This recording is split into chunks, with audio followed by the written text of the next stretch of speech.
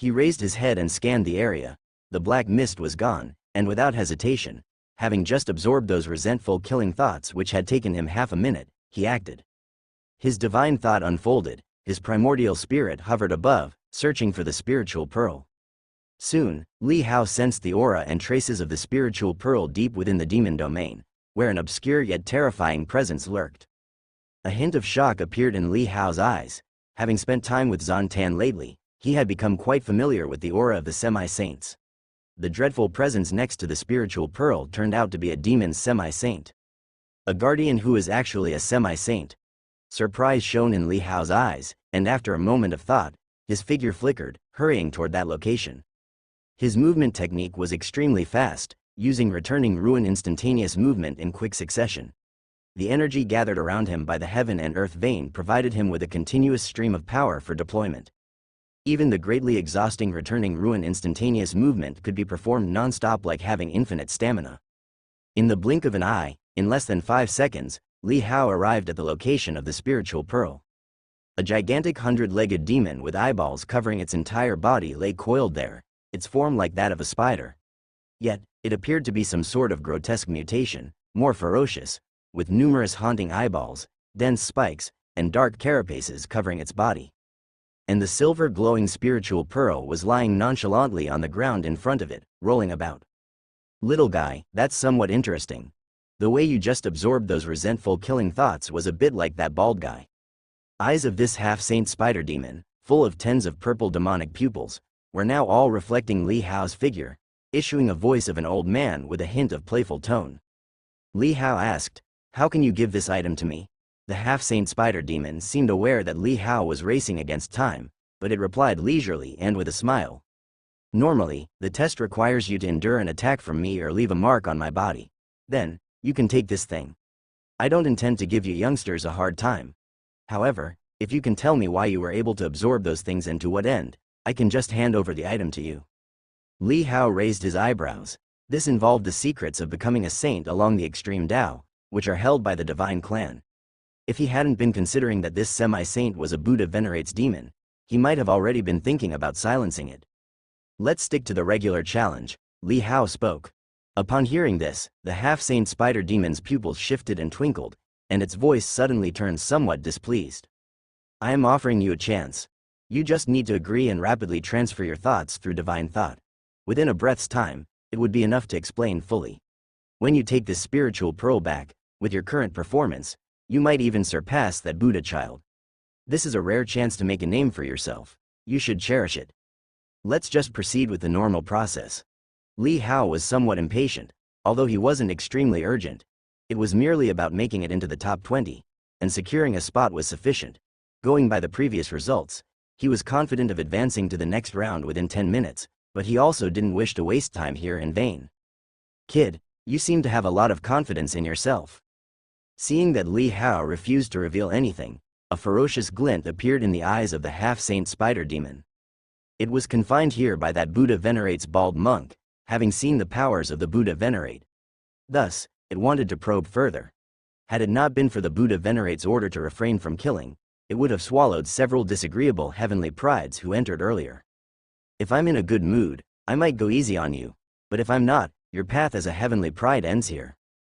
The half-saint spider demon was clearly very familiar with the outside testing rules and had memorized the timing of the previous heavenly prides who came for the challenge. As long as it could delay Li Hao past the time limit, he would be defeated. Not killing him, but still able to cut off his path as a heavenly pride and break his destiny. Li Hao, upon hearing this, fell silent for a moment before replying, "All right, I'll tell you. It's a special cultivation technique that can absorb resentful killing thoughts and convert them for demonic path cultivation." "Now you speak, too late. Do you think I'll believe you? That's the Buddha venerates tactic. That strange Buddha child who came earlier ignored it completely, unable to see through it, yet you can master it. This must be some saint's secret." The voice of the half-saint spider demon grew increasingly fierce. "Even if you had obediently told me just now, I would still capture your soul. Your human race is deceitful. Even your women say that a man's words are not to be trusted, so how could I believe you, weaving dreams?"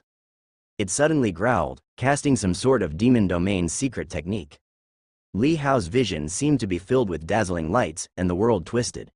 The originally foggy and dim world turned vivid and colorful, but this distortion of color instead made one feel dizzy. Li Hao glanced at the spiritual pearl, and the half-saint spider demon, noticing Li Hao's gaze, sneered as strands of spider silk shot out, sticking to the spiritual pearl and retracting it back into its abdomen. Life is but a dream, go to sleep. The voice of the half-saint spider demon became ethereal. Laws eroded, weaving around Li Hao like layers of spider webs, intending to entangle and intertwine him. But in the next moment, the heaven and earth vein behind Li Hao suddenly rotated, followed by the emergence of a terrifying eternal Tao domain. With the descent of the eternal Tao domain, the laws stretching around Li Hao's body vanished, the space seemed to warp, and the variegated lights disappeared. Seeing his opponent's laws dissolving, Li Hao's eyes slightly squinted. This was his first time confronting a semi-saint. He had not expected the power of the eternal Tao domain to exceed his imagination, suppressing the foe's techniques with just the Tao domain itself. What kind of Tao domain is this? Seeing his own law mystic power becoming ineffective, the half-saint spider demon visibly froze, even more shocked than Li Hao. He had mastered this demon magic since his childhood, self-taught and developed it to the pinnacle of divine skills and cultivated it to the Tao entrance level. Now, coupled with his budding saintly Tao intent, his mystic power was 10 times that of the Tao Law realm. To be easily broken? Boom! Once Li Hao made a move, he erupted swiftly. The geo-pulse surged as his body suddenly stepped forth, his palm releasing a gentle streak of sword chi in an instant. This sword chi, like an ethereal spirit light, streaked past the abdomen of the half-saint spider demon, instantly tearing open a massive gash from inside out. Tight. Li Hao raised his hand to manipulate a fishing line, detecting the location of the spiritual pearl and swiftly extracted it. Startled by Li Hao's thunderous action, the half-saint spider demon burst into rage, suddenly gathering golden red silk threads on top of his head, intertwining and heavily entangling the surroundings. Its purple spider eyes on the top of its head flashed with a brutal light, roaring, "Atop heavenly pride? Don't even think about escaping?" Obstacles suddenly rose from the ground around them, enveloping the area as if within a vine ball. Li Hao, having obtained the spiritual pearl, did not wish to linger. Seeing the exit blocked by the opponent, he abruptly stopped and turned around. "Let me break down your Tao domain, see what secrets you hold." The eyes of the half-saint spider demon turned ferocious as it approached Li Hao. But Li Hao's gaze suddenly sharpened, his eyes seemingly shooting out a sharp, cold light. The eternal Tao domain enveloped him, untouchable. He raised his hand to face this semi-saint demon, unleashing his own sword Tao for the first time. Only space seemed to split, suddenly tearing apart. A dark fissure appeared, seemingly slicing the demon domain in half, dividing heaven and earth. The body of the half-saint spider demon also split in two, its saintly Tao intent now shattered, invaded by thousands of sword intents such as sun and moon, softest, 5 elements, and many others, all condensed into one, forming the sharpest blade. Blood splattered, numerous limbs broken, the half-saint spider demon's body was torn apart on the spot, a primordial spirit flying out from within, staring in horror at the young man before it. That cold, sharp gaze, like looking directly at a dead thing. At this moment, the half-saint spider demon felt a shadow of death enveloping it, the dreadful Tao domain circled around the youth, giving it a sense of superiority over it. "How is this possible?" it gaped, trembling as it looked at the other. Li Hao's expression was icy cold, preparing to strike again, but then he noticed a Buddha seal inscribed on the demon core inside the half-saint spider demon, emitting pure Buddha light, faintly carrying the vast aura of a saint. His eyes slightly narrowed, he coldly glanced at the opponent, saying, "Cultivation is not easy, don't seek your own death." After speaking, he withdrew his Tao domain and turned away. The vine ball-like cage that rose from the ground earlier, with his sword slash, also shattered and faded, as he strode away. The primordial spirit of the half-saint spider demon watched the back of the young man, its pupils slightly constricting, yet not making another move to stop him. "What monster is this?" it muttered to itself, voice trembling. Quickly, heaps of demon chi blurred out of its demon body, gradually healing. The wounds where the sword intent resided dissipated as the young man turned, knowing it was the opponent's mercy that spared its life. As a semi-saint, to nearly be killed by someone of the Tao Law realm was astonishing. Is this a saint reincarnation? Good, good, let that bald Buddha child suffer a setback. The half-saint spider demon looked toward the departing direction, Seeing the young man disappearing in a blink, its eyes revealed a profound light. Before the cracks in the void on the combat platform, Li Hao stepped out, holding the silver spiritual pearl. Li Hao casually waved, hanging the spiritual pearl in the air, then turned to return to his seat in front of the divine dynasty. At this moment, the Buddhist judge announced Li Hao's time. 2 minutes 38 seconds. Seeing this result, many exclamations arose from the crowd, but compared to previously, Kai Guang and Lin Shuhai, it was much more inferior. Kai Guang had been silently counting for Li Hao when he entered.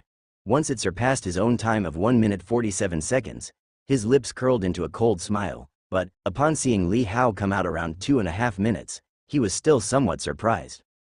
The half-saint spider demon was not easy to handle.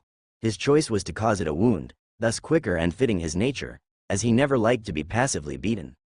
But to cause injury to a semi-saint was extremely difficult. He had to exert plenty of true force quickly to leave a wound and take the spiritual pearl. Not bad, only 40 seconds behind. Seeing Li Hao return, Kai Guang nodded slightly. The results were almost as he predicted, just a few seconds lower, but still in line with his expectations for Li Hao. Li Hao heard this but did not respond, just slightly adjusting the fluctuating energy within his body to calm down. Then, Li Hao noticed some spying gazes and felt an extremely uncomfortable sensation. Following its direction, he saw the previously dazed twin Buddha child looking over, with a faint demon chi fluctuating beside him, his face always calm, seemingly smiling. That smile too was ambiguous, seemingly real and illusory, saintly yet eerie. Li Hao slightly raised his eyebrows, checked himself, and found nothing of notice. Could it be that the other party knew what happened inside the demon domain? If so, Li Hao looked toward the three saints, but saw their expressions unchanged. If the Buddha child born as twins can pry into it, then the saint can surely see through it. Li Hao looked toward Zan Tan again, only to see the other party showing him a slight smile, without any unusual expression. Clearly, the semi-saint couldn't see through it, while saints seemed to have some difficulties penetrating their thoughts. Even if this twin-born Buddha child was strong, they couldn't possibly surpass a semi-saint. Li Hao pondered with a gaze, picking up his brush and painting board, starting to paint this twin-born saint heir to see their artistic path experience. Kai Guang watched Li Hao pick up the brush again, showing no shame for being behind in the rankings, but continuing to wield his brush and ink, raising his eyebrows in curiosity. Fourth, this Qingfeng has been ranked fourth, only slightly behind the Haoyue Saint Sun, but the gap is not too wide. This performance is indeed within my expectations, except for the dark horse Kai Guang being too eye-catching. The others' rankings are similar to their renown. It's extremely terrifying to be only slightly inferior to the strongest saint heir of the Holy Land. This Qingfeng should also certainly be one of those destined to represent our Kanglan realm in battle. Many people looked toward Li Hao repeatedly, finding it somewhat surprising to see him painting, looking as if he still had energy to spare, with a relaxed demeanor. This Qingfeng is not simple. When the real confrontation happens later, perhaps we will see who is truly stronger. However, in this battle, the final contest will most likely still be between Kai Guang and the twin-born Buddha child. It wasn't just Li Hao. Lin Shuhai was also inscrutable, but despite this, everyone still felt that the twin-born Buddha child was the most bizarre and terrifying. Li Hao silently painted, with the ink flowing on the paper. As two more people exited after more than 10 minutes, Li Hao's painting was completed. Artistic path experience prompt. 42,000. Seeing this abundant experience, Li Hao was stunned for a moment, somewhat shocked. The twin-born Buddha child actually had an experience of 42,000. This experience value was close to that of Emperor Kangai. And that was a semi-saint. That is to say, the true strength of this twin-born Buddha child was very likely only slightly inferior to a semi-saint. Li Hao's eyes narrowed as he scrutinized the other for a moment before turning his head to look at Kai Guang, whose artistic path experience was 35,000. This was from previous paintings. Whether there was a breakthrough now was unknown. But seeing how Kai Guang was constantly leaping in front of him, it was clear there was some progress. Li Hao stored away the painting, feeling slightly relieved, but then confusion emerged as he looked at the twin-born Buddha child, who once again appeared lost in thought, the previous smile seeming like an illusion. Li Hao's eyes flickered, no longer speculating, and picked up his brush again to paint Lin Shuhai. On the battle platform, the remaining 5 heavenly prides finished one after another. The sorting of the times all fell beyond 15 minutes, and the battle for the top 20 came to an end. After finishing the painting of Lin Shuhai, Li Hao received 37,000 experience, slightly stronger than the earlier Kai Guang. Li Hao was somewhat surprised, looking toward the calm scholar-like figure, who, feeling Li Hao's gaze, returned the look with a smile.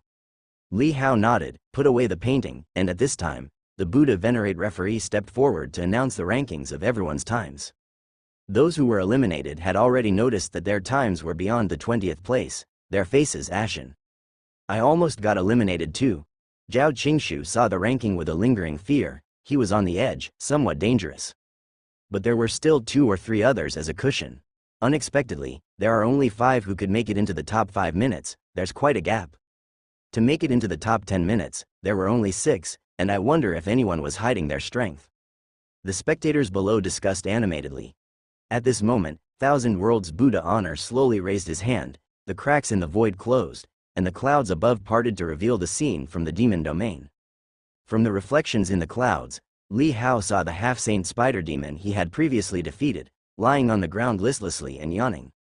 Seemingly feeling the projection peeking in, the half-saint spider demon looked towards the void, dozens of purple spider eyes squinting, seemingly sneering. Li Hao's eyes flickered. The Buddha Venerate could project the demon domain with a wave of his hand. It was not guaranteed he didn't see Li Hao's earlier battle. However, as long as he didn't display the immortal transformation extreme realm, it would be okay. In the later battles, revealing some techniques wasn't a big deal. The half-saint spider demon previously wanted to probe into his divine blood, absorbing the resentment from killing.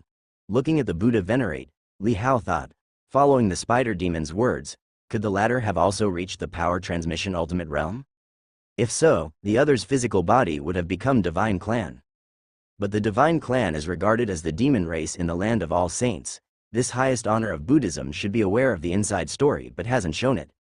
Li Hao's eyes showed contemplation. At this moment, the Buddha Venerate said, "This is a half-saint demon, captured by me for conversion, and to guard the spiritual pearl, also a contender for this trial." He had a serene face and said with a gentle smile, "To have wrestled back the spiritual pearl from its hands already makes you all heavenly prides among peers. Though you fell short today, there's no need to distress yourself. With dedicated cultivation, the future still holds the possibility of transcending and becoming a saint." Hearing the Buddha Venerate's reassurance, those heavenly prides with gray faces looked significantly more vibrant. There's always someone better. Defeat today hit them hard, but the Buddha Venerate's gentle words raised their favor towards Buddhism. Meanwhile, the spectators were shocked, not expecting that the earlier 40 people actually took the spiritual pearl from that half-saint demon. No wonder it was so tough. Next, the boundary stone will shine, and the top 10 will vie for fortune. Are all who advanced ready? The Buddha Venerate looked at the crowd. Though his gaze did not focus on anyone in particular, the 20 contestants who advanced, including Li Hao, all felt his eyes were looking at them, and that his benevolent warmth imparted a sense of elder care. With the command of the Buddha Venerate, on the Buddhist Holy Land, one bodhisattva after another stepped forth. On all 4 sides of the battle platform, massive, pitch-black stones like monuments rose between heaven and earth, casting divine light, connecting to each other. These are the boundary stones, the divine light within the stones connecting to the heavens, mirroring the brilliance of the array of boundary stones in a distant part of the Kanglan realm. Instantly, above the cloud fog, the grand spectacle of the entire Buddhist Holy Land reflected. In various dynasties and big cities within the Kanglan realm, all could observe such magnificent scenes. The lofty Buddhist Holy Land with its solemn and majestic temples, as well as millions who came to watch the battle, including princes, nobles, and so forth. Most importantly, the figures of 3 Saint Dharma standing tall, along with many heavenly prides exhibiting their upright statures, made the entire Kanglan realm boil over in an instant. That is the Buddha Venerate, the Thousand Worlds Buddha Honor. It said he endured the sufferings of 1,000 worlds and has comprehended everything under heaven. That's the literary saint, the supreme saint in the hearts of his scholars. That's the sword saint, the ultimate aspiration of all swordsmen. So many people, are these the top talents of my Kanglan realm? At the age of 25, I attained the 3 immortalities, thinking myself the dragon among men, but compared to these exceptional talents, I am still too weak. It's said that some saintess, not yet 30, has reached the Tao Law realm and mastered many extreme realms and divine skills, a top tier within her realm. That Buddhist twin Buddha child, it's said he's not even 20 years old, but he's an anomaly. Born with Buddha light and demonic chi intertwined around him, reached the pinnacle of power passage realm by age 3, and achieved the 3 immortalities by 10. That's a reincarnated saint, rumored to be the reincarnation of a venerable Buddha from the Buddhist sect, incomparable. Countless discussions arose. Many princely heirs of dynastic families, with no chance to visit the Buddhist Holy Land, could only look up to the heavens from their clans. The grand spectacle reflected in the clouds, like gods and Buddhas of the heavens, stirred people's blood to boil. Atop Buddhist Holy Land, Li Hao and others also saw this scene. The boundary stones were activated. What followed was the real competition amongst the heavenly prides. This battle, if one's performance dazzles, could attract countless believers on the spot, and later on, establishing temples would gather immense incense fire, greatly shortening the journey to becoming a saint. Igniting 3 sticks of incense fire is just the first step towards becoming a saint. The subsequent incense fire needed the more the better. The more incense fire, the stronger the power. The main force on the path of incense sainthood, apart from one's own saint path, is the power of incense fire. Finally, it begins. Kai Guang's eyes revealed surging fighting spirit.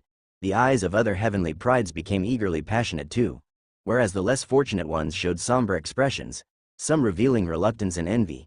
Even just stepping onto the platform would expose them to the view of countless people across Kanglan realm, gaining fame instantly. At this moment, following the Buddha venerate's command, Li Hao and others stepped onto the platform, 20 people standing in a row, each with a different aura. Among the first 20, Buddhist members accounted for 8, only losing 2 members. Literary Ancestor Holy Land accounted for 5 members, Sword Ancestor Holy Land 4, and the remaining 3 were Li Hao, Kai Guang, and Su Yun, 3 independent fighters. Seeing that only 2 from the Buddhist sect were eliminated, many were quietly shocked. This session's Buddhist foundation seemed particularly strong. As everyone's waste tokens soared into midair, under the scrutiny of the 3 saints, the luminescence of the Great Path enveloped them like a whirlwind, launching pairs of waste tokens. Everyone quickly looked over, finding their own tokens and the corresponding opponents. Li Hao saw his opponent was a young arhat from the Buddhist sect. The opponent also looked towards Li Hao, his face wearing a smile, neither happy nor sad. Li Hao nodded slightly to the opponent, then turned and walked down the platform with others. Although there were clashes with the Buddhist sect in the mortal realm, to be accurate, they were conflicts with the Buddha Lord, and the Buddhist sect in this land of all saints was another matter. Li Hao did not intend to extend grudges and resentment here, treating each issue on its own. The stage was left empty, handed over to the first-time combatants. Li Hao saw that the first battle was Lin Qingyue. Her opponent was a Buddha son from the Buddhist sect.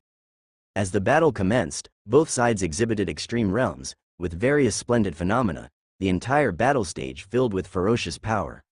Lin Qingyue displayed the utmost gentle sword intent, her sword chi sharp as shards of ice continuously intertwining, but the Buddhist son was also extremely powerful, a Buddha statue reflection seeming to be blessed by golden Buddha light, displaying vigorous power. Li Hao noticed that there was a mass of sword chi brewing inside Lin Qingyue's belly, filling up the previously missing Dao fetus. Her combat power wasn't much less compared to before the battle with the Haoyue Saint Sun, rather it had increased, gaining some insights into Nihility Sword Dao. As the battle concluded, Lin Qingyue emerged victorious. That Buddhist son was defeated, his expression a bit sour, but still, he reined in his emotions, chanting a Buddhist mark relinquishing, before stepping down from the stage. Lin Qingyue sheathed her sword, casting a glance towards Li Hao's direction, her face clear and absolutely beautiful, revealing a smile. This smile, reflected in the clouds, made numerous young masters from watching families within Kanglan realm dazzle with golden light. Who is that fairy, so beautiful? Is she from Sword Ancestor Holy Land? Tomorrow I shall go to Sword Ancestor Holy Land, henceforth abandoning the blade for a sword? Countless people boiled over, shouting Lin Qingyue's name. This resonance, coupled with the splendor of the first battle, spread Lin Qingyue's fame throughout Kanglan. Li Hao also responded with a smile, pleased for the other party. After Lin Qingyue stepped down, next was Kai Guang's turn. His opponent was Zhao Qingshu from Literary Ancestor Holy Land. Seeing his own opponent, Zhao Qingshu's face turned bleak, cursing his bad luck internally, yet remembering how Li Hao defeated the opponent and on the Saint Mountain, his master was close to Li Hao, It would be too disgraceful if he easily surrendered just like his defeated predecessor. Then, battle, lost. Zhao Qingshu lost rapidly. Kai Guang didn't intend to show mercy. A single fire element divine ability raised. Zhao Qingshu immediately enveloped in heart flame. The jealousy within his heart blazed like wild grass. The rapidity of the flames even surprised Kai Guang. However, despite the loss, Zhao Qingshu still burst forth with his Shu-Hai divine skills. The sky filled with brilliant sword shadows and saber radiance, swiftly consumed, eliciting sighs from onlookers. The boundary stone reflects the confrontation on the battle platform, while in the Buddha Hall, the three great saints are majestically seated in their Dharma aspects. Buddha Venerate, smiling, said, "They will represent our Kanglan realm in combat. This competition for first place should bring some benefits. My Buddhist sect is willing to offer 50 cities worth of incense fire. Do the rest of you have anything to add?" Upon hearing Buddha Venerate's words, literary saint and sword saint both glanced at him. As peers of sainthood and adept in the ways of the saint path, how could they not perceive that among this generation's heavenly prides, the most formidable were the twin Buddha children, clearly surpassing others by a large margin? The title of first place was likely to end up in their pocket. This is the master utilizing the opportunity to gather incense fire for his disciple, yet having them contribute to the prize. Literary saint said with a smile, "I am willing to give 30 cities worth of incense fire for the second place." He was quite confident in Lin Shuhai's strength, with the only obstacle being Kai Guang. "You give to the first, I give to the second, quite reasonable." Sword Saint's eyes flickered for a moment, and indifferently said, "Since both of you are in such good taste, I will give 20 cities worth of incense fire to the third place." The opponent wanted to bestow his disciple with 50 cities worth of incense fire. He couldn't stop it, but it was fair to provide for their own disciples. However, whether Hao Yue could secure third place, Sword Saint wasn't very sure, as there were too many hurdles before Hao Yue, including Kai Guang, Lin Shuhai, and also Qingfeng. If it weren't for Sword Master previously mentioning that Li Hao was under 30 years old and had short cultivation time, then considering Li Hao's previous defeat of Hao Yue with a sword strike that clearly had strength to spare, he even had a chance at competing for second place. Noticing their thoughts, Buddha Venerate sighed softly and said, "This competition has 10 slots, battling against all heavens, a competition for the top 100. Ultimately, those who can enter the top 10 are 1 in 1,000 from each realm.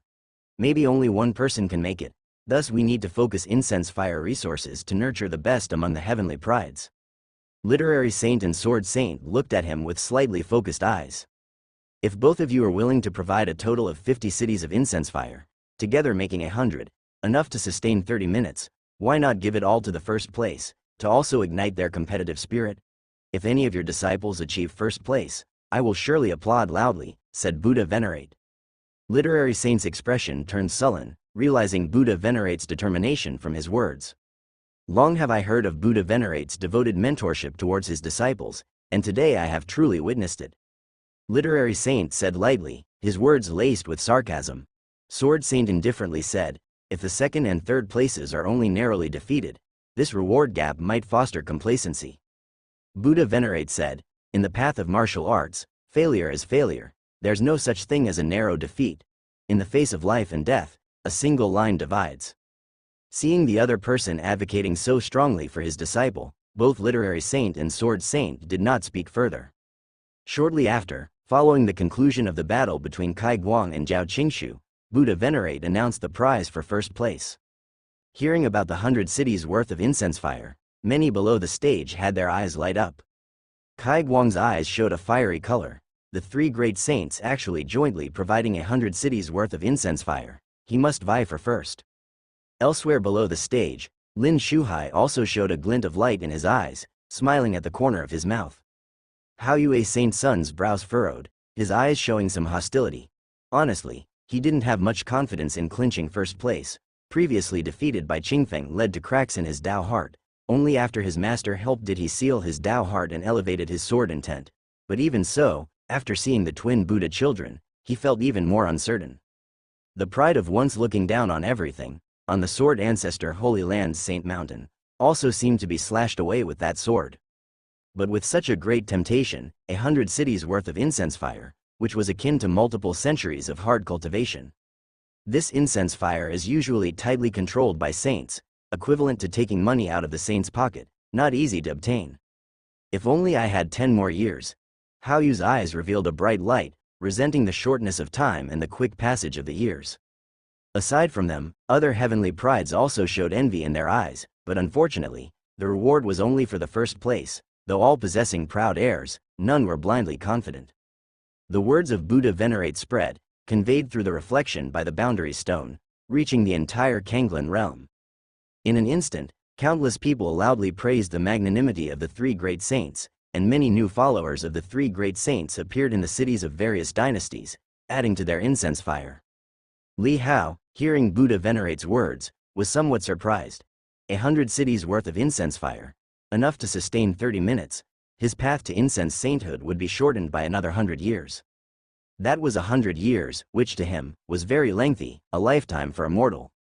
Not long after, following the end of Kai Guang's fight, the third match, Bian Rushui against Li Qingyi. Li Qingyi, hearing Buddha venerate's words, although knowing herself to be out of contention, especially unable to surpass Lin Shuhai, her senior brother, still felt a surge of motivation, sensing the emphasis the three great saints placed on this battle. Be careful, your opponent is the youngest saintess from inside the Sword Ancestor Holy Land. Though young, but her mentor is Sword Saint, but I heard she's only at 4 Extremes realm. Other saint heirs whispered to Li Qingyi, informing her with gathered intelligence. Among the many saintesses of literary Saint Holy Land, Li Qingyi was particularly favored, considering her father was literary saint with a remarkable position, and given this girl's naivety, enthusiastic and lively personality, she was also well liked by others. All right. Hearing her senior brother's advice, Li Qingyi nodded vigorously, knowing that those who had come this far were not simple characters. Soon, 2 stunning beauties floated onto the stage, the array coalescing and closing. Seeing the imminent clash between the 2 exceptional beauties, cheers and encouragement erupted from below the stage. This time, Li Qingyi, unlike during her bout with Li Hao where she concealed her identity, was using her real strength to compete. She raised her hand, and from her sleeve, a volume of sacred text flew out, a treasure equivalent to a swordsman's divine sword. As she manipulated the book with her fingers, its pages fluttered like a swift wind, turning non-stop. Behind her, myriad miraculous visions appeared, 8 chapters within the book, and now, the demon and demon chapter and the god and ghost chapter turned first. Many ferocious specters appeared, transforming into a flood that rushed toward Bian Rushui. Bian Rushui's eyes were indifferent, her posture upright, her face faintly bearing the detached serenity of her mentor, the Sword Saint. Suddenly drawing her sword, its light shone in all directions.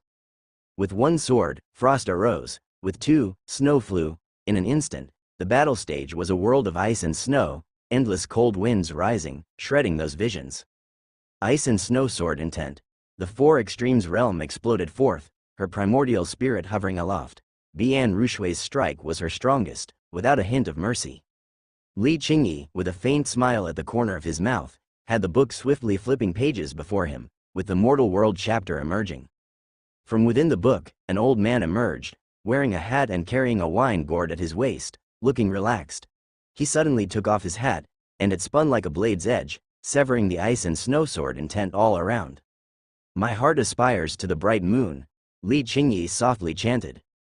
Words like laws, a bright moon appeared behind him, its light converging into a sword light in the old man's hand. Moonlight condensed into a sword, to cleave heaven and earth yin and yang. The vast sword intent swung out, like a peerless swordsman, causing cracks to appear in the ice and snow, as if a great wind had blown, not scorching hot, but making the chill recede. Shock flashed in Bian Rushui's eyes. Her opponent, through the literature Tao cultivation, could actually manifest such fearsome sword chi. I establish my soul with heaven and earth. With a brilliant gleam in his eyes, Li Qingyi's form was mirrored by the sudden appearance of the heaven and earth law manifestation. His body retreating, he merged with the Dharma aspect, a continuous flow of power pouring in. The old man, too, erupted with an even more terrifying might. Suddenly, he raised his sword light and brought it down. Boom! The ice and snow shattered. Bian Rushui wanted to block, but couldn't. Her extreme realm revealed, yet her power was suppressed by the opponent, 1 grade weaker. Her ice and snow sword intent was severed by the old man's summon from the book. His literary intent was stronger than her sword intent. Returning ruins, Bian Rushui dodged this sword and swiftly closed in on Li Qingyi. Heaven and earth 8 desolations, Li Qingyi whispered. Around the Dharma aspect, lava burst forth, hurricanes rose, creating a tremendous momentum, pushing back Bian Rushui just as she emerged. The old man, even more agile, also employed the returning ruins, a sword strike severing hundreds of Bian Rushui's locks. The victor was clear. Seeing this scene, all below the stage were astonished. Then came the thunderous cheers. Unexpectedly, the confrontation within this literary Saint Holy Land was so fierce and grand. Reflected by the boundary stone, countless people saw the result of the battle. Some wondered, why didn't the sword ancestor Holy Land's saintess use the heaven and earth law manifestation? But no answer came. After all, those who knew Bian Rushui lacked the heaven and earth law manifestation were but a few, and dignified figures, having come to watch the battle in person. Bitterness edged Bian Rushui's mouth. She had not thought she'd failed to enter the top 10. However, recalling her mentor's words, her heart eased somewhat. After all, she lacked the heaven and earth law manifestation and was still too young. Yet, when thinking this, the image of that person defeating Hao Yue with a single sword flooded her mind. The sword master had said he was also under 30, yet his sword had entered Dao. This thought made her eyes flicker slightly. Looking down from the stage, she saw that figure. The other was also watching the battle. Their gazes met, and Bian Rushui's eyes trembled, suddenly feeling an inexplicable sensation. But soon, she thought of a figure from her childhood, her heart quickly calming down, thereafter turning to thoughts of her own sword. So many years, yet she had not been able to completely sever it. Perhaps this was the final obstacle in her sword Dao. With that thought, her gaze grew colder. Without another word, she turned and left the stage, while many images in her mind began to recede. Looking at the victorious opponent, she understood, if she continued this way, she would fail again, and be surpassed one after another by these heavenly prides. She must sever completely, freeze her heart with ice and snow, then shatter it. This realization gave her an epiphany. In the Buddha hall, the sword saint seemed to sense something, his gaze sweeping over, spotting Bian Rushui in her seat below, eyes closed but surrounded by a whirl of Taoist charm. Surprise flickered in his eyes, followed by a smile. With a wave of his hand, Bian Rushui disappeared from her seat and arrived before him. Yet, this transfer didn't startle her. She kept her eyes closed. He merely isolated her from distracting thoughts to avoid disturbances. The literary saint and Buddha venerate looked over. The literary saint, with surprise in his eyes, smilingly said, "Congratulations, sword saint. I did not expect your disciple to be so rarely gifted, to gain sudden insight during battle. This is a sign of approaching entering Tao. It is your daughter who possesses higher talent, easily defeating her and giving her the chance for sudden insight." The sword saint smiled in response. Knowing that Bian Rushui could have such a realization, he too was comforted. The sword saint was well aware of Bian Rushui's past and knew that to enter Tao, she had to take this step. Now, she had finally found it on her own. Look, sword ancestor Holy Land's saintess Bian Rushui has appeared next to sword saint. She seems to be cultivating. That's not cultivation, it's sudden insight. She is having a sudden insight. My heavens, she has an epiphany after losing a battle? Unbelievable, becoming a saintess before 30, isn't her talent too monstrously immense?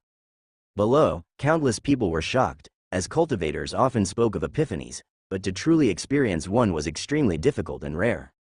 If one achieves sudden insight during combat, it's understandable as the heat of battle can be stimulating. But to come to a profound realization after defeat, without having one's spirit broken, is terrifying indeed. Li Qingyi finished his cultivation and stepped down from the stage, also surprised by the scene before him, and then a bit helpless, not expecting to become a stepping stone for the other. Kai Guang and Lin Shuhai, among others, also looked over, but their expressions didn't change much, and quickly they turned their gaze away. Sudden insight or not, defeated and not in the top 10, the difference between them was too great to consider. Throughout their cultivation journey, all heavenly prides have their moments of insight. It's just that the timing of the other's insight is somewhat notable. After the third match ended, it was time for Li Hao to face that Buddhist disciple. Li Hao didn't delay. Once the stage was cleared, he stepped up. His tall and upright figure immediately drew the attention of the entire audience. On the other side, when the Buddhist Saint Heir stepped onto the stage, it only caused whispers among the Buddhist disciples. It's Puhua Saint Heir. This battle will be a good show to watch. If Qingfeng underestimates Puhua Saint Heir, he will certainly suffer greatly. Puvua Saint Air was previously able to exchange 3 moves with the twin Buddha children. He specializes in divine skills, very formidable. As the array condensed and sealed the stage, the Puvua Saint Air in his white and gold kasaya smiled slightly, but his eyes revealed a hint of sharpness. He put his palms together towards Li Hao and politely said, "I humbly ask for your leniency, benefactor." Although Li Hao noticed a change in the other's temperament from the previous gentleness, he nodded slightly in politeness, believing in reciprocating courtesy. After the greetings, Li Hao began to gather sword chi in his palm, not disguising it, nor planning a sudden attack. Puvua Saint Air's body radiated dazzling Buddhist light, a majestic Arhat Dharma aspect appeared behind him, and simultaneously, a golden crack suddenly opened on his forehead, shooting out divine light. Heavenly vision, opening his third eye allowed him to observe the battle's intricacies more closely. As the third eye on his forehead opened, suddenly, Puvua Saint Air saw black chi wrapped around Li Hao's hands, causing his expression to change, speaking angrily. "You are a demon practitioner, benefactor, eh?" Li Hao was momentarily stunned, then looked at his own hands. The resentment from killing he had absorbed was locked within his divine blood, still being refined. How could the other see through it? "As a demon practitioner, to dare to come to our Buddhist sacred land, you are very bold, benefactor." Puvua Saint Air's eyes turned icy, his gaze even more piercing. His words rippled through the audience below, causing a stir. A demon practitioner? Qing Feng is a demon practitioner? Many princes, princesses, and noble sons were exchanging glances in surprise and shock. And as the words spread through the boundary stone, it caused a commotion throughout the entire Kanglan realm. Despite the land of all saints being highly inclusive, allowing even demons and the human race to coexist, the vast majority of ordinary people still could not accept man-eating demons and bloodthirsty, murderous demon practitioners, universally despised. Kai Guang, Lin Shuhai, and others were somewhat surprised, but their expressions remained largely unchanged. Ordinary people fear demon practitioners because they are defenseless, stemmed from fear, but as top cultivators and heavenly prides, they all understand it's not the sword that harms people, but the swordsman. Demon practitioners are demons, as long as they are properly utilized, can be a force to protect the human race. Those divine beasts have also come from demons, suppressed and tamed, hence revered by people. Demons prey on the human race, while the human race's heavenly prides also use demons for cultivation. There is only a difference in race, not in morality. Thus, even knowing that Li Hao is a demon practitioner, they did not see it as a significant issue. As long as this power is used on behalf of the human race, it's beneficial. But for the many Buddhist disciples below, their faces changed color, all looking at Li Hao with shock and outrage. Li Hao frowned, his gaze sweeping over the crowd. Apart from those he knew like Lin Qingyue and the worried alchemists outside the stands like Lin Shanhai, the majority of unfamiliar faces among the audience of princes and noble sons looked back at him with shock and disdain. Li Hao looked up towards the highest Buddha venerate in the Buddha hall, who was also looking down at him with an expression neither joyous nor sorrowful, as if overseeing mortal ants. Li Hao retracted his gaze, feeling a hint of irony. The other had mistaken his efforts to liberate the resentment for demonic chi. Not only was it not demonic chi, but he was also guiding those resentful spirits toward rebirth. If one were to say the biggest source of demonic chi, it would be the Buddha venerate. Going by what the half-saint spider demon said, he was likely at the universal force ultimate realm, also absorbing these resentful spirits.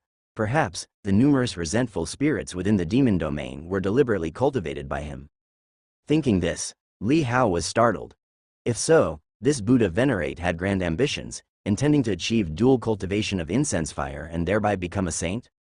Li Hao took a deep breath, looked at the golden face bathed in Buddha's light of his opponent, and said coldly, "Do not slander me. What demon practitioner? If we must talk about demon practitioners, aren't your twin Buddha children exactly that? He is different from you. He was born with a heart demon within him, wrestling with the heavenly demon from birth, carrying a great vow and mission. His destiny is to subdue the heart demon, an admirable task, while you willingly fell into depravity." Puvua Saint Air narrowed his eyes, his tone icy as he spoke. Li Hao stared at him and suddenly started to laugh, saying, "He has demonic chi inside, and demon statues outside, carrying grand ambitions, a savior, but when it comes to others, it's self-degradation? You don't have to quibble, as part of the human race, yet you cultivate with such a vicious cultivation technique, you should be executed." Puhua Saint Heir's gaze was forthright, filled with robust righteousness. Even though I know your swordsmanship is advanced, I may not be able to beat you, but I will still use my life's strength to suppress you. Let Buddha's light shine upon the world, and protect the human race. Upon these words being uttered, explosive cheers shot up to the skies in the cities of dozens of dynasties within the Kanglan realm. Just with these remarks alone, Puhua Saint managed to gain the faith of many, prompting them to erect temples and offer incense fire in his honor after the fact. Li Hao wanted to laugh, for he already had an inkling of the other party's intentions. You know my swordsmanship has entered the Tao, and my sword Tao is not the demonic path, so why would I need to cultivate demon skills? With my sword Tao alone, I'm more than capable of roaming freely without restraint. There's no need to borrow the ways of the demonic path for cultivation. Li Hao declared loudly. Such arrogant talk is a bit excessive, isn't it? While your sword Tao is strong enough to defeat us, it still pales in comparison to the top heavenly prides. To yearn for one of the top 10 spots in the Supreme Genius battle, or even first place, it's normal to be tempted by desire and fall into the demonic path. Puhua Saint commented. Hearing his words, many in the audience thought there was some truth to it. With Li Hao's power in the sword Tao, securing a spot in the top 10 of the Kanglan realm wouldn't be a problem, but attempting to claim one of the top 10 positions amongst all the heavens did seem a bit more daunting. Hence, it seemed plausible that he might risk taking the shortcut of the demonic path. Li Hao, however, couldn't help but laugh upon hearing these remarks. If you're accusing me of being a demon practitioner, then bring forth your evidence. Li Hao couldn't be bothered to argue further. You've miscalculated. I happen to possess the divine light transmission, which can reveal the demonic chi. Puhua Saint sneered, as if having anticipated Li Hao's response, and his body suddenly radiated brilliant golden light. Li Hao narrowed his eyes slightly, while power surged within him, concentrating in his arms. The divine blood circulated rapidly, continually refining and purging the black chi. At the same time, he restrained his aura, as over 100 layers of Tao domain unfolded in succession, blocking the Buddha light. 100 layers of Tao domain. Upon witnessing the Tao domain displayed by Li Hao, the crowd below was shocked and stirred into an uproar. This scene, reflected by the boundary stone, also left dozens of dynasties across the Kanglan realm in stunned silence. A typing Tao domain was already a mark of a top-tier powerhouse in a dynasty, yet Li Hao had managed to condense over 100 layers of Tao domain. What? Kai Guang's pupils contracted slightly, revealing a hint of astonishment. 100 layers of Tao domain required immense effort. While it didn't seem as directly impactful as a skill entering the Tao, the cumulative layering, once reaching a certain threshold, could also undergo a qualitative change, becoming an extremely powerful force. He had not focused his efforts in this area because it would be too time-consuming and the gains seemed minor. If one's skill reached a bottleneck, that would be the time to pivot and refine one's Tao domain further, amassing more combat power.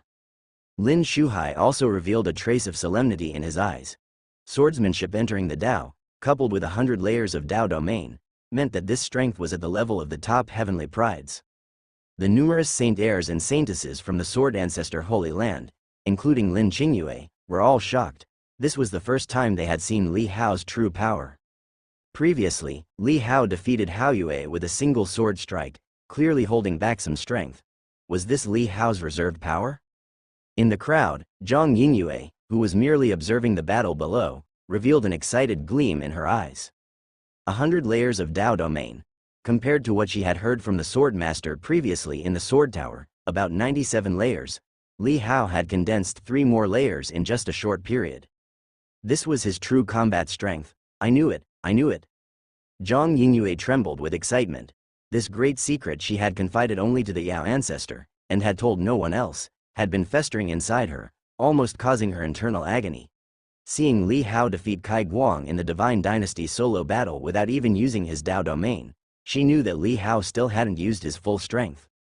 Were outsiders really claiming that Kai Guang hadn't used his full strength either, as if Qingfeng had used all his power?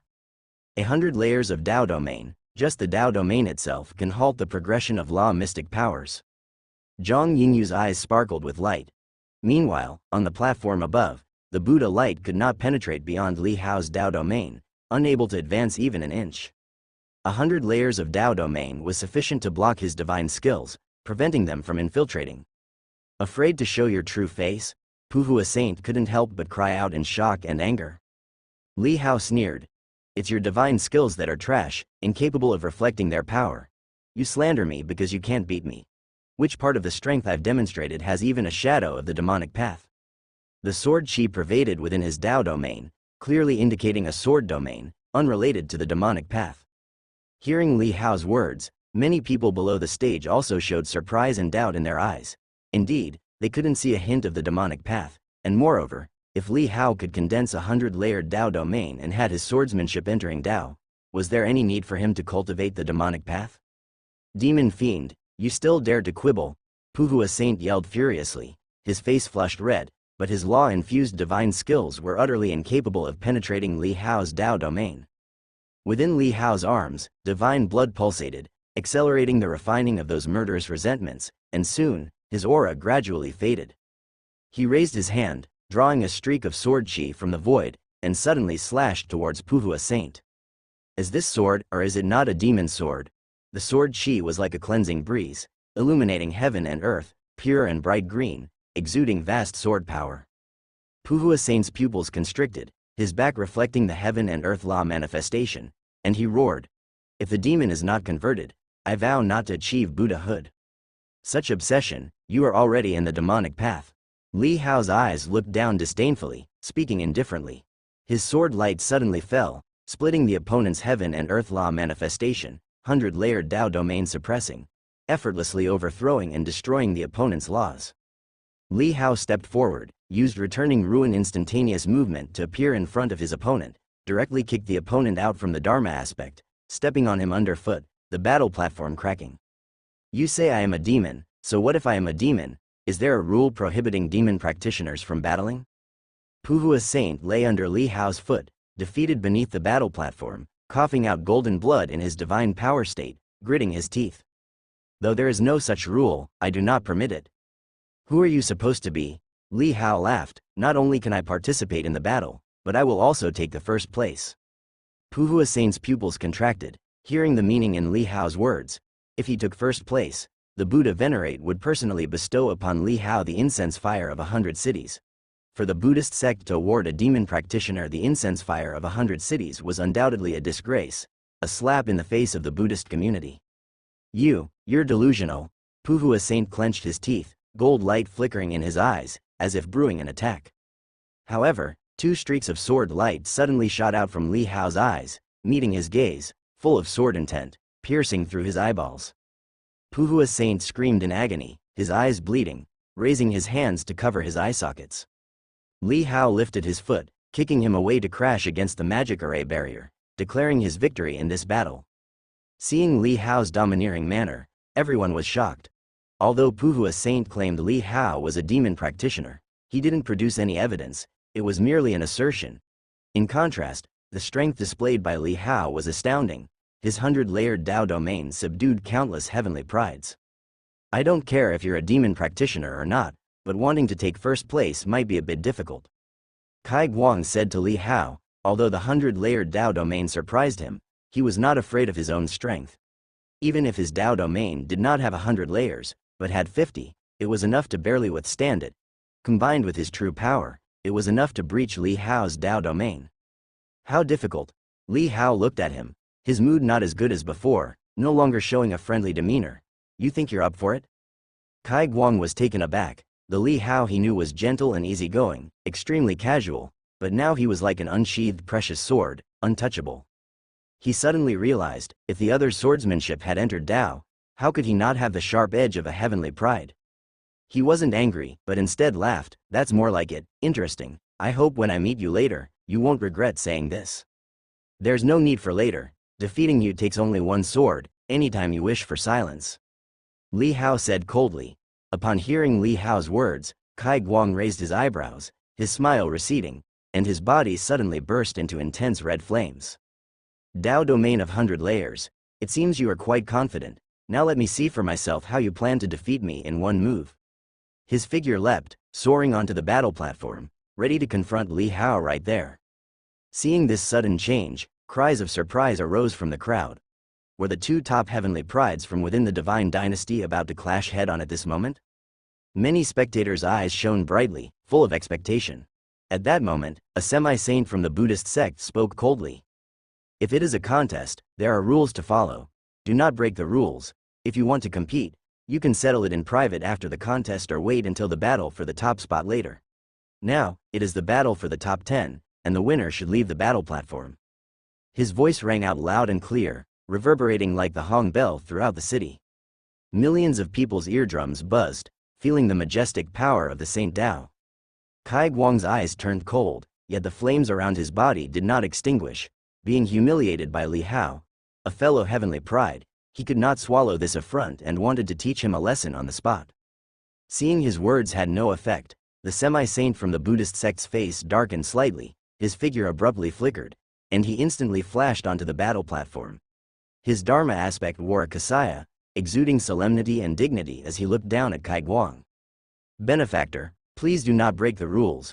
Though spoken politely, his words were extremely stern, his eyes containing a golden light of the Saint Tao, like a golden flame.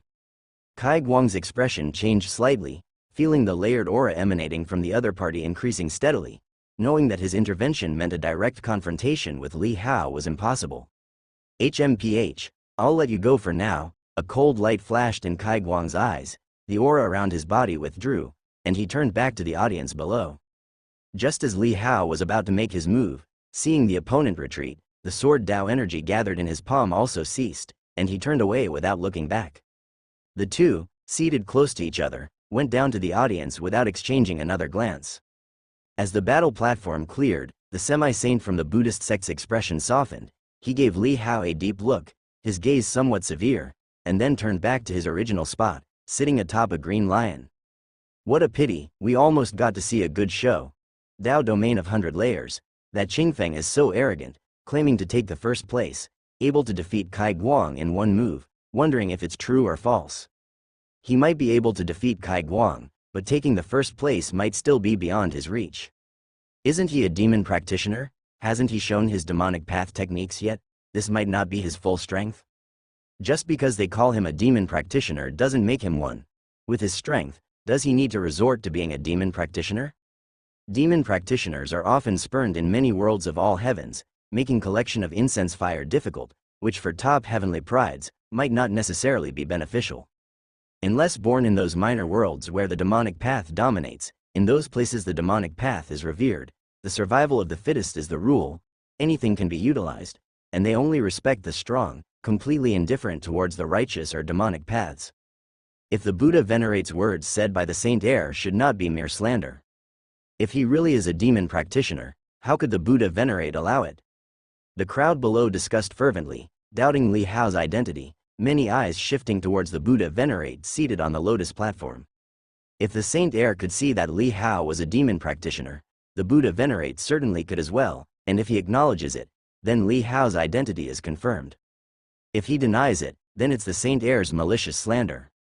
Clearly, the Buddha venerate also heard these discussions, feeling the attention of thousands focused on him. His expression remained calm, revealing no thoughts, merely saying gently. Although Qingfeng has fallen to the demonic path, anyone from the Kanglan realm can participate in this Pride of Heaven battle. Even being a demon practitioner, he still qualifies to fight. I hope that Qingfeng does not indulge in such minor paths. After the Pride of Heaven battle, if he wishes to join my Buddhism, I can personally help him convert.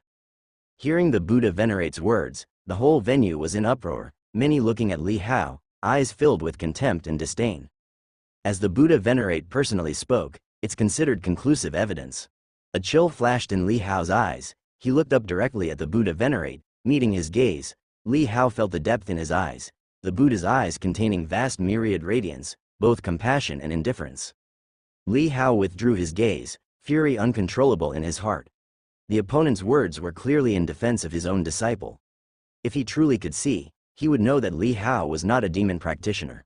On the contrary, he was purifying and saving those with murderous grievances, allowing them to find rebirth and liberation, a good deed. Only those possessed with divine blood could accomplish this. He remained silent, knowing that arguing was futile.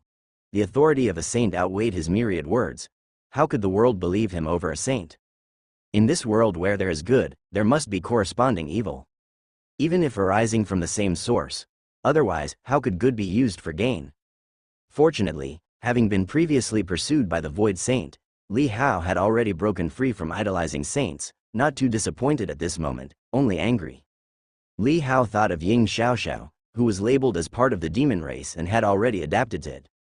Thinking about how the divine clan in the land of all saints must have been slandered before, they certainly experienced extreme grief and indignation. Truth no longer mattered. In this world, everything revolves around benefit. Li Hao took a deep breath, suppressing the anger in his heart. At this moment, he felt the incense fire drifting around him, part of it diminishing. This was the incense fire accumulated by building temples in his city by Emperor Kangai previously. Now, that portion of incense fire was waning. It seemed through the boundary stone's reflection. Many in that city were watching the battle, hearing the Buddha venerate's words, hence many believers at that moment broke their faith due to his words. Very well. Cutting off one's incense fire is akin to killing a path. Li Hao had previously heard about the fierce competition between saints for incense fire and now had a slight experience of a saint's might. As a non-saint, a single sentence from a saint could cause his incense fire to wane. Only if he himself were a saint, openly discussing doctrine with another, could he vie for incense fire. Previously, Emperor Kangai had elevated his incense fire to that of 15 cities, but now, in just a brief moment, it had declined to 10 cities, and it was still continuously diminishing. Actually choosing to fall into degeneration, who can step forward and suppress this person? Walking not the righteous path but instead straying into crooked ways. It's unknown how many innocent souls he has killed. The crowd below discussed animatedly, with princes and princely heirs showing their disdain. At this moment, by spurning the demonic path, they could assert their own identities. The common people's criticism is not entirely out of disgust but a disgust for those who can feign virtue. Outside the crowd, Lin Qingyu's face was full of worry, hoping that these comments wouldn't affect Li Hao's state of mind. She knew Li Hao, who spent his days playing chess and painting, a person so carefree and happy by nature. Not even serious about cultivation. How could he possibly fall to the demonic path? However, once the Buddha venerate spoke, unless a saint stood up to defend Li Hao, the decree was final, as if set in stone. Who would have thought the Buddha venerate would be like this? Outside the crowd, Lin Shanhai sighed deeply, his eyes showing disappointment and regret. One always seeks something bright as one gets older, thus he held some favor for the Buddha's path in his heart, but he never expected the Buddha venerate to claim Li Hao to be of the demonic path. The child had spent a year with him, how could he not know what kind of heart he had? He's actually really of the demonic path. Li Qingyi and others showed surprise in their eyes. As disciples of the literary Saint Holy Land, they greatly despised the demonic path, being scholars with righteousness in their hearts. Yet, to their surprise, Li Hao turned out to really be of the demonic path. In the Kanglin realm, where the Buddha's teachings are esteemed, disdain for the demonic path is common after long preaching, and they were inevitably influenced. But by his appearance, he truly doesn't look like it, but these are the words of the Buddha venerate. Li Qingyi's gaze flickered, and though reluctant at heart, disappointment still shone through. Lin Shuhai's demeanor was indifferent, showing no change, as if unaffected. The twin Buddha child looked towards Li Hao, the corners of his mouth revealing a faint smile. Atop the Buddha hall, the literary saint and sword saint looked at the Buddha venerate, exchanging meaningful glances, yet remained silent. Sword saint wore an indifferent expression. If Qingfeng or Haoyue and those of his status, as his direct disciples, were involved, he would have surely spoken to prove their innocence. But he had heard from the sword master that the other party was from the Supreme Saint Gate, having fallen to their current state. As for the Buddha venerate's accusation of demon practitioner, although he couldn't see it, he also didn't believe it at all. After all, how could the Supreme Saint Gate allow their disciple to fall?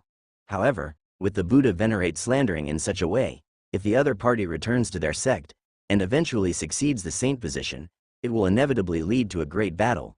When that time comes, it would also be a good thing for him. After all, the status of the Buddha's sect in the Kanglin realm is too high. If the Buddha's sect were to fall, he and the literary saint could vie for more.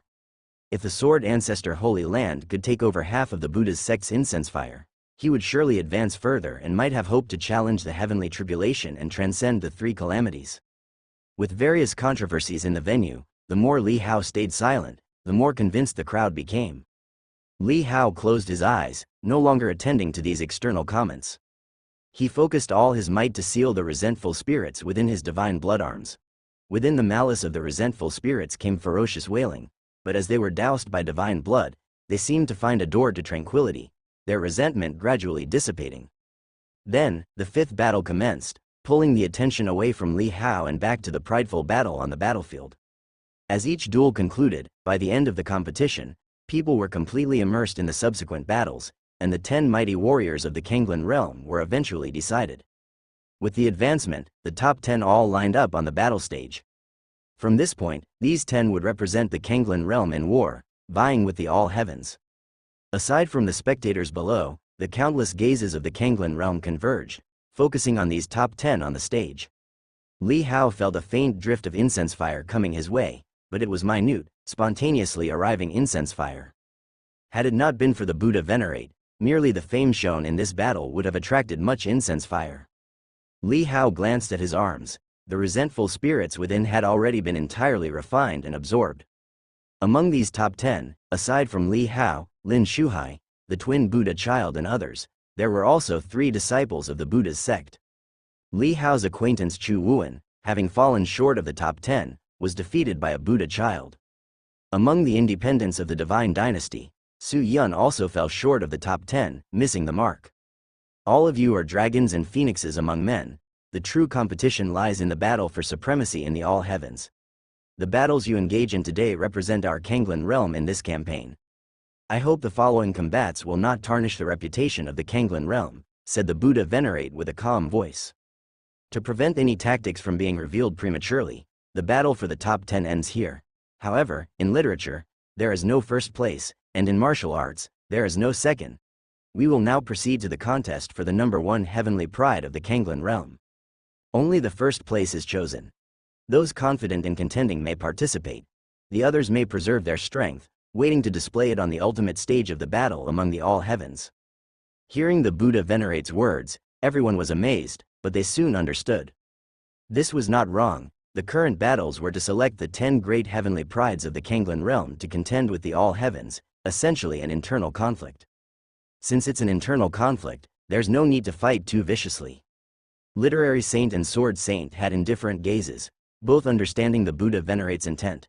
The previous 100 cities of incense fire were prepared for the twin Buddha child. This Buddha Venerate had paved every path for his disciple. Only choosing the first, with no second or third place, the position of the first had essentially been reserved. Thus, once this battle ended, all eyes converged upon the Buddha child twins. All others would be rendered insignificant and dim. Buddha Venerate, this may be somewhat excessive. The sword saint spoke softly.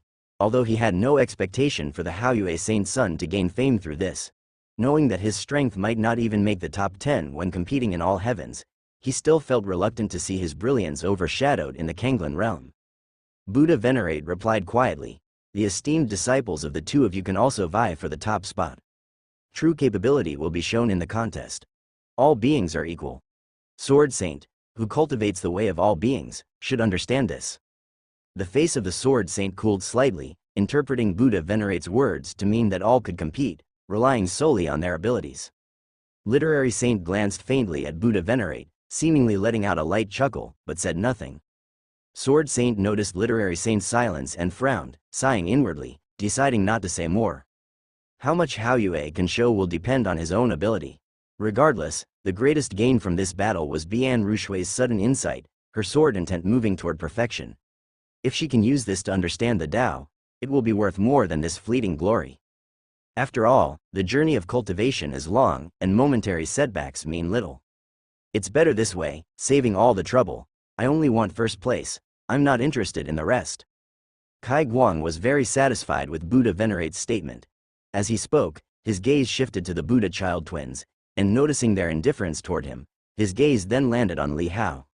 "It's time for you to take back your big talk," Kai Guang said to Li Hao, his demeanor indifferent and carrying a condescending air. Li Hao did not respond. The other party was beneath his notice. "If you wish to contend for first place, come onto the stage. The rest should temporarily withdraw." A Buddha sect semi-saint spoke out loud. The 10 contestants exchanged looks. No one stepped down. The 3 Buddha sect saint sons turned their gaze towards Li Hao, with one saying, "We cultivate our minds and natures, uninterested in competing for first place. only wishing to vanquish demons and defend the Tao. That's right, as a demon practitioner, you should return to your own demonic path. Chanting scriptures and cultivating merits are solely for exorcising demons, clearing the world of darkness. I may not be the first, but you, as a follower of the demonic path, must not entertain the illusion of claiming it either. The three Buddha sect saint sons' eyes were cold and direct, their bodies radiating Buddha light, staring straight at Li Hao. Li Hao, hearing these words, actually felt the urge to laugh, unsure whether they had recited their scriptures too deeply, or if they had other motives. He said, "There's no need for such bluster, all of you come at me together. Since you claim I follow the demonic path, then make sure not to lose to me, otherwise what sutras are you reciting, what Buddha are you cultivating?" Upon hearing Li Hao's words, surprise and anger flickered in the eyes of the three. They were all among the top contenders, elites among the saint sons, yet Li Hao treated them with such disregard. "You're mine." Kai Guang addressed Li Hao. Li Hao looked back coldly and said, "You can join them, you won't make a difference." Kai Guang was momentarily taken aback, his sneering face suddenly darkened and he said, "This time, not even a Buddha sect semi-saint can save you."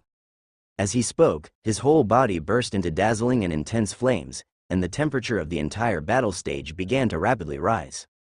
The Buddha sect semi-saint was somewhat helpless. These people were arrogant and quick to act, truly with little concern for decorum or rules. Lin Shuhai smiled subtly but said nothing, simply turning and flying down from the stage, yielding it for the fight. Seeing this, the others also descended from the battle stage, not intervening in this clash. However, Lin Qingyu's figure flickered, moving to Li Hao's side, drawing her sword to stand ready, clearly intending to face the challenge alongside Li Hao. Li Hao glanced at her and said softly, "Leave, don't get dragged down by me. What's wrong with being a demon practitioner? What if I really accompanied you in cultivating demons?" Lin Qingyue held her sword, her gaze directed at the three Buddha sect saint sons. Hearing her words, the complexions of the three Buddha sect saint sons changed. Lin Qingyue was different from Li Hao. She was the saintess of the sword ancestor Holy Land, with the backing of her Holy Land sect.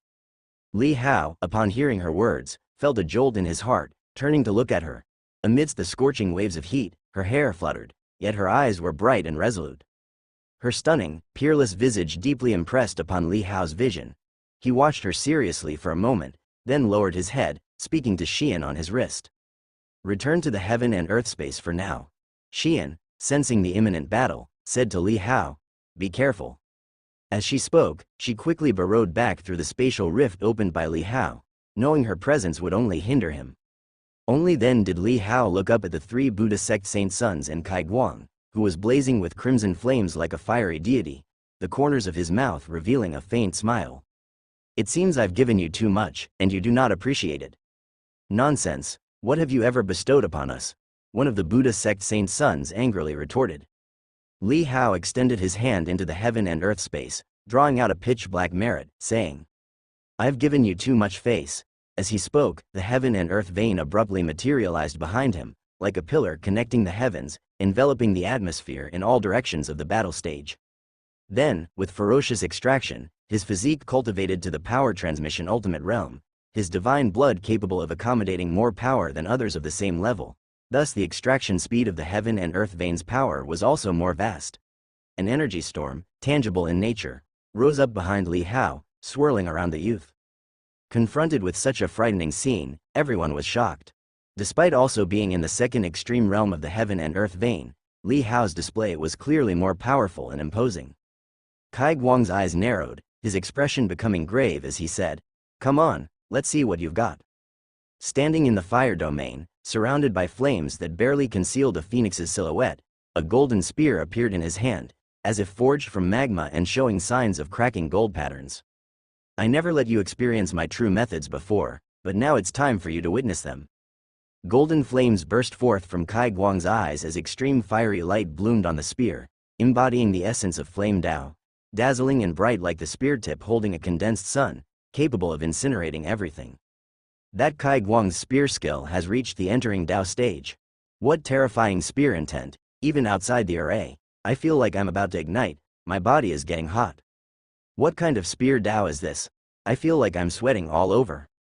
Through the boundary stone's reflection, Countless martial artists in the dozens of divine dynasties across the Kanglen realm could only see that divine spear reflected in the clouds above their heads, and yet it seemed to scorch their eyes, evoking a sensation of boiling blood. Merely the hint of spear intent transmitted through the spear Tao was so terrifying, it was unimaginable how anyone could withstand a direct confrontation with this spear. Lin Qingyu's complexion changed slightly, pale, not expecting Kai Guang's spear skill that has reached the entering Tao to be so formidable. She felt as if her whole body was burning, and images of raging flames emerged in her mind. With great effort, she restrained herself, recalling Li Hao's previous words about placing oneself in nothingness, and she was barely able to resist it halfway. But she was only at the intent level. If the opponent actually attacked with the spear, she would surely be unable to fend it off. This Kai Guang is terrifying. Behind Kai Guang, the expressions of the three Buddha venerate saints also changed drastically, not expecting this dark horse to be so formidable, their combat power far exceeded by his. Beneath the stage, Lin Shuhai's eyes flickered, and the smile on his face slightly subsided. On the stage, Li Hao's eyes, however, were as cold as ice, unchanging. He raised his hand, and his whole aura changed, the previous disguise hidden and now seemingly torn away to reveal his true nature. On the dark blade of his sword, there burst forth the power that could split the void. Seeing the dreadful Taoist charm flowing on Li Hao's sword, the overconfident Kai Guang's eyes narrowed, feeling an inexplicable palpitation. Boom! Li Hao did not waste words, abruptly swinging his sword. Only me, swordsmanship. At this moment, he executed his very own sword Tao. Wherever his gaze fell, wherever his thoughts went, all were cut down. What kind of sword strike was that? Black sword light rose from the battle arena, and where the sword light cut through, the void was completely split open, turning into black rifts as space shattered. The surrounding fire domain was annihilated, including the dispersed air temperature which instantly extinguished, turning into a realm of cold. Where the sword light passed, none could remain arrogant. Kai Guang's pupils constricted, feeling a fearsome splitting. All the hairs on his body stood on end as if he was getting goosebumps, and his blood started to boil. He felt the terrifying pressure of life and death, and could not help but roar furiously, his hair flying wildly as he bellowed, "Break!" The spear burst forth with dazzling divine light, flame Tao at its peak, burning everything to ashes. The intense firelight, as if accompanied by the ancient call of Feng Ming, shook the sea of consciousness of those who heard it. Even those viewing through the boundary stone felt the tremors in their minds, some feeling disoriented. However, this powerful spear attack, faced with the sweeping black rifts, melted away like ice and snow, disintegrating and shattering rapidly. That one sword strike, unimpeded, instantly tore through the battle arena, extinguished Kai Guang's spear Tao, slashed his divine spear in half, and then cut across his shoulder, tearing off an arm, striking the array. The array on the battle arena, consolidated by a semi-saint, now shook and trembled, and then suddenly tore apart, revealing a huge hole. In the Buddha hall above, Buddha venerate's eyes shone with a hint of light, and with a pointed finger, the sword chi that tore through the array was suppressed and guided by a beam of Buddha light, only then slowly dissipating. And for all the viewers across the Kanglen realm watching through the reflected image, they felt as if their pupils were being sliced, experiencing intense pain. Many held their eyes, covered their faces, and let out screams of agony. That one sword, capable of cutting through everything, including the focus of the gaze. This is Li Hao's true sword Tao, only me swordsmanship. With one strike, in the heavens and the earth, there is only my sword, and all else is destroyed. My spear Tao. Kai Guang's face filled with shock, he watched the youth before him in disbelief. His own spear technique, capable of incinerating everything, had been severed by the other's single sword? What kind of sword Tao was that? He felt a terrifying tremor, the cleaving sensation of that sword intent was too intense, as if nothing could block it. Atop the Buddha hall, the indifferent eyes of the sword saint suddenly sharpened, his gaze flickering with light, revealing a trace of astonishment. As the supreme figure of sword Tao, he saw more clearly than others that the single sword strike contained countless sword intents, hundreds, even thousands. Such extreme sword intent, integrated into one's own sword Tao, would make it unbreakable and extremely fearsome. Sword Saint cultivated the sword Tao of all beings, starting by observing all beings, then cultivating the sword Tao. His path was similar yet different from Li Hao's.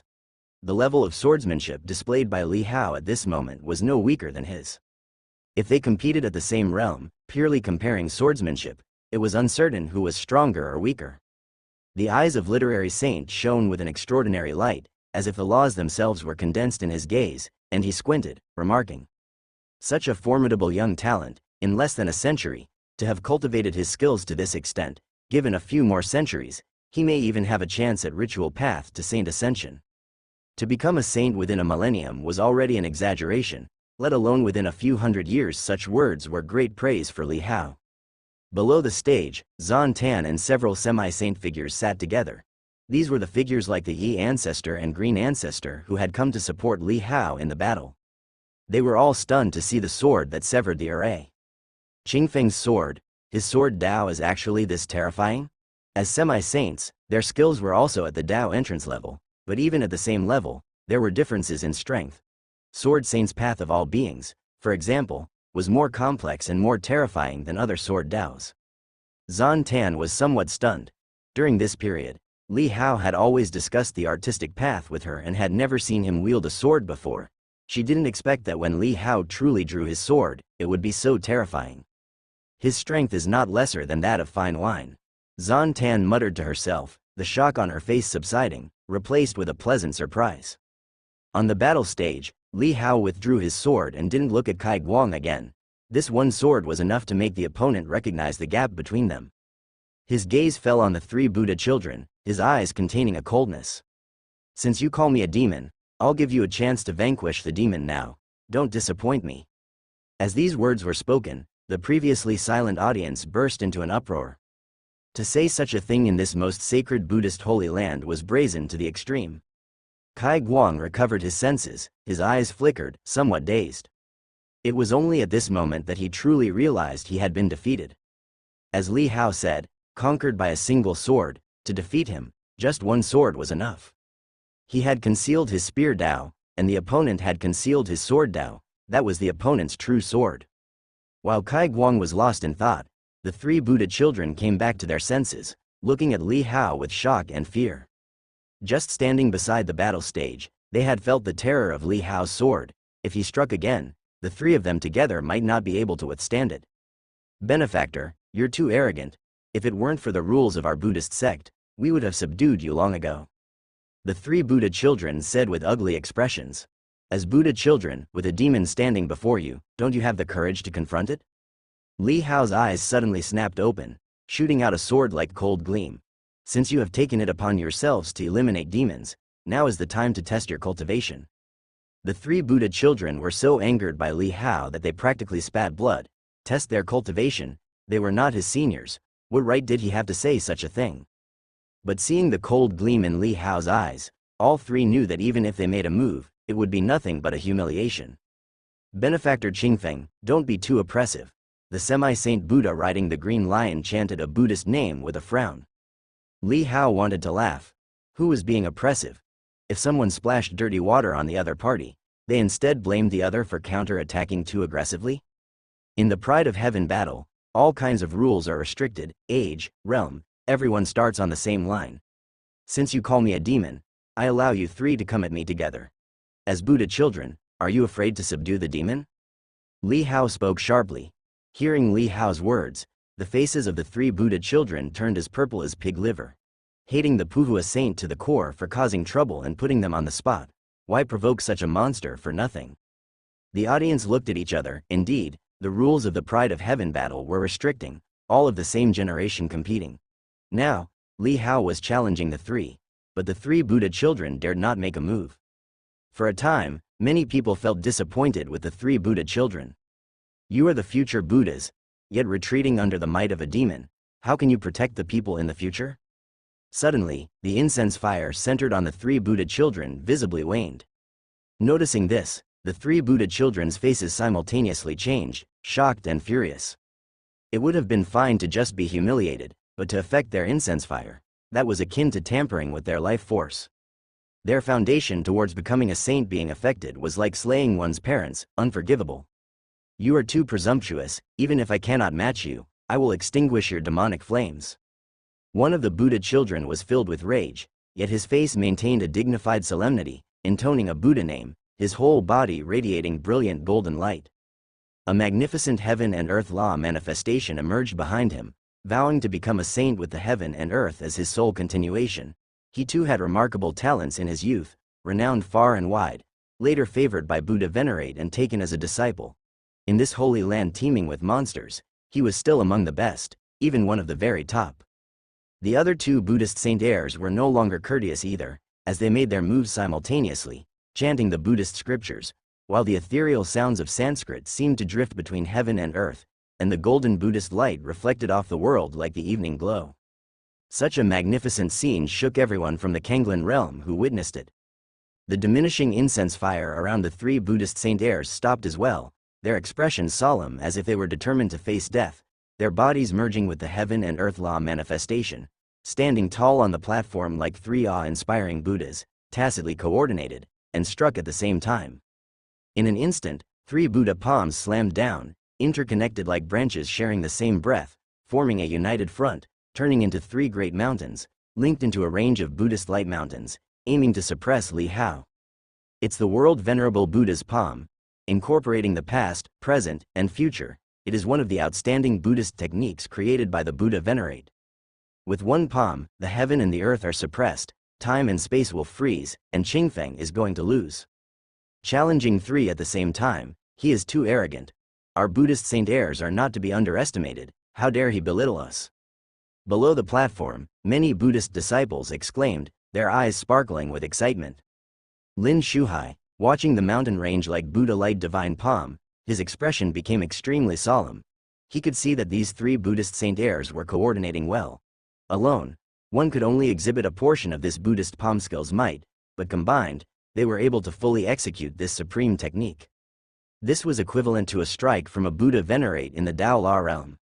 Although not bolstered by Saint Tao power, it was still an earth-shattering technique. On the fighting platform, Kai Guang recovered from the shock, seeing the Buddha light pressing towards Li Hao, his face showing a subtle change, not expecting these Buddhist saint heirs, whom he had underestimated, to possess such skills. Although it was a joint technique, the fact that their combined force was a threat was terrifying in itself. They say there is always another heaven beyond one's own, and at this moment Kai Guang was experiencing the prowess of other heavenly prides.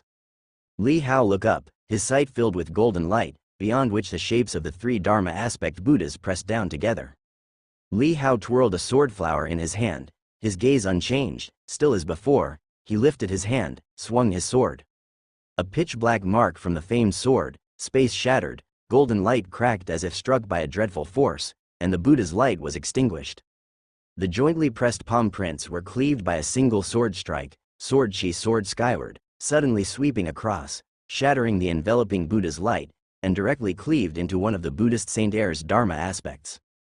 That Dharma aspect Buddha revealed a horrified expression. Only upon personal contact did he feel the terror of Li Hao's sword Tao, how fierce and extreme that sword intent that cuts through everything was. Bang! The Buddha's golden light extinguished, and sword light cleaved open the shoulder of that Buddhist saint heir, severing an arm. Li Hao swung his sword again, sweeping it horizontally. The pitch-black sword light followed the path of returning ruins in an instant. The other two Buddhist saint heirs tried to dodge, but the sword chi was too fast.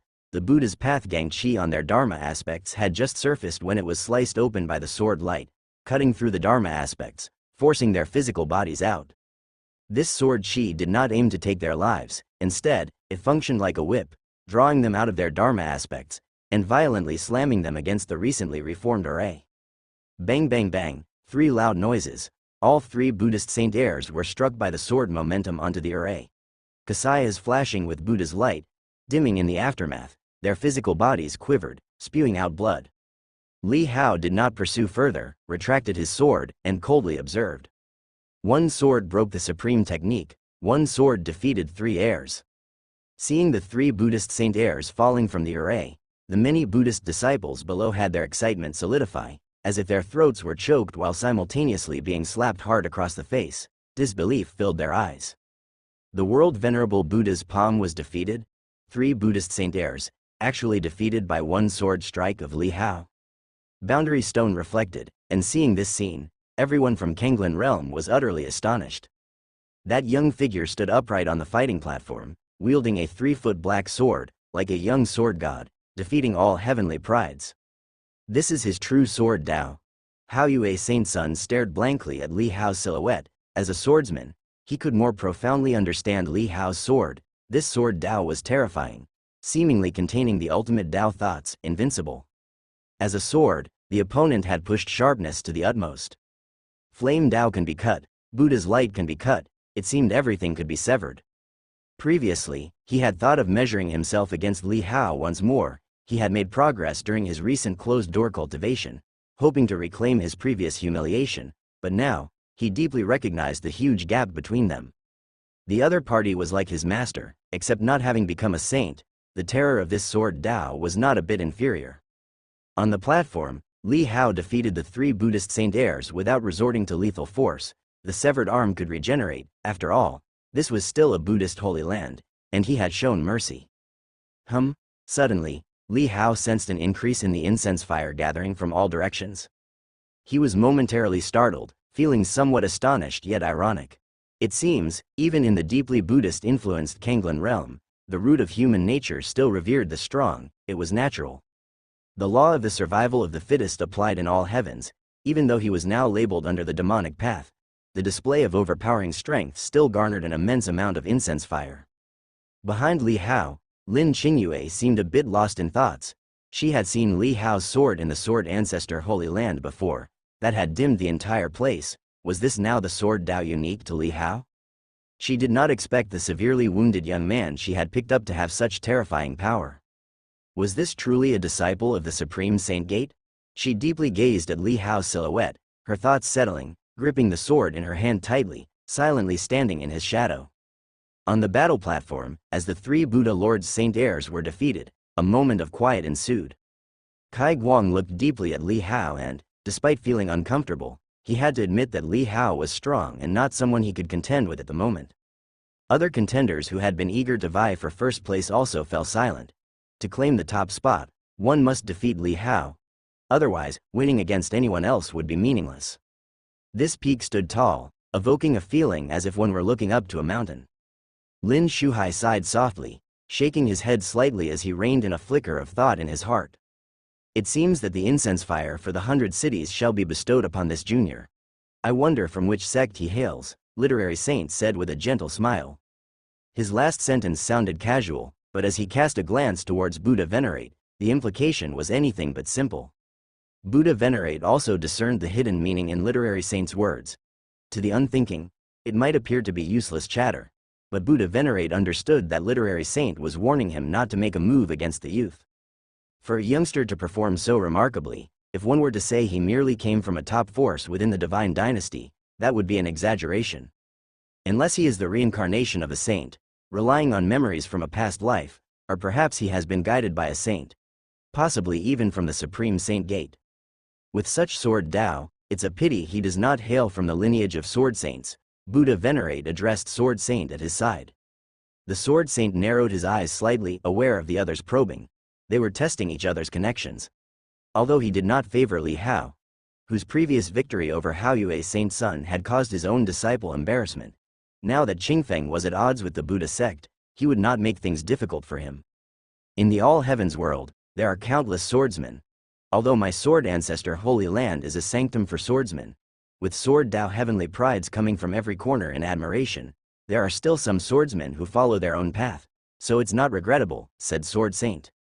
To witness such a stunning display of sword Dao is, for me, already a fortunate occurrence, Sword Saint added.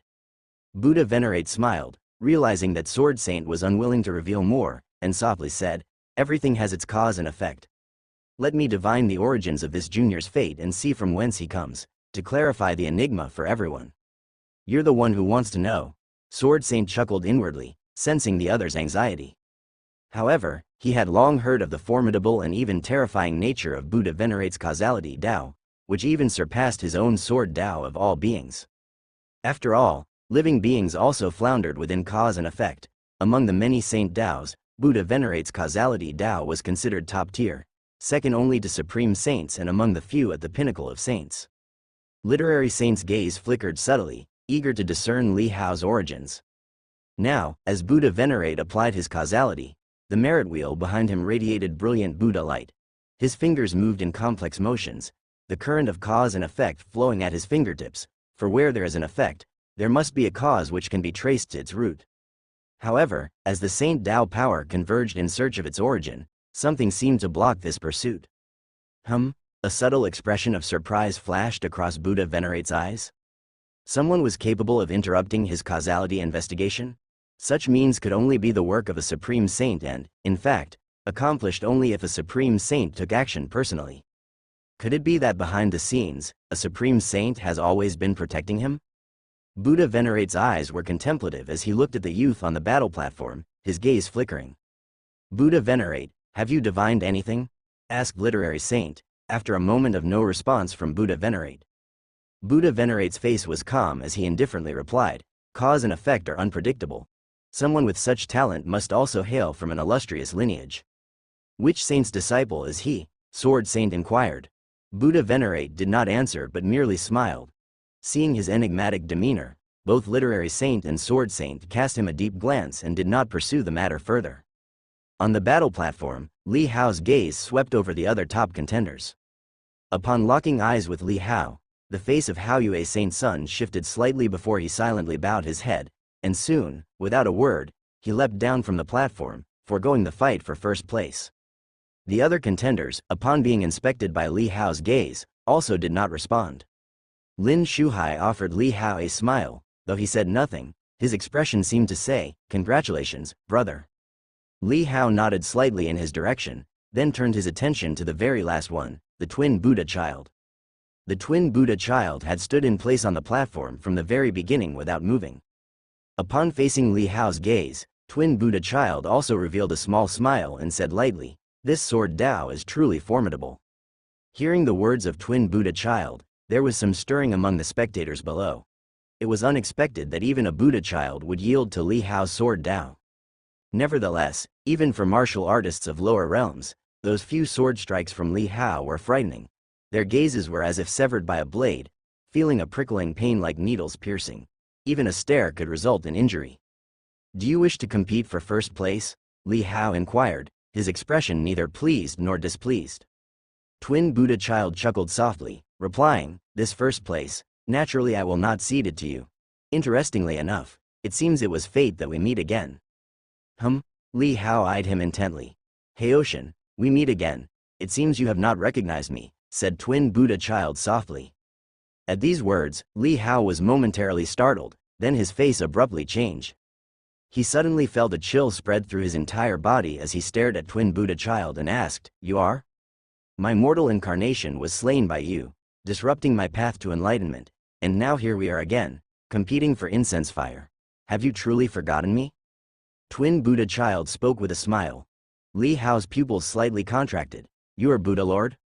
He was somewhat shocked. The twin Buddha child before him was the Buddha Lord? Although there were similarities between the Buddha and demonic chi on the individual, it was known that Buddha Lord cultivated demons through an incarnation, and cultivated Buddha with his true self, attempting to unify Buddha and demons to transcend and become a saint. However, Buddha Lord had been cultivating for over 2,000 years. How long had it been for this twin Buddha child? If we talk about reincarnation, the timeline doesn't match up. The twin Buddha child standing before us looks only about 16 or 17 years old, but considering the time conversion between mortal world and the land of all saints, even if the Buddha Lord was reincarnated immediately after being slain by him, he would be only about 10 years old now.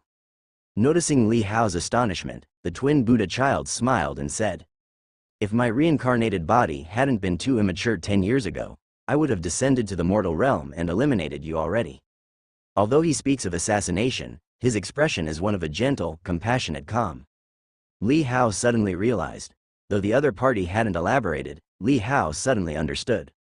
The twin Buddha child before him is a saint reincarnated. The reincarnated body, which everyone had speculated about before, is now confirmed. The incarnation of the Buddha Lord is not cultivated by the twin Buddha child, but by his previous life, sent down to the mortal world. And his original self also reincarnated not long ago, transforming into the current twin Buddha child. Your original self reincarnated, cultivating both Buddha and demon simultaneously, descending to the mortal world to pursue the path of Buddha and demon. Are you aiming to achieve great accomplishment in both your reincarnated body and your previous life's incarnation, and reach the highest realm? Li Hao narrowed his eyes, staring at the twin Buddha child, deciphering his scheme. That Buddha Lord has an extremely ambitious spirit, seeking to bypass the Tao comprehension realm and reach directly to the saint path. If only an incarnation, the original plotting of this twin Buddha child should not be underestimated.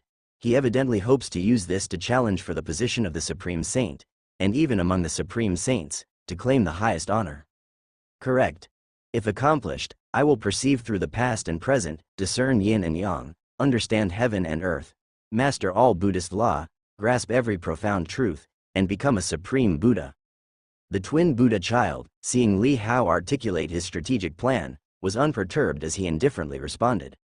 Hearing the conversation between Li Hao and the twin Buddha child, the audience below was shocked, having long heard that the twin Buddha child was a reincarnated saint, but didn't expect it to be true, and moreover, he was aiming to ascend to Supreme Saint through reincarnation. What a grand vision! So this is the grand aspiration of the twin Buddha child, truly worthy of a reincarnated saint. Does this mean Qingfeng and the twin Buddha child have known each other for a long time? No, wait, Qingfeng was his alias. What did the twin Buddha child just call him? Heoshan, it's Heoshan. The crowd below buzzed with discussion. Meanwhile, outside the venue, Zan Tan and companions such as Yi Ancestor were profoundly shaken. Heoshan? They had just discussed this Heoshan not long ago. Is it the same person? Before, even if Li Hao had revealed his real name, they might not have connected the dots, because in the all heavens world, with its vast population, there are hundreds of thousands, if not millions, with the same name. However, given the exceptional level Li Hao demonstrated, also bearing the same name, it seems hardly coincidental. Thinking of the legends about that Heoshan, Zan Tan and the others were shocked, but soon they realized that now Li Hao's identity was exposed. The saint from the Void Holy Land would surely come to hunt him down. Their thoughts were somewhat chaotic, their faces full of worry. Li Hao looked up at the Buddha Venerate, and said to the twin Buddha child, with such an ambitious vision, aspiring to be the leader of the Buddhists, I wonder if the Buddha Venerate would agree. This is naturally a matter between me and the Buddha Venerate.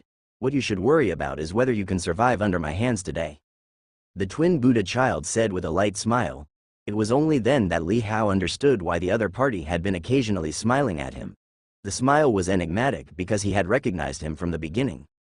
Now that his identity was exposed, this was not a place to stay for long. He must leave as soon as possible.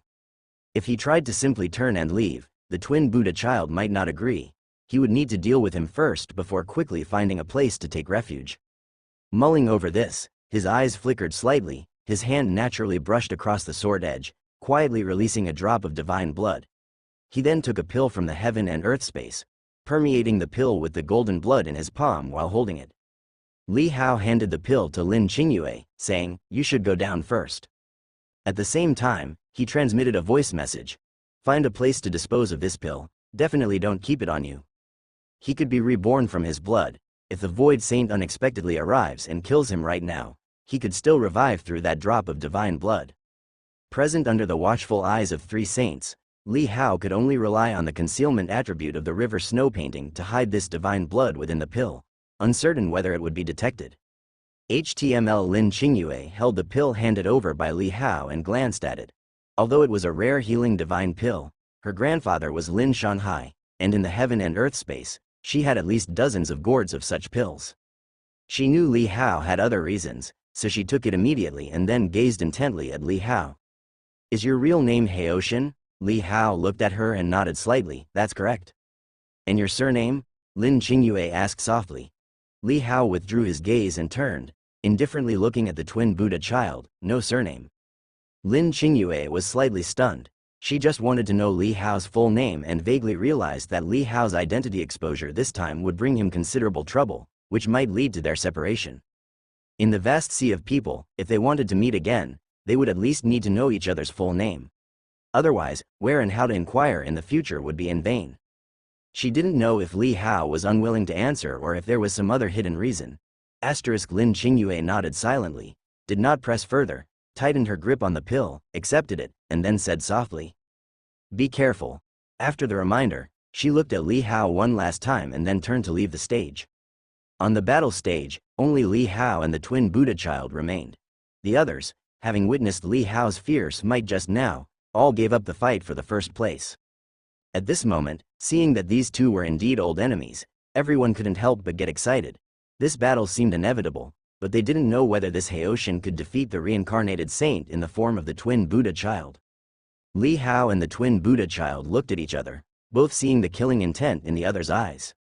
Li Hao's cold gaze was undisguised, while the twin Buddha child's face was calm, with a half-shadowed, half-lit expression that felt like a fake smile.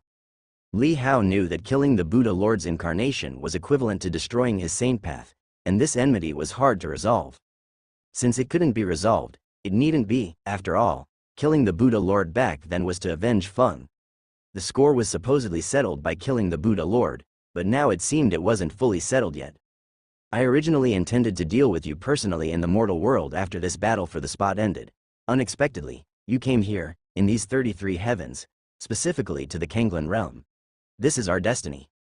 The twin Buddha child's eyes were deep, believing in the cycles of karma and fate. Realizing that his saint path faced catastrophe, he acknowledged that Li Hao was one trial he had to overcome. Otherwise, it would be difficult to complete his supreme saint path. Destiny, huh? You're worthy. You were defeated by me in the mortal world. Today, here in the Holy Land, I might spare you your life, but while the death penalty can be avoided, the living penalty cannot. Li Hao said coldly. He knew that his identity exposure today would undoubtedly bring calamity. Moreover, this place was a Buddhist holy land, so killing the opponent here was impossible. Li Hao couldn't discern the true face of the Buddha venerate and didn't know if he would shamelessly attack like the Void Saint. But things had come to this, and there was no choice. Life and death, he left to fate. Doing his best was enough. Even if he met his end here today, he wouldn't harbor resentment, for he lived each day earnestly in the past, never wasting time and years. Hearing Li Hao's words, there was an uproar below the stage. No one expected Li Hao to have such arrogant disdain when facing the twin Buddha child. This was a reincarnated saint, and it was evident he had awakened the memories of a saint. At this moment, what Li Hao faced was tantamount to a Buddhist saint whose cultivation had been lowered to the Tao Law realm. Indeed, once I strike you down and sever this karma, your mission should also come to an end. The smile on the twin Buddha child's face faded, and the Buddhist light around his body gradually blossomed. At the same time, from the Kasaya behind him, billowing black chi emerged, transforming into a massive, fierce heavenly demon apparition. That apparition seemed like a heavenly demon, but it was actually the face of a Buddha, with 8 arms and 3 heads, its eyes glaring fiercely like copper bells. As the heavenly demon apparition manifested, an unknown amount of dark clouds gathered over the Buddha hall, and the world seemed to dim. Is this the heavenly demon that the twin Buddha child has been contending with since youth? Oh my God, this is terrifying. According to Buddhism, the reincarnated twin Buddha child was detected by the heavenly demon, which wanted to kill him in the womb, but they unexpectedly merged together, being born in the same body. This means the twin Buddha child must eliminate the heart demon in this life to become a saint. His path of cultivation isn't a cultivation technique, but Buddhist law. It's about cultivating himself. All over the Kanglan realm, people discussed animatedly, feeling the struggle of the young Buddha child. Seeing the dazzling Buddhist light emanating from the twin Buddha child, it seemed as if they could feel the strong Tao thoughts of salvation, which many people praised. Li Hao heard the ceaseless cheers from below the stage, his expression growing colder, scoffing in his heart. This so-called heart demon was clearly cultivated by the opponent themselves, yet they claimed it was a heavenly demon invasion, posing as a victim. No wonder they could openly display the demon statue without scrutiny. The Buddhist sect had already paved the way for him, spreading his story. The so-called right and wrong were just a matter of argument. Whoever won the argument became right. Great Vajra demon subduing finger. The twin Buddha child raised his hand. Suddenly, the dazzling Buddhist light around his body condensed, forming a single point at his fingertip. Then, behind him, the heaven and earth law manifestation revealed itself, but not in full, only a giant finger was exposed. This finger seemed to pierce down from the dark clouds in the sky, like a colossal peak, yet the fingerprint was distinctly visible, incredibly coarse. With the momentum of a meteor falling, it pressed down onto Li Hao on the battle stage. Countless people held their breath. What kind of technique was this? Li Hao looked up at the Dharma aspect finger that seemed to scorch the air with its friction. He coldly smiled slightly, twirling a sword flower in his hand, then suddenly swung his sword. Bang! With one sword stroke, the world jolted like thunder. The jet-black sword shadow was as bright as snowlight, illuminating countless people's eyes. Like a dragon surging through the tides, Sword Chi surged straight forward, colliding with the Dharma aspect's finger, followed by a thunderous boom as if splitting mountains. Under the shock, the Dharma aspect's finger burst apart, tearing the fingerprint, and the Buddha light on it shattered. After Li Hao made his sword strike, he didn't even look up. Instead, he coldly stared at the twin Buddha child, his body abruptly stepping forward, using returning ruin instantaneous movement. His figure, ghost-like, instantly reached, appearing in front of the twin Buddha child. Dao Domain, Divine Demon Extreme Domain. Anticipating Li Hao's move, the twin Buddha child suddenly deployed his Dao Domain. Layer upon layer of Dao Domain emerged, rapidly climbing until it reached 81 layers. These 81 layers of Dao Domain, unlike Li Hao's simple stacking, formed a bizarre force field attraction, rapidly merging to resemble an eternal Dao Domain, transforming into a single layer. Within this single layer of Dao Domain, bizarre Buddhist and demonic visions appeared, containing the tearing force of chaotic yin and yang. What kind of Dao Domain is this? 81 layers actually merged instantaneously. It is rumored there are Dao Domain cultivation methods. This is the legendary method of Dao Domain. Although he only has 81 layers, under the arrangement of Dao Domain techniques, I'm afraid even Haoshin's 100 layers are not comparable. The audience below exclaimed. Dao Domain cultivation method was an extremely rare secret technique, only available in top holy lands, capable of weaving multiple Dao Domains together into something extremely formidable.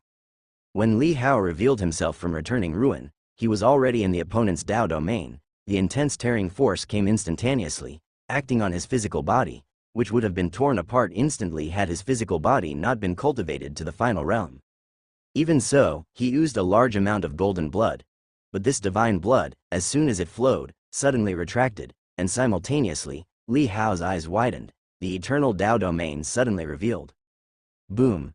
A terrifying majesty instantly dominated the battlefield. In an instant, time and space seemed to have stilled, stopping their flow. The twin Buddha child's divine demon extreme domain was frozen mid-scene, with its vision solidifying. Including the twin Buddha child whose body also came to a halt, only his eyes seemed able to move, and his thoughts were active. A trace of shock emerged in his pupils. Bang! Li Hao did not use his sword. Instead, he raised his fist and fiercely smashed it on the opponent's face. The twin Buddha child's body immediately flew backward, slamming hard onto the array, and his divine demon extreme domain, just revealed, was suppressed by Li Hao's eternal Dao Domain, directly dispersed. The terrifying visions revealed not even getting a chance to burst forth with eye-catching power, instantly dissipated on the spot. A clash of Dao Domains, simple and brutal. This sudden reversal stunned countless spectators below. Their previously shocked voices now seemed as if muted, staring blankly. Not only the spectators below and those watching through the boundary stone from various places of the Kanglan realm, but many Buddhist semi-saints, including visiting semi-saints like Yao Ancestor, Mountain Ancestor, were also shocked watching Li Hao. If they were not mistaken, in that instant when Li Hao displayed the eternal Dao Domain, 360 layers of Dao Domains flashed like lightning, eventually merging into one. That was a full 360 layers of Dao Domain. Below, Zhang Yingyue was stunned, her mind somewhat blank. It was stated to be 97 layers. Rising to 100 layers was already something, but 360 layers? On the Buddha Hall, both literary saint and sword saint were slightly taken aback, clearly not expecting Li Hao to demonstrate such terrifying methods. This seems to be 4 extreme realms, literary saint said in a heavy tone. 360 layers of Dao Domains, just the Dao Domains alone, were akin to a dimensional strike for the supreme genius battle. Unless others have exceptional transcendent means, just the Dao Domains alone would allow Li Hao to sweep through, contesting for the top 10 among all heavens. After all, the age limit for the supreme genius battle is within 100 years. Even if one cultivated 3 layers of the Dao Domain a year, there wouldn't be enough time. Not to mention cultivation, there are other extreme realms, skills, divine skills, etc. Not enough time, simply not enough. Buddha Venerate's expression subtly changed but quickly regained calmness. However, the previously kind and gentle smile had disappeared. On the battlefield, Li Hao displayed the eternal Tao domain and strode towards the twin Buddha child. Every step he took, the battlefield shook, as if quaking the mountain peaks of the entire Buddhist Holy Land. Such towering momentum, such peerless demeanor, left countless people shocked. This is the true strength of your main body, too weak. When he approached the twin Buddha child, Li Hao suddenly used returning ruin, took a step out, appeared in front of twin Buddha child, raising his foot and brutally kicking out. With a loud bang, the twin Buddha child's body shot out, hitting the array on the other side of the battlefield, but his kasaya radiated a protecting glow, seemingly blocking much of the damage.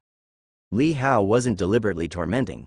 He knew that if he really wanted to slay him, one sword stroke would suffice, but that stroke of sword, Buddha Venerate, would definitely intervene, certainly not allowing him to kill this Buddha reincarnation in such a place. Since killing was not an option, then torment. As for potentially offending Buddha Venerate, it wasn't a concern for Li Hao. Even if he admitted defeat and begged for mercy, if the opponent intended to attack him, they would still do so. Humble pleas would only leave him without dignity even in death. Bang! Bang! Li Hao's figure repeatedly stepped out, using returning ruin's extreme realm instant movement, fast like a specter.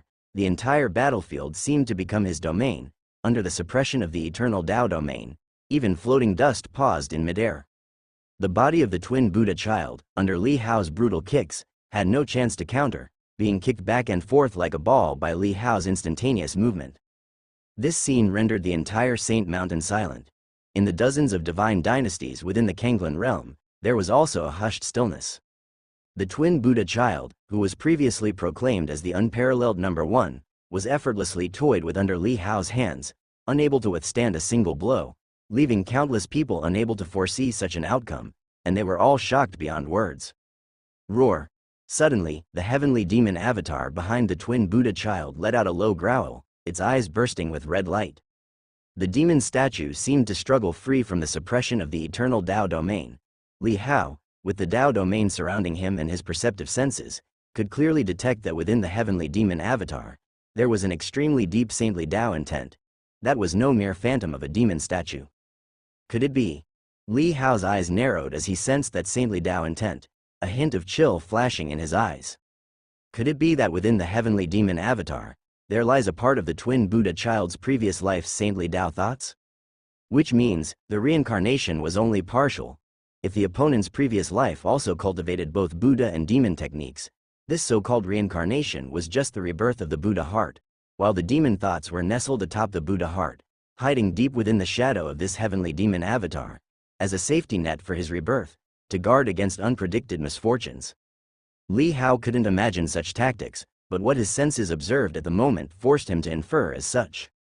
As the saintly Tao intent within the heavenly demon avatar revealed itself, Li Hao felt a torrential force of demonic qi combating against his Tao domain, barely scraping the right to move within his Tao domain. At this moment, the eyes of the twin Buddha child also emitted red light. His countenance became fierce, with the Buddha heart completely covered by demon thoughts. 4 extreme realms, it is actually the 4 extreme realms. The twin Buddha child's face twisted slightly, seemingly influenced by demon thoughts, with the Buddha light on his body fading away while demonic qi surged, resembling a young demon lord. Having pushed me to this limit, you must die, the twin Buddha child growled, no longer chanting the Buddha's name, suddenly lifting his hand, with demonic light swirling in his palm, transforming into a stamp that suppressed Li Hao. Simultaneously, the divine demon extreme domain became apparent. This Tao domain cultivated through the method of cultivating realms, though merely an imitation of merging extreme realms and not comparable to the eternal Tao domain, was now barely holding its own under the saintly demon thoughts.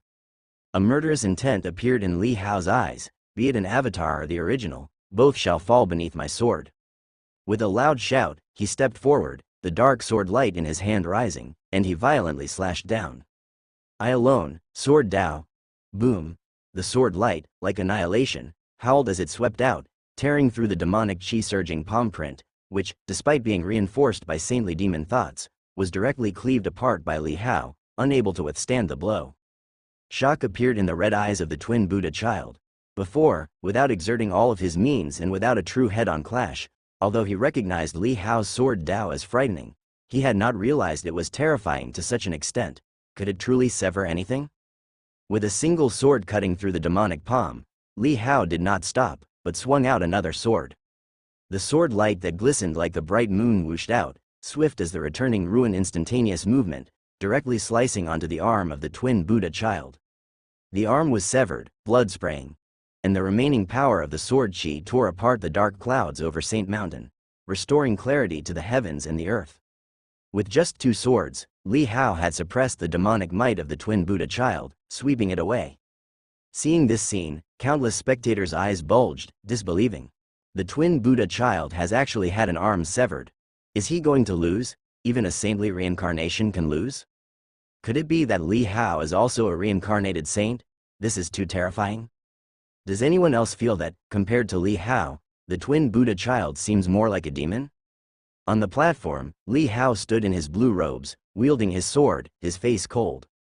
As for the twin Buddha child, his expression was fierce, his eyes blood red, his kasaya now stained and soiled with blood, the treasure's brilliance fading following Li Hao's previous relentless kicks. Almost in the blink of an eye, the severed arm of the twin Buddha child regrew. Li Hao's eyes narrowed slightly. He was very familiar with this speed of regeneration. It was the 7th extreme realm, immortal and indestructible. The opponent also possessed the power of blood rebirth. It was previously rumored that the opponent had cultivated the 6 great extremes. It appears they skipped the transform to immortal. However, having struggled to survive the fierce fight against the avatar of Void Saint, Li Hao saw the flaw in blood rebirth, and therefore, if he had to truly kill his opponent, he had a way. The battle stage fell into a brief pause, while below the battle stage, the audience was still trying to regain their composure. This is his true strength. The Hao Yue Saint's son stared blankly. If previously, there was some unwillingness in his heart and a desire to catch up in seclusion, but at this moment, there was a sense of shock. As if looking up at a high mountain that cannot be climbed. How could there be such a big gap between peers? Within the holy lands of the spiritual sages, many saint heirs and saintesses were also left speechless. Li Qingyi's eyes turned blank. No wonder Li Hao had not even drawn his sword in their encounter, defeating her with just a casually formed sword chi. She thought the most terrifying thing was his sword Dao, but even more dreadful was his fearsome Dao domain. Lin Shuhai's smiling face had also completely vanished, his gaze silently fixed on that figure. This is what he looks like uninjured. Lin Qingyue stared blankly. She had initially thought Li Hao was just an ordinary injured martial artist when she picked him up, severely wounded, never expecting his strength to be so formidable. And such power, yet he was injured so gravely and unconscious in the wild. One can hardly imagine what kind of danger he faced to end up in such a state. On the platform, the twin Buddha child's expression remained fierce, his body continuously accumulating demonic chi, his eyes revealing a killing intent so strong it seemed ready to burst forth. You dare not kill me today, but I shall definitely kill you. He stared at Li Hao, transmitting his voice fiercely. As a saintly reincarnation, yet you speak such words. Is your saint heart mired by dust? I feel embarrassed for you. Li Hao's expression was cold, the corners of his mouth curling up in a sneer. Though I dare not kill you, I can still pummel you. As he spoke, he took another step forward, closing the distance instantly. The twin Buddha child's pupils contracted, his body's demonic chi suddenly surging as the heavenly demon avatar started to emanate a vast and mighty saintly intent. HTML, the thought was pure, exuding a bloodthirsty demonic chi.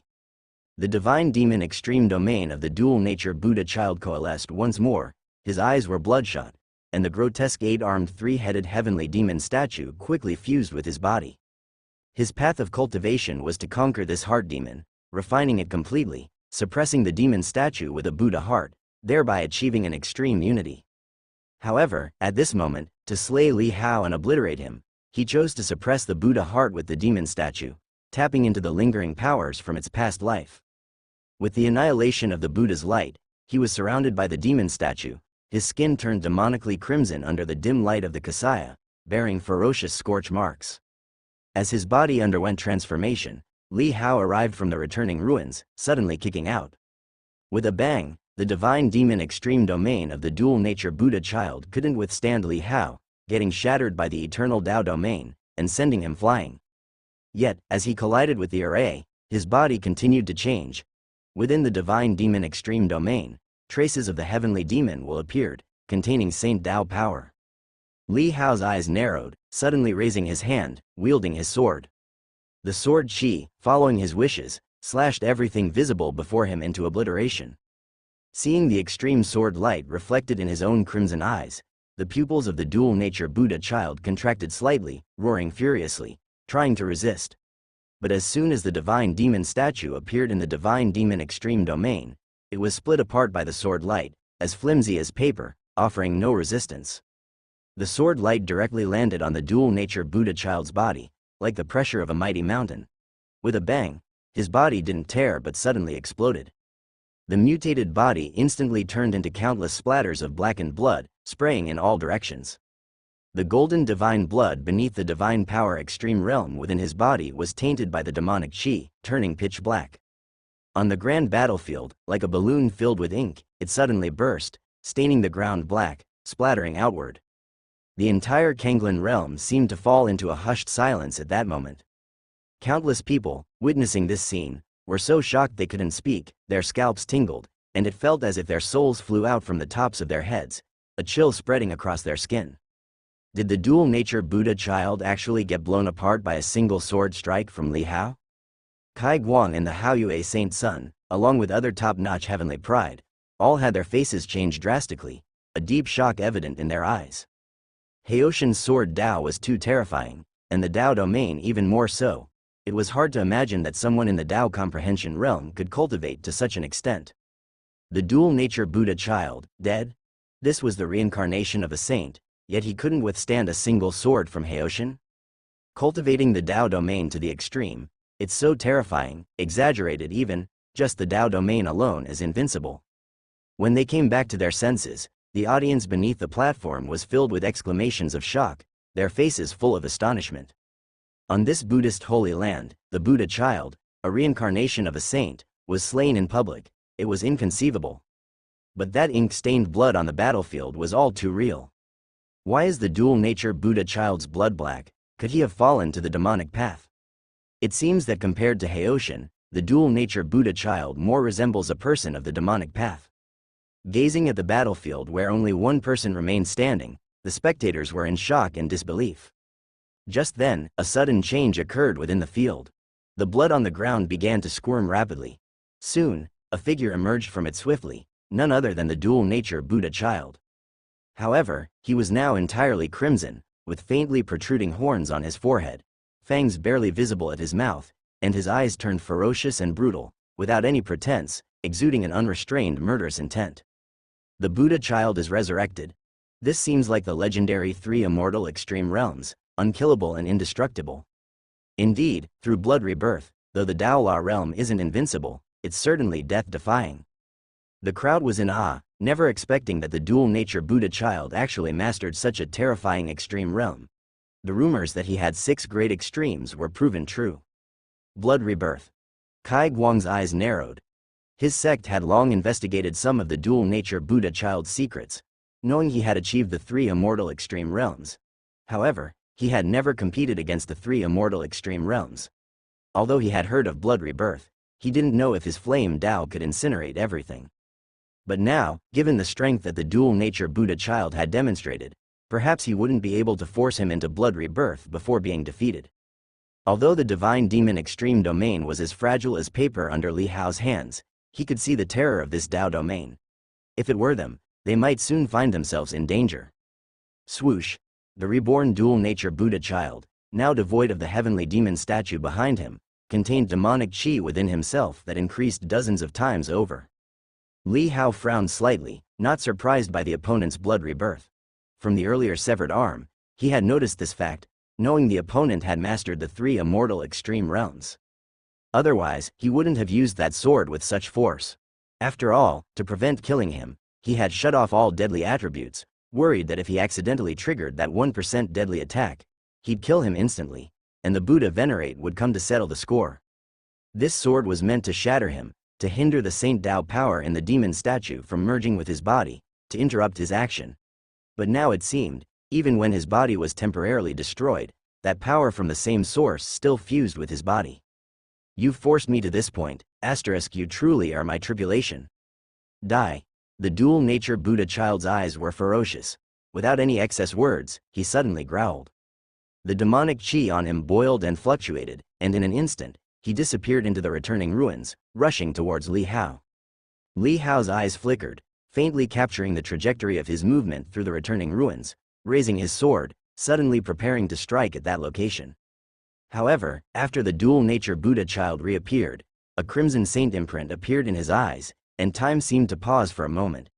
Countless demon thoughts, crying and wailing like wronged souls, suddenly assaulted Li Hao's will. His world was replaced by another scene. Scores of citizens dying tragically, flipping swiftly through the pages of his memory, rapidly passing by, leaving him dazzled. HTML, and all of this happened in an instant, causing Li Hao's sword momentum to pause slightly. Outer Ultimate 6 Harmonies, Annihilate the Heart. The twin Buddha child suddenly made a move, unleashing the power hidden beneath the guise of the demonic path. With a loud bang, an overwhelming crimson lightning seemed to tear through the void, striking down on Li Hao. Li Hao's eternal Tao domain was unexpectedly split open by the saint path within the crimson lightning, affecting his body. His body suddenly exploded, transforming into countless dazzling golden divine blood, scattering across the sky. This sudden reversal left the audience below in shock. Since Li Hao's battle with the twin Buddha child began, the successive scenes made people feel as if their brains had stalled, unable to process everything. Just a moment ago, Li Hao, who had seemed overwhelmingly powerful, was instantly killed by the twin Buddha child's strike, turning into a burst of blood on the spot. The brief silence was abruptly broken by a sharp cry. Qingfeng, Lin Qingyue, below the stage, lost herself for a moment, her face instantly drained of color. Instinctively, she called out Li Hao's former name, the Qingfeng that echoed in her memory. Upon hearing the shout, the crowd finally came to their senses, all of them struck with shock and awe. Such a terrifying monster, unexpectedly killed on the spot. Kai Guang stood dumbfounded, gazing at the ground littered with golden divine blood, unable to believe it. Lin Shuhai's eyes also revealed a trace of surprise, evidently caught off guard. The Haoyue saint son and other saint sons of heavenly pride widened their eyes, finding it hard to believe that Li Hao would die, and be killed in this struggle for a spot. The Buddha child has vanquished the demon and safeguarded the path. The Buddha child finally slew that demonic path. The demonic path deserves to die, what a relief. Many Buddhist disciples, realizing what had happened, began cheering loudly. Numerous people recited Buddhist chants with devout expressions, faces graced with benevolent smiles. On the stage, the twin Buddha child, having shown a hint of satisfaction, seemed to have sensed something, his brows immediately furrowing, a trace of disbelief appearing in his eyes. This child is extraordinary. In the Buddha hall, the literary saint sighed softly, feeling a sense of wonder at the boy's monstrous nature. At that moment, the numerous golden divine blood on the battle platform suddenly burst with dazzling golden light. Then all the blood, as if pulled by some force, suddenly converged, golden light appearing, and a figure stood once more on the battle platform. The pitch-black long sword thrown aside hummed and automatically sought its master, returning to the youth's hand. With a sword in hand, he regarded the world with disdain. Upon witnessing this transformation, the cheers of the multitude of Buddha child disciples below stopped abruptly, as if their throats were clenched. The benevolent faces froze, looking like statues in a temple, with eerie still smiles. Kai Guang and Haoyue, along with others who hadn't had time to mourn for Li Hao, stood dumbfounded at the sight, then immediately in disbelief. Blood rebirth? Did Li Hao also cultivate to the three immortal extreme realms? Li Hao raised his hand in a gesture, retrieving a set of clothes from space and quickly put them on. His gaze swept over the audience, sending a reassuring look to the blue-clad woman, whose face was filled with confusion, tears halting halfway down her cheeks. Then, Li Hao looked at the twin Buddha child before him, observing the other's gloomy expression, and lightly chuckled. It seems you're out of tricks. The crimson lightning just now had contained the power of the remnant blood from the twin Buddha child's past life, but it had already been squandered, breaking through his eternal Tao domain and tearing his body apart. Now without this force's support, Li Hao couldn't be bothered to continue with idle chatter. After he finished speaking, his body suddenly vanished. Returning ruins, flying kick, bang. With one sweeping kick, his leg bone struck the twin Buddha child's abdomen like a steel rod, sending his body flying into the array. Then, returning ruins again, stomp. Before his body could even fall from the array, Li Hao appeared above him, raising his leg high and chopping down like a giant axe onto his head. This kick drove the twin Buddha child's head harshly into the ground, blood seeping from his scalp, his face broken. Li Hao then grabbed one of his feet, swinging and smashing it onto the ground, bang, bang, bang. More than a dozen consecutive swings rocked the battle platform. The twin Buddha child's body was like a ragged sack, continually spraying black blood as Li Hao smashed him. After finishing his sequence of strikes, Li Hao flung him into the air, then performed an instant teleportation to his overhead, executing a spinning lateral kick that slammed him hard onto the center of the battle platform. The battle platform violently shook, creating a gaping pit. If not for the underlying shock-absorbing strength, the twin Buddha child would have pierced through this Buddha Hall's Saint Mountain straight to its base. Li Hao's body followed his descent, planting a foot on top of his head, pinning it to the ground, unable to move. To be a Buddha, yet cultivate demons, all flash and no substance, is this your cultivation? Li Hao scornfully looked down while stepping on the back of his head, speaking indifferently. Did you reincarnate just for this scene today? Hearing these words, the twin Buddha child, his mind buzzing, almost spat blood. Countless people in the Kanglin realm were left dazzled by this series of counterattacks from Li Hao. When they saw Li Hao stepping on the twin Buddha child's head, uttering these words, they were astounded, dazed, and feeling clueless. Daring to step on the reincarnated body of a saint, so audacious, probably only this one person in history. Below the stage, seeing this scene, Kai Guang's face twitched slightly. Suddenly he felt a bit lucky, relieved that he hadn't offended Li Hao too severely, recalling that being defeated by one sword was fortunate. Otherwise, being publicly humiliated like this would make it impossible to face anyone in the future. The Haoyue saint's son similarly felt a slight unease, suddenly thinking that perhaps they should let go of previous grudges, and it would be best not to provoke this guy in the future. Stop! On the other side, a sudden angry shout arose. The Buddha venerate semi-saint sitting on the green lion glared furiously at Li Hao, shouting loudly. Li Hao turned his head and saw the other's enraged expression, slightly raised his eyebrows, then slightly lifted his hand, making a gesture akin to a light shrug. My hands didn't move though. Seeing Li Hao's frivolous demeanor, the Buddha venerate semi-saint almost choked, as Li Hao was indeed pressing his foot on the twin Buddha child, which seemed unrelated to hands. People seeing Li Hao's frivolous and arrogant response, many were amused, especially the disciples from other holy lands who held no fondness for the Buddhist holy land, and at this moment, they even wanted to burst into laughter. Get your foot off, the Buddha venerate semi-saint said coldly. Such actions, even Buddha would anger. One should show mercy where one can. This humiliation is too much. Compared to his intent to kill me, humiliation is a minor issue. If you had a choice, would you choose death or humiliation? Li Hao said indifferently, yet did not move his foot, instead pressing down a bit harder. Previously, the focus of thousands, called the cutting-edge heavenly pride of the Kanglin realm, now couldn't even get up while being stepped on by him. Seeing Li Hao stepping on the Buddha child and casually responding to the semi-saint, that unparalleled figure left a lasting imprint in many minds. Whether Li Hao cultivated demonic path or not, such strength and demeanor left an indelible impression. You possess the undying extreme realm. It was merely a normal sparring. How could one speak of killing you? The Buddha venerate semi-saint spoke angrily. Moreover, it was you who struck maliciously first. If it hadn't been for his 3 immortal extreme realms, he would have been killed by you at the start. Li Hao smiled faintly. His arm regenerated in a blink. I knew he had extreme realm, thus I shattered his body, depleting his strength, but he didn't know I possessed 3 immortal extreme realms, yet intentionally attacked, trying to eradicate me on the spot. Why didn't you stop him then? The Buddha venerate semi-saint was slightly taken aback, angrily said, he has a demon-subduing heart, and you cultivate the demonic path. Allowing you to participate this time was already magnanimous on our part, don't overstep. He kills me, it's with a demon-subduing heart, I retaliate, it's malicious. No wonder you managed to cultivate a golden body, all the benefits are yours. Li Hao sneered, too lazy to continue the verbal fight, only lifting his foot and stomping again on the twin Buddha child's head. Stomping repeatedly, causing the twin Buddha child to spit out blood. He wanted to resist, but now under Li Hao's eternal Tao domain, he couldn't muster any strength.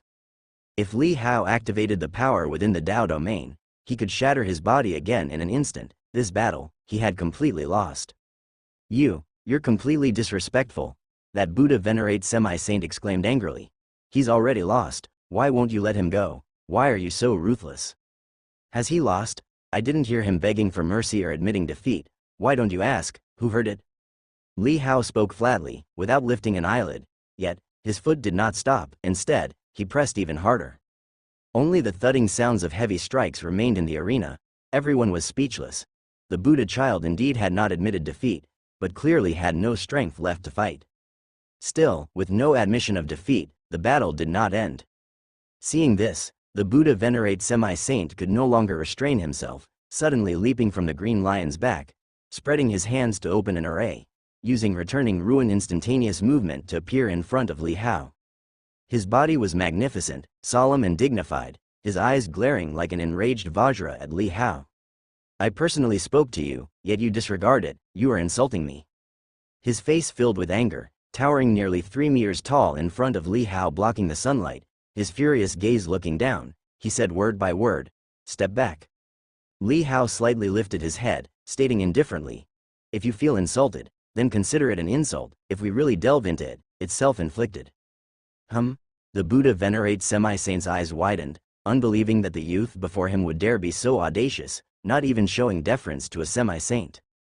Such arrogant spirit, though I am not a saint, I have cultivated the saint path. You disrespect the saint's will, don't blame me for taking action, teaching you a lesson in place of your elders. In the eyes of the Buddha venerate semi-saint, a fierce look emerged, his whole body radiating Buddha light as dazzling as dawn, the will of the saint path manifesting, inspiring a feeling of worship. It's the insight semi-saint. This demon is too audacious, not even heeding the words of the semi-saint. Who's backing him, to have such audacity to confront a semi-saint? Many Buddhist disciples' eyes shone, all wanting to see insight semi-saint crush Li Hao with a slap, regaining the face lost by the Buddhist. Insulting the semi-saint and receiving a lesson from him did not count as bullying the weak, it was at least justifiable. Below the stage, personalities like Zan Tan and Yi ancestors' expressions shifted slightly, not expecting the Buddha venerate semi-saint to personally intervene, making the scene quite unsightly. Buddha venerate, this might be inappropriate. The literary saint turned towards Buddha venerate, also feeling a sense of admiration for Li Hao's talent, hence spoke out. Next to him, Sword Saint remained calm, and sensing something, turned toward his disciple Bian Rushui, catching a hint of movement in her brow as if concluding from sudden insight. Around her body, the Taoist charm intensified, the temperature around rapidly dropping. This phenomenon and change, even his own natural manifestation of the saint path, were surprised, proving an entering Tao. She has actually achieved sudden insight into the Tao. Light gleamed in the eyes of Sword Saint, swordsmanship entering the Tao, that was already on the level of Haoshan. Although the ice and snow sword Tao wasn't as extensive as his affection sword Tao, nor the terrifying sword Tao displayed by this youth just now, it was after all an entering Tao, belonging to the top tier of heavenly pride across all heavens. Most crucially, this disciple was still young, her future path was long, and there was even potential for ritual path to saint ascension. Taking the ritual path meant there was no need for the heaven and earth law manifestation to accommodate incense fire for the extreme realm. After becoming a saint and then reincarnating to rebuild the extreme realm, living out a second brilliant life, this was indeed more secure. Thinking through these many thoughts, Sword Saint felt very pleased, his lips revealing a slight smile. Buddha venerate did not respond to literary saint's words, but turned his head to Sword Saint and said, "It seems your disciple has gained a lot from this battle, congratulations." Sword Saint replied with a smile, "Buddha venerate, you are too kind." On the Buddha hall, an unusual ice and snow phenomenon manifested. The air seemed to freeze, scattering frost flowers. Bian Rushui slowly opened her eyes. Her clear and bright eyes were as indifferent as a snow-capped mountain, devoid of any color or emotion. She had just experienced sudden insight. She severed ties with affection, cut off her past, and also severed the childhood shadow that lingered in her heart. Even though she had once said that she wanted to pursue her own sword Tao and was still willing to marry him as long as he was willing, raising children and such time-consuming and energy-draining matters, she needed to wait until her sword Tao reached great accomplishment to do those things for him. Facing the shadow that had accompanied her since childhood, although she chose sword Tao, she always felt a sense of remorse in her heart. Now, those buried feelings of remorse and longing deep in her heart were also cut off. She knew that if she did not sever these ties, she would be unable to reach the summit. He had said that when she climbed to the peak, to witness that true pinnacle of sword Tao, she could then tell him how dazzling it was. She also had this thought, but now, she had severed even that intention. To freeze the Tao heart and then to break through the Tao heart, only then could she achieve the forget love sword path that she suddenly realized. Indeed, her sword Tao had changed, evolving from the original ice and snow sword intent. The ultimate state of ice and snow was to freeze and shatter. Everything had emotion, except for ice and snow, which were emotionless, burying everything, suppressing spring, causing all things under heaven to tremble. Her sword Tao was the same. At this moment, her eyes were calm and indifferent. Recalling the Hao Yue Saint Sun and Moon sword Tao, she also felt a sense of, that's all there is to it. Though the sun and moon could reflect all things, everything could sever emotional ties and shatter them. She even felt that her master, the Sword Saint's sword Tao, was not perfect. Though the sword Tao of all beings was terrifying, all beings had something in common, emotion. Even birds and beasts had emotions. Where there was emotion, there was a crack, and that crack was the trajectory of her sword, the place where the light shone, and the extension of her sword. Huh? The Sword Saint noticed Bian Rushui's awakening but also keenly sensed something in his disciple's sudden insight, a change beyond his understanding. However, sudden insight was hard to explain. Some achieve greatness later in life, spend half their life in mediocrity, yet suddenly achieve insight, touch the saint's will, and undergo earth-shattering changes. Thank you, Master, for your protection. Bian Rushui looked around, seeing herself hovering above the Buddha Hall. She recalled being defeated and returning to the stage below, having her insight down there. Presumably, her master protected her to avoid interference from others. She nodded slightly. Though her words expressed gratitude, her eyes remained calm. Though she now cultivated the forget love sword path, she still acknowledged this emotion. How and when to repay it, she left it to her own heart's discretion. The Sword Saint shook his head slightly, glanced at her, and said nothing more. The literary saint glanced at the girl, realizing her recent insight had elevated her strength to the pinnacle of heavenly pride. Unfortunately, her insight came too late, destined to miss the current supreme genius battle. He withdrew his gaze, glanced at Buddha Venerate. After congratulating the Sword Saint, Buddha Venerate merely looked indifferently at the scene, as if he were an unmoved Buddha. This implicitly allowed that semi-saint of Buddhism to take action against that young man, suppressing him. The literary saint felt regret in his heart. Such a heavenly pride, though flaunting his edge, it was normal. Young people were full of spirit. How could they be called young if they weren't spirited? Not to mention that he suffered injustice and was slandered as demonic path. Having such anger was in line with one's true nature. If one feared a saint's authority and acted timidly, it would be hard to become significant. The Tao heart would be tainted. At this moment, on the battle stage, Juming revealed the Buddha light all over his body, brilliant and transparent.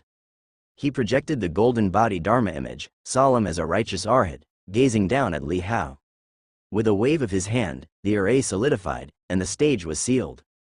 Seeing this scene, everyone below the stage was alarmed, realizing that this Buddhist semi-saint was serious, truly intending to personally take action, to teach this Haoshin a lesson. What are you doing? Stop it. A dignified Buddhist semi-saint. Do you mean to bully the young with the old? Shameless. He is your Kanglin realm's #1 heavenly pride, having just won this supreme title. Now you want to suppress him, affecting his incense fire. Don't you feel ashamed? Below the stage, Zan Tan, Yi Ancestor, and others were shocked and furious, shouting loudly in anger. They didn't expect the opponent to truly act against Li Hao, and for Buddha Venerate not to intervene. In any other small world, securing the first place in this title battle, what a monster, what excellence. It would represent the entire small world in battles against all heavens, carrying a great mission, great honor. But the result, having just defeated his opponent and secured first place, he was now subjected to suppression by his own world's holy land. It was infuriating. As they spoke righteously, they also exhibited their own embryonic power of the saint path, emanating the aura and majesty of a semi-saint, standing out like shining stars among millions of spectators, extremely eye-catching. Seeing 4 or 5 semi-saints speak up for Li Hao, everyone was shocked and turned their gaze. So many semi-saints. Are all these semi-saints speaking on behalf of that Haoshin? Haoshin's connections are quite deep, having so many semi-saints pled for him. Is it possible that these semi-saints don't know Haoshin and are just speaking up righteously? I also feel that the Buddhist semi-saint's actions against him were excessive. It is bullying the young with the old. That's right, and that Buddha child didn't even admit defeat, so being beaten is normal. What's with your mindset, defending that demon? No matter how strong he is, if he can defeat the Buddha child, just defeat him. Why humiliate him? Poor Buddha child has struggled in cultivation since birth, suppressing heart demons, facing lifelong calamities, and yet suffering such humiliation. That's right, don't forget that Buddha child is the reincarnation of a saint. What Li Hao is doing is beating a saint. Your words contradict themselves, don't they?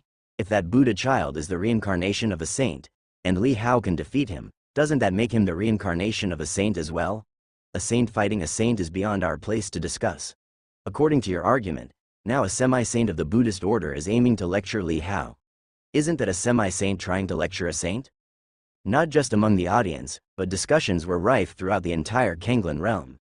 At first, when Zhu Ming proposed to teach Li Hao a lesson for disrespecting the saint's will, no one felt it was wrong, but now many semi-saints were speaking up for Li Hao, which led many people to come to their senses. Regardless of whether he was cultivating demons, this battle had already shown that he was the strongest heavenly pride of Kanglan realm. As one of the strongest heavenly prides within dozens of dynasties and 3 great sacred lands, he was supposed to be punished and taught a lesson at his moment of triumph. Wasn't this itself an insult? Seeing the rising voices of discussion among the crowd, many Buddhist disciples joined in, loudly denouncing and defending. Li Hao heard the shouts of defense from the stage below, including Zan Tan's harsh questioning. He couldn't help but look towards him, only to see that always smiling, breathtakingly beautiful face now cold as frost, a rare sight of anger, and he felt waves of warmth in his heart. Besides Zan Tan, Li Hao also saw the Yi ancestor and Green ancestor, as well as 3 other semi-saints from the Flower Travel Association speaking for him. A smile couldn't help but appear on his face.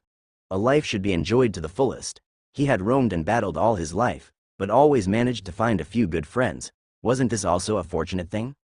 Still smiling? This is the Buddhist Holy Land. No one can protect you here. Zhu Ming saw the smile on Li Hao's face and his expression was ice cold.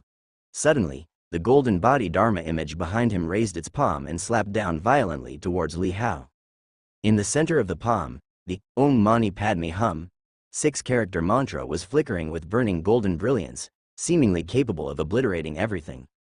Li Hao's gaze moved away from the stage below and looked at the giant palm that seemed to envelop the entire battlefield, his eyes flickering with a cold light. Zan Tan, Green ancestor, and others all changed colors, loudly denouncing. The crowd witnessing this sight held their breath. This was a semi-saint making his move, trying to suppress that peerless young man. Just then, a dazzling dark light burst forth, and the sword in Li Hao's hand shone with intense sword chi. The sword momentum was like a black raging flame swirling along the blade. He lifted his head, his eyes cold, as he swung his sword. A decisive and furious strike. Within the eternal Tao domain, countless streams of sword chi converge. The many aspects of sword Tao that Li Hao had comprehended merged at this moment, leaving only self-sovereignty. The world seemed to dim, the sun and moon lost their light, as that ultimate strike cut through. With a loud bang, the whole world trembled, countless lights and shadows intertwined, displaying numerous sword Tao presences. Eventually, all the anomalies condensed into a single dark yet bright sword light, slashing through everything. Bang! The golden Buddha palm burst open, the 6-character demon-suppressing mantra within it shattered, and the raging sword intent surged out, tearing the void asunder, and even time seemed to have been cut off for an instant. How is this possible? Zhu Ming's pupils shrank, shock flashed in his eyes. His nascent Saint Tao form, within it the Saint Tao intent, was actually sliced open by that sword. What a dazzling strike! It blew away everything before it, including the great golden body behind Zhu Ming, also cleaved in 2, and the array outside the battlefield was torn asunder. This sword Tao. Bian Rushui, who had just finished her sudden insight, also witnessed this scene. Her tranquil and beautiful eyes contracted slightly. In that strike, it seemed as if she saw the condensed essence of countless sword Tao paths, all compressed within that single strike. With one strike, there was nothing else in heaven and earth, only the sword light. Only I, the Supreme, as her eyes shook and her spirit stirred, Zhu Ming, who was directly in the path of the strike on the stage, bore the brunt of the sword that contained the full might of the eternal Tao domain, splitting the Buddha palm. His Dharma aspect was cleaved, and his own palm was cut open by the sword Tao, his fingers severed. Blood splattered, the terrifying sword power forced his body to retreat several steps. Seeing this, the discussions from the stage below fell silent in an instant. One sword to defeat a semi-saint. This was practically defying the heavens. Countless people across the Kanglan realm, looking at the sight reflected through the clouds, were shocked and dumbfounded. This scene exceeded their imagination, surpassed the limits of their cognition. To defeat a semi-saint while only in the Tao comprehension realm. Although a semi-saint is not a saint, they carry the title of saint, nonetheless, merely needing enough accumulated incense fire to become a true saint. Many people, despite the pain in their eyes, strained to watch the scene on the battlefield, not wanting to miss even a detail. Below the stage, Lin Qingyue, Zhan Tan, and others who were full of worry, were stunned, then felt a sense of astonishment. Although Li Hao had previously defeated the Buddha child and demonstrated great strength, they didn't expect him to be able to contend with a semi-saint. It is known that Li Hao didn't possess the power of the Saint Tao, but he defeated the opponent nonetheless. This can only mean that his own accumulation was too terrifying, his power too monstrous, leading to a qualitative change through quantitative change. It seems like he hasn't used his heaven and earth law manifestation yet. At this moment, someone in the audience suddenly realized something and uttered it out with a trembling voice as if screaming. This remark fell into the ears of many, causing their bodies to shudder, their blood rushing and freezing simultaneously. To reach such strength, one must possess the third extreme realm. This could only mean that the other party still had strength in reserve. This is too exaggerated. Who is this Haoshan? From which sect, which school, which supreme saint's direct disciple? With such strength, he certainly has a chance to take first place in the All Heavens competition. First place I dare not say, but top 10 is absolutely certain. Countless people were electrified with excitement. The battle rankings of the top 10 in All Heavens signify that if Kanglan Realm were to enter the battle, it would vie for a great destiny for Kanglan Realm, elevating the energy concentration of the entire realm. This would benefit countless martial artists of Kanglan Realm. Haoshan. Haoshan? Bian Rushui heard those numerous excited cries and picked out those two familiar characters amid them. Instantly, her mind conjured the image of a resolute youth who departed the divine general mansion on the snowy day, his back to the splendidly bustling loneliness. He had abandoned one of the most prestigious and illustrious surnames within the divine dynasty, calling himself Haoshan. Was it merely a coincidence in names, or the same person? Bian Rushui's gaze became intent. The more she observed, the more she felt that there was a faint resemblance in the other's appearance. However, his aura was completely unknown to her. The figure from her childhood, his presence and scent were all too familiar to her. There was no possibility of a mistake. This was definitely not the same person. But how could he have the same name? She stared intently at him, a sudden urge to make contact rising in her heart. You, Zhu Ming glared at Li Hao in fury. Although he hadn't unleashed his utmost power just moments ago, he had given nearly full strength, yet was thwarted by Li Hao. Was this the basis of Li Hao's confidence? It seems my immersion in the demonic path is profound. Even a semi-saint cannot suppress it. Li Hao casually held his sword, stating indifferently. His words carried a hint of mockery and sarcasm, as if intending to preempt the other party's thoughts, voicing what they intended to say. Hearing Li Hao's taunting, Zhu Ming's face turned ashen. He was eager to make another move, but that would look even worse.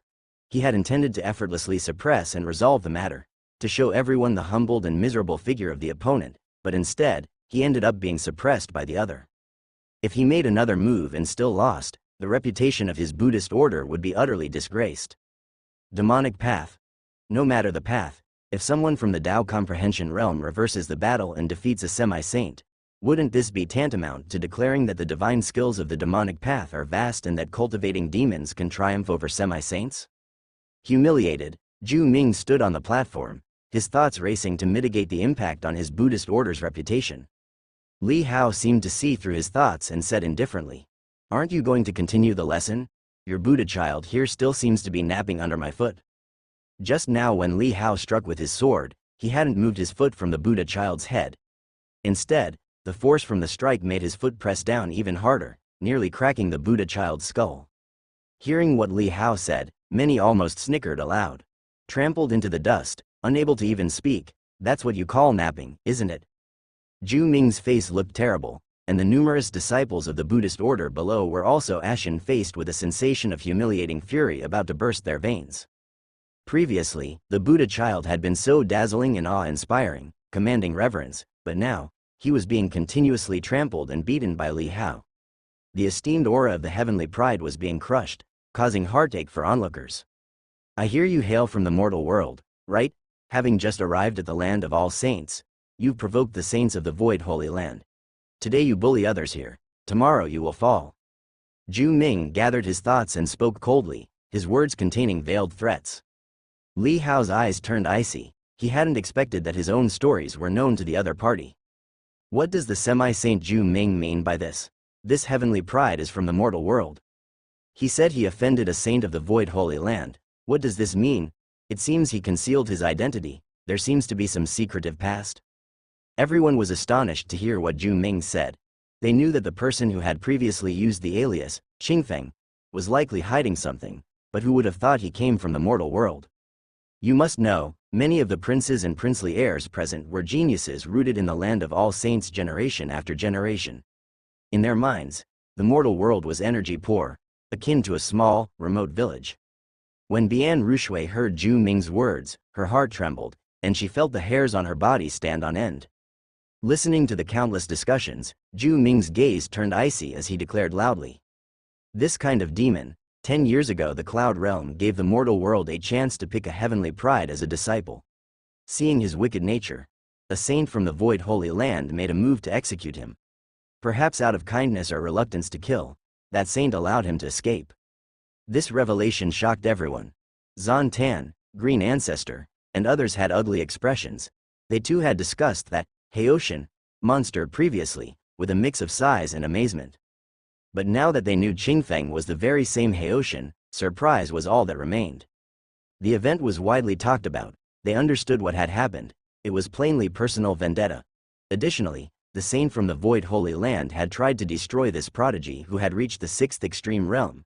However, in his version of the story, it was framed as a case of poor character. As a semi-saint, Zhu Ming's words carried considerable weight and authority. The fact that he mentioned a saint's intervention left many people shocked, looking at the young man with incredulity and suspicion.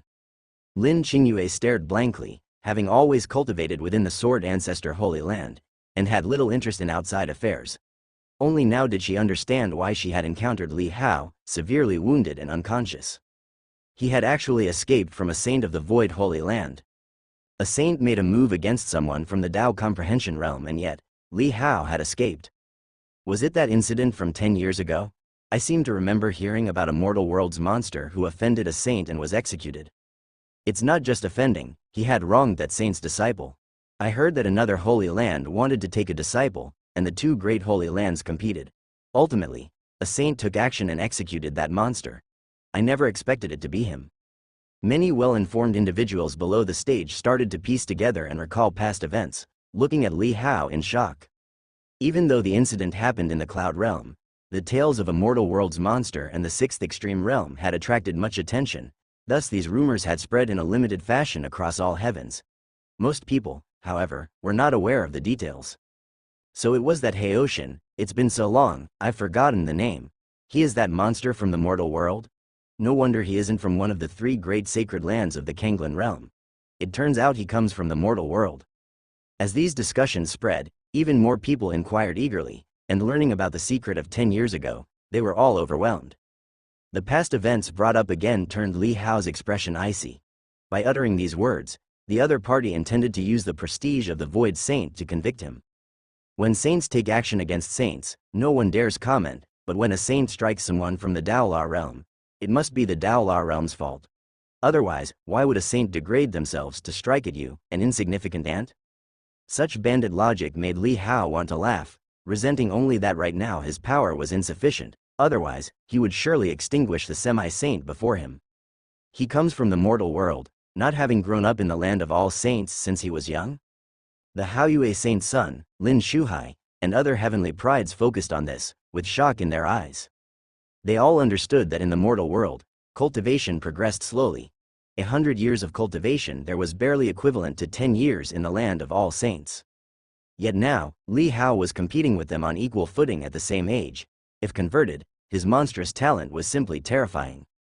To come from the mortal world and still claim the top spot for the Kanglin Realms tournament? The Buddha child has been defeated, even the reincarnated body of a saint has been stepped on. Has the mortal world undergone some anomaly? How could it possibly cultivate such a monster? That's too exaggerated. Speaking of offending a saint, why isn't he dead? The discussions below the stage were noisy and intense. Zhu Ming's expression was cold as he stared at Li Hao, refraining from making another move. He had initially acted on behalf of the twin-born Buddha child to save face for the Buddhist order. Now, if he continued to confront Li Hao, he might lose. Although he still had some tricks up his sleeve, Li Hao's sword strike had truly intimidated him. If you can't beat me, you smear my name, is this what you consider the saint path? Li Hao said coldly, as the other party was tarnishing his reputation and undermining his incense fire. To salvage the face of Buddhism, someone's face must be lost. Many things in the world work this way, just like the tilt of a balance scale. However, his gaze shifted elsewhere and noticed something odd. The constant flow of incense fire power that was drifting in did not diminish because of this. On the contrary, soon after the other party finished speaking, it surged rapidly. It seemed that much of the incense fire lost earlier had returned. This unexpected change left Li Hao surprised and somewhat bewildered. He and Zhu Ming had not anticipated that after Zhu Ming recounted Li Hao's past, people would become more focused on Li Hao's talents, his monstrous capability. Regardless of whether he was cultivating demons, or what his temperament was, he hailed from the mortal world, yet now he was stepping on a Buddha child, looking down on the pride of heaven, and even leaving the semi-saint at a loss. All of this was too incredible, commanding respect. I am the no-form Buddha, without root or form, without desires or pursuits. I use the heart of the no-form Buddha to traverse the unjust world, to suppress all demons. Since you are a demon, suppressing you is my Tao. Zhu Ming stated indifferently. If you proclaim to be the no-form Buddha, then why discriminate between Buddha and demon? All beings are without form, and demons are just forms of beings. Buddha's heart can generate demons, and a demon's heart can also generate Buddha. The reverse is the motion of the Tao. If even this you cannot comprehend, your saint path is nothing but self-deception. Li Hao said sharply. After these words, his poetry and books Tao unexpectedly gained thousands of experience points. Li Hao noticed this, but he had no time to ponder at the moment. Upon hearing Li Hao's words, Zhu Ming was slightly taken aback. That phrase, the reverse is the motion of the Tao, implied the will of the Tao and felt akin to the prototype of the saint path.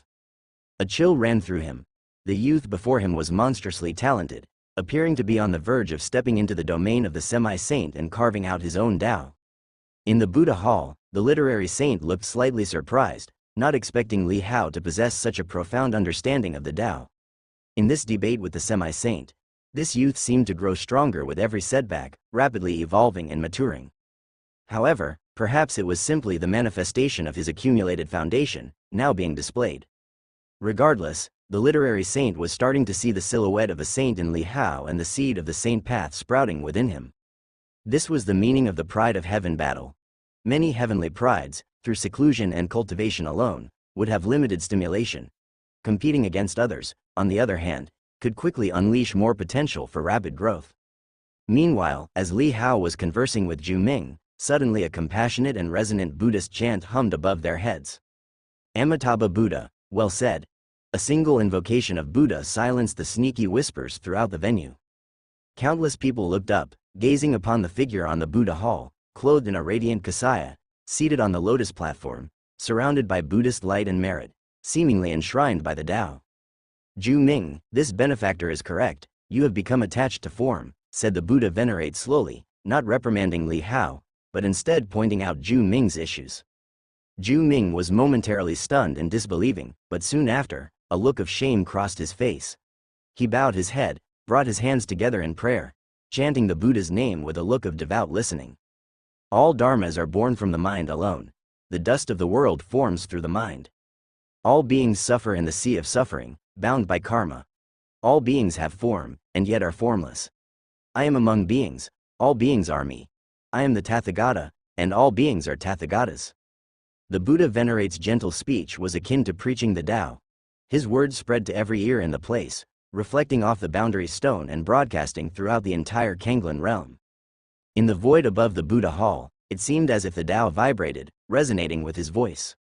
Many felt a tremor in their sea of consciousness, both in shock and in a daze, as if wisdom had been enlightened. The Buddha Venerate is preaching, discussing the Buddhist law.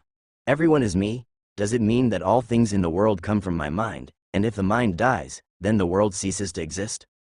If all people are me, then striving and jealousy are meaningless, gains and losses are all myself.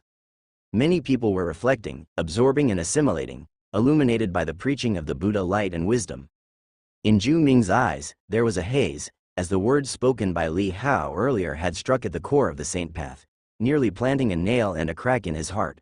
But now, under the gentle speech of the Buddha Venerate's preaching, that crack was being smoothed over. He realized that he truly had become attached to form. The Buddha child is one with the demon.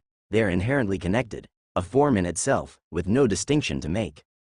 One flower, one world, one Buddha, one Tathagata. All beings are equal, good and evil are but a single thought. The Buddha Venerate's gaze landed on Li Hao, softly saying, "Benefactor, you are young with exceptional talent, yet you've taken a wrong path.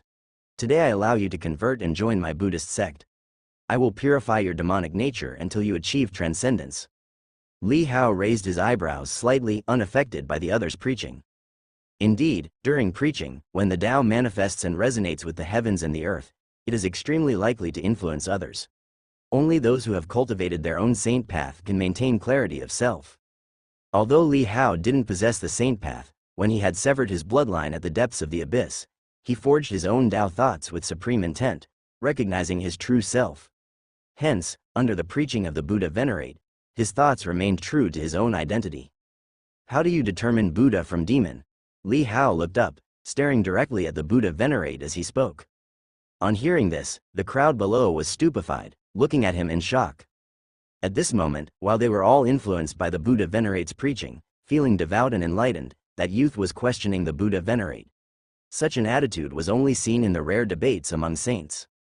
And when saints debate, their exchanges are extremely fierce, tantamount to a life and death struggle. If it is merely a light discussion on a certain point of view, the impact is negligible, and it is considered a mutual probing. If it's about the foundation of the other side's saint path, once the dialectics fail and the saint path collapses, the cultivation will also plummet, and the incense fire will be extinguished. Returning from being a saint to the Tao, it's imaginable how tragic that is. Buddha Venerate heard Li Hao's counter-question, his expression still compassionate and gentle, unable to fathom his emotions. The Yogacarabhumi Sastra says, there are 4 kinds of demons. First, aggregate demons. Second, trouble demons. Third, death demons. Fourth, heavenly demons. The so-called aggregate demons are the form aggregate, sensation aggregate, perception aggregate, volitional aggregate, and consciousness aggregate, which are our body and mind. Trouble demons are all the troubles of the world, desires, lust for form, and no thoughts, etc., all have troubles. Buddha Venerate softly said, demons reside in the hearts of all beings.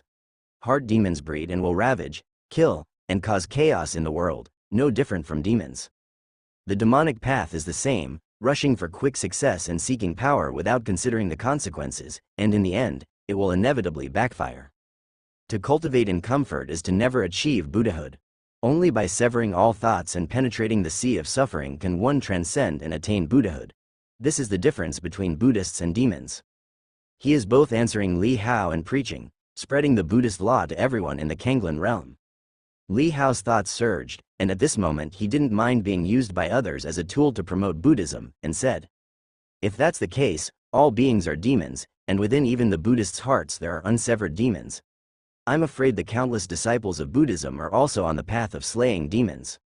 Buddha Venerate smiled and said, slaying the heart demon is a lifetime of cultivation, but for them, it's an inner demon, whereas benefactor, you have been deeply influenced by the demonic path and have completely fallen. Li Hao sneered inwardly. He knew very well what it meant to absorb the resentment from slaughter, and this Buddha Venerate must know better than anyone, yet still insisted on saying so, wiping away any reverence he had in his heart.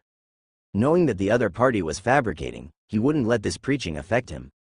The Buddha often says, all beings are equal, but in my view, beings have never been equal. Li Hao's eyes were cold as he said, scholars and noblemen, comparing them with commoners and beggars, can they be equal? The title holder compared with the scholar, can their status be equal? Dragon clan demons, compared with spirits of flowers and trees, can their strength be equal? Sun and moon, can their brilliance be equal? Some are born with stunning beauty, cherished by the world, while others with unsightly features are despised and scorned. Where does equality come from?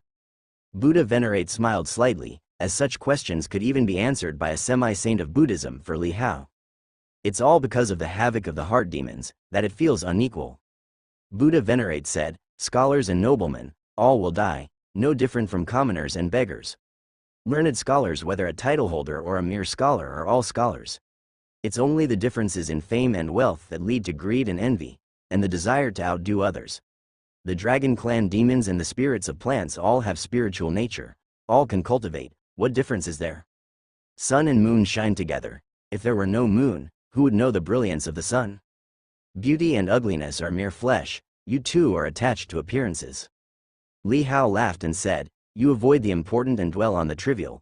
If beauty and ugliness are but flesh, then why does Buddhism insist on the golden body? Scholars and noblemen and commoners all will die, but their lives are worlds apart. Some are born strong, others weak and frail. You speak of equality, where does this equality come from? Buddha Venerate indifferently said, what benefactor speaks of is all influenced by greed, hatred, delusion, and desires. Once all attachments are released, one will see that all is true nature, and true nature is the heart. Those born strong may be cowardly, those fragile in body may have a strong spirit. Li Hao said, is that so, then even cowardice and firmness have differences, how can there be equality? You view everything as the work of heart demons and desires, but the things of the world inherently have differences. There are countless types of flowers, each with its beauty. You don't see winter plum blossoms in early spring, nor fresh bamboo shoots in the winter snow. If they are not the same, how can they be equal? Buddha Venerate slightly furrowed his brows. Li Hao's words were previously just common discontent of worldly people, but now his words carried some profound reasoning.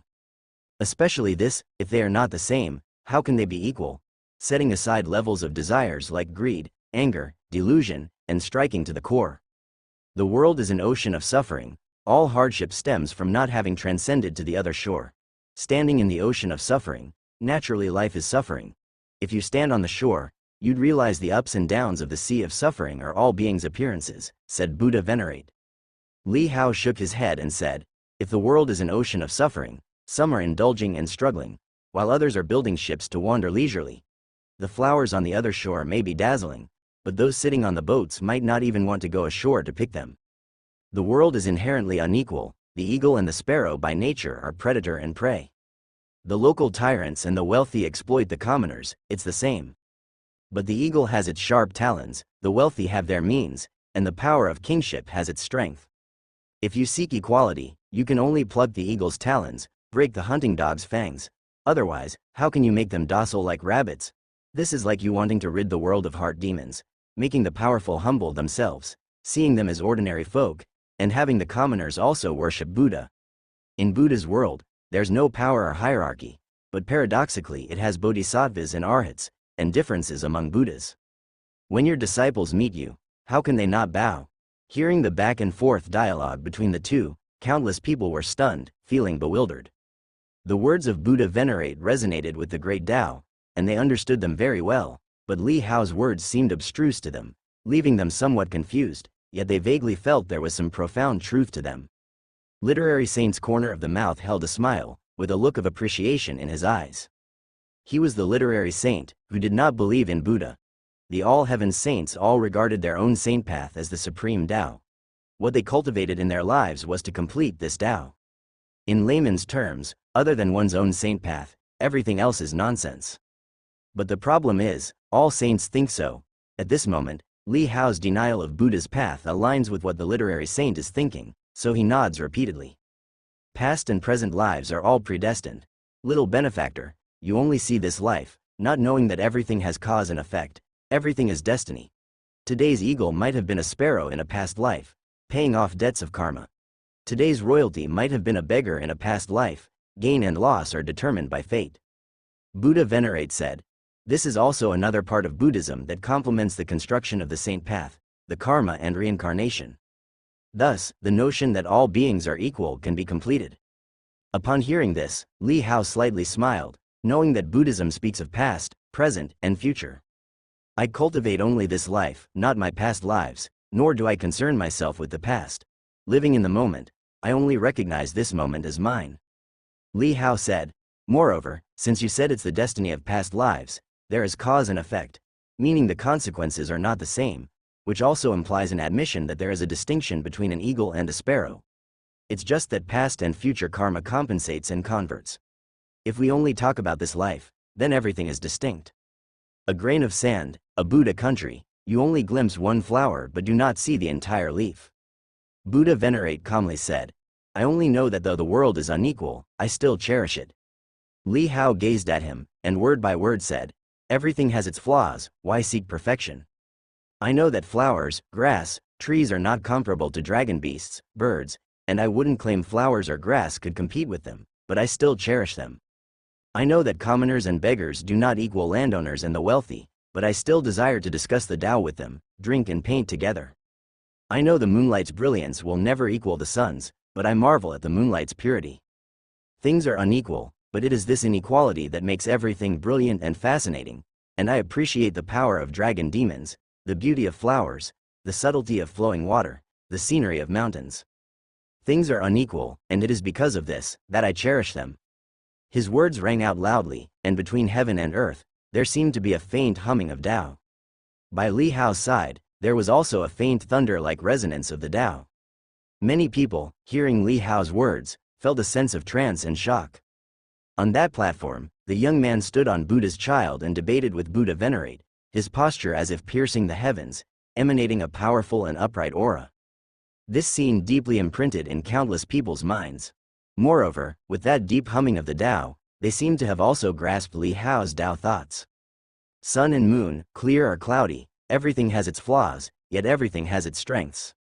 The naturally strong surpass ordinary individuals, that is their advantage. If everyone were equal, it would bear everyone's fangs, making all mediocrity. This concept contradicts Buddhism's teaching that all beings are formless, all beings are me, I am all beings. And Li Hao's Tao thoughts in his words were that all beings are indeed beings, I am just one of them, everything in the world is also just a part of the beings. Each shining brightly, no need to compete for brilliance, each shining on their own. Compared to the Buddha's path, many suddenly felt an aspiration and fondness for Li Hao's Tao thoughts. Hearing the great Tao's thunder resound next to Li Hao, Buddha Venerate's eyes, filled with compassion and a smile, suddenly slightly receded, signaling that Li Hao's words were not just bluster, but had gained recognition from the heavens and earth, beginning to form the embryonic shape of the saint path. In the Buddhist Holy Land, there are thunder sound towers, named after the great Tao's thunder, which is a necessary process for stepping into semi-saint. He actually already possesses his own Tao thoughts, almost forming the embryonic shape of the saint path. Buddhism's all are me, he is singularly me, wonder what path it will be if the saint path solidifies. Debating with a saint, proving through the great Tao's thunder is too exaggerated, what kind of once-in-an-epic monster is this? Countless people witnessing this scene were utterly shocked. This situation, even compared to the supreme genius battle among all heavens, might not match. It's hard to imagine, if this young man goes to participate in that struggle among all heavens, how spectacular it would be. In the Buddha Hall, Sword Saint's expression slightly intensified. He practices the sword Tao of all living beings, and the great Tao thunder resonating from Li Hao's words seemed to add a new glimmer to his own sword Tao. In the distant Sword Ancestor Holy Land, behind the sword tower at the edge of Sword Cliff, the sword master clothed in soft silver garments sat upright, not fishing. At this moment, he seemed to hear something, his lips slightly curved into a faint smile. The allocated battle is conducted in the Buddhist Holy Land, with the laws of that land relaxed. His probing was naturally not considered offensive.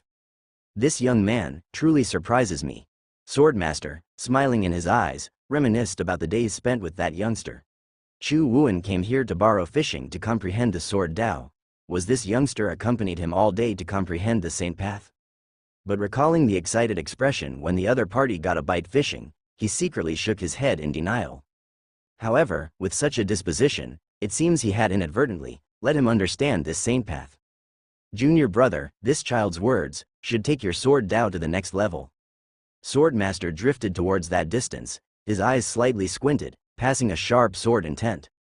Different from the sword Tao of all living beings that sword saint practices, he practices the sword Tao of heaven and earth, establishing a sword with heaven and earth, unaffected by all things. No wonder he was ambushed under Supreme Saint Gate. This talent, if made an enemy, is indeed frightening.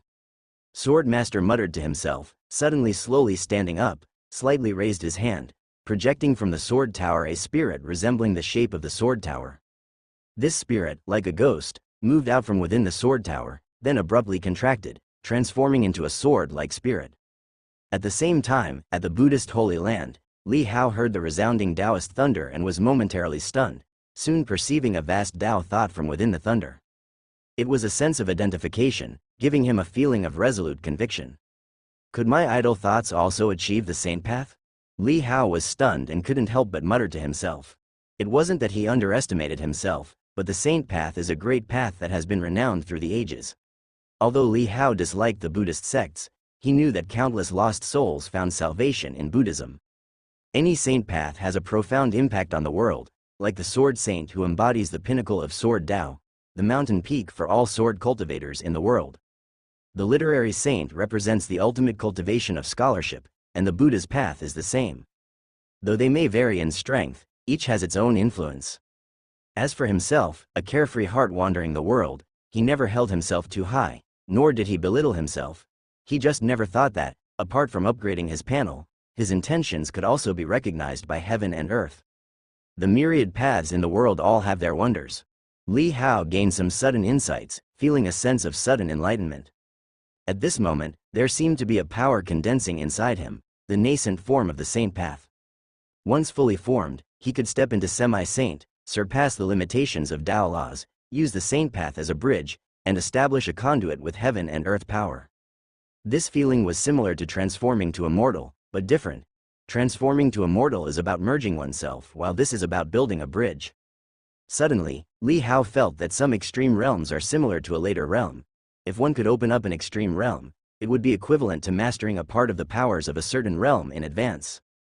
For example, returning ruin instantaneous movement is just at the 15 Li extreme realm, but mastering it in the 15 Li realm means its instantaneous movement is terrifying, completely surpassing the Taoist charm instant teleportation of the 4 stands realm. And transforming to a mortal by summoning heaven and earth power seems similar to a saint establishing a bridge and borrowing power from heaven and earth.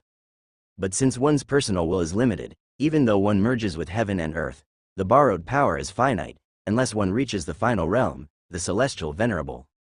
Only then can one command heaven and earth with unimaginable mighty power to manipulate all laws and powers of the world. By establishing a bridge using the saint path and borrowing power, as long as the saint path is stable, the power flows incessantly. Hence one can reflect on all heavens at will, and with a mere thought, transform into avatar form. Li Hao's eyes became slightly absent as his thoughts stretched to infinity, but soon, a chanting of Buddha's name reverberated in his sea of consciousness, disrupting his many thoughts, and he came back to his senses. Looking up, he saw Buddha venerate with a compassionate expression, softly speaking Buddhist scriptures. Little benefactor, your demon thought is profound, invoking the great Tao thunder, forming your own Tao thought. If you delve deeper, there will be another demon lord in the world. His body burst into Buddhist light, and the merit wheel behind his head became even more dazzling. I have a method of Buddhist law, the 8 heavenly dragons. If you can subdue them all, you can eliminate your karmic obstacles, achieve true fruits, and your cultivation will ascend further. As he spoke, he raised his hand and from the kasaya sleeves, 8 magnificent auras flew out, each unique, emitting pure Buddhist light. With your heart confirming the Tao, little benefactor, let's see how your heart's Tao is. Buddha Venerate smiled, appearing to assist Li Hao. But Li Hao felt a terrible threat from those 8 auras. His expression suddenly changed and said, "As a revered Buddha Venerable Saint, are you making a move against me? Little benefactor, this Buddhist law talks about the Tao, not the merits. You need not worry. Even if you fail, I will use Mahayana Buddhism to enlighten you and eliminate your karmic obstacles." Buddha Venerate said with a smile. Not many understood these words, but seeing the compassionate nature of Buddha Venerate, including his deeds like cutting his own flesh to feed eagles, and feeding himself to demons, it seemed that Buddha Venerate was indeed helping Li Hao. Li Hao was furious and worried. This was to destroy his Tao heart, to suppress the nascent form of his saint path. I follow my Tao, you cultivate your Buddha. Why must there be a distinction between right and demon? Where there is Buddha, there is demon. If Buddha is called demon, then what is demon called? Li Hao roared heavenwards, letting out a roar. The seed of his saint path had just sprouted, yet they wanted to sever his Tao thoughts. Such actions, though not aiming at his life, were crueler than destroying incense fire. Little benefactor, if you really cultivate the great Tao, this Buddhist law won't affect you. Buddha Venerate said. Li Hao didn't believe these words, but Buddha Venerate clearly also meant this for the beings of the Kanglen realm to hear. Many Buddhist disciples below praised in unison, chanting about the compassion of Buddha Venerate. Ju Ming watched Li Hao coldly, knowing this rising star was about to fall. Whether it was the aspect of demons or Buddha, they were all without form, and if it was formless, its fall was negligible. Li Hao stared at Buddha Venerate, clenching his teeth. If it weren't for the attention of the myriad at this moment, Buddha Venerate would probably do more than just destroy his saint path. If he could not escape, better to die standing than live on his knees. Besides, having previously left behind divine blood, cutting off his life was not an option, it was merely a battle for a Tao fruit. Swish, 8 auras suddenly rushed towards Li Hao, carrying a massive breath, the Buddhist light painting out lotus platforms and flowers, blossoming lotuses in the void. Li Hao issued a roar, his extreme realm manifesting, but those 8 auras appeared to transcend power levels, originating from the saint path. Only the saint path could confront them. Such tactics could even be considered a serious contest. Literary saint and sword saint saw this, their brows slightly furrowed, but they remained silent, given Li Hao's qualifications in. Ha ha ha. As the 8 beams of light converged to form a Buddha palm that seemed to connect heaven and earth, aimed to suppress everything below, suddenly, a loud and resounding laughter bellowed across the land. This laughter, coming from afar and growing closer, traversed the sky with a howling sound. Almost immediately, there appeared a blinding and terrifying white lightning, tearing apart that Buddha palm. Thunder roamed like serpents all around, and the wind and clouds underwent a violent change. At the same time, a figure in a green robe approached with leisurely steps from a great distance. Though his gait was slow and unhurried, with every step he crossed vast spans of space, and in the blink of an eye, he arrived at the Buddhist Holy Land, above the Buddha Hall, standing in opposition to the 3 saints. His long gray hair fluttered in the wind, and the green robe he wore billowed. Topped with an ordinary wooden hairpin, he bore a slight smile on his face. With hands clasped behind his back, he looked indifferently at Buddha Venerate, a hint of mockery in his eyes. Then, he looked down at the young man on the battle platform whose expression went from shock and anger to stupefaction, and with a toothy smile, he said, "Little Hao, long time no see." The familiar voice and words sent Li Hao into a trance. It felt as though his blood had begun to surge and boil, stirring excitement in his heart. He knew that figure all too well, although the temperament had changed somewhat, more ethereal and transcendent. Li Hao would neither mistake nor misrecognize him. It was Feng. Thief Saint, Feng Boping. Turbulence filled Li Hao's heart. He had not expected to encounter Feng here. Previously, when he went to Mo River and released Feng's soul thought, while Feng's soulless body remained at Heavenly Gate Pass, Qianqin informed him that Feng had departed, waiting for him in the land of all saints. Li Hao had not yet had the chance to look for him, yet Feng had found him first, to encounter each other here. Who is this man? A saint, he is a saint, fortunes gather, and Tao surrounds him. Which saint might this be? Many people were dumbfounded and shocked at the sight of Feng Boping. Literary saint and sword saint recognized him at once. It was the thief saint. Over a decade ago, it was heard that this thief saint had stepped into the 3 calamities saint realm in a single stride, had transcended the heavenly tribulation, and his method of transcendence was extraordinarily extravagant. While other saints resisted the heavenly tribulation, he actually stole the power of the heavenly tribulation and used it to confront the heavenly tribulation. That dazzling power of the tribulation light was his doing. The heavenly tribulation of a saint turned into his method of attack, indeed terrifying. Could it be his sect? Literary saint pondered with a flicker in her eyes, having suspected earlier that a heavenly pride like him must have a great figure behind him, but she didn't expect it to be this saint. Far away within Sword Ancestor Holy Land, by Sword Cliff, the figure holding the Sword Tower's artifact soul narrowed the eyes slightly, then smiled indifferently, causing the sword soul to dissipate and return to the Sword Tower. He did not say anything, and then sat down leisurely, drawing out his wine gourd to take a sip.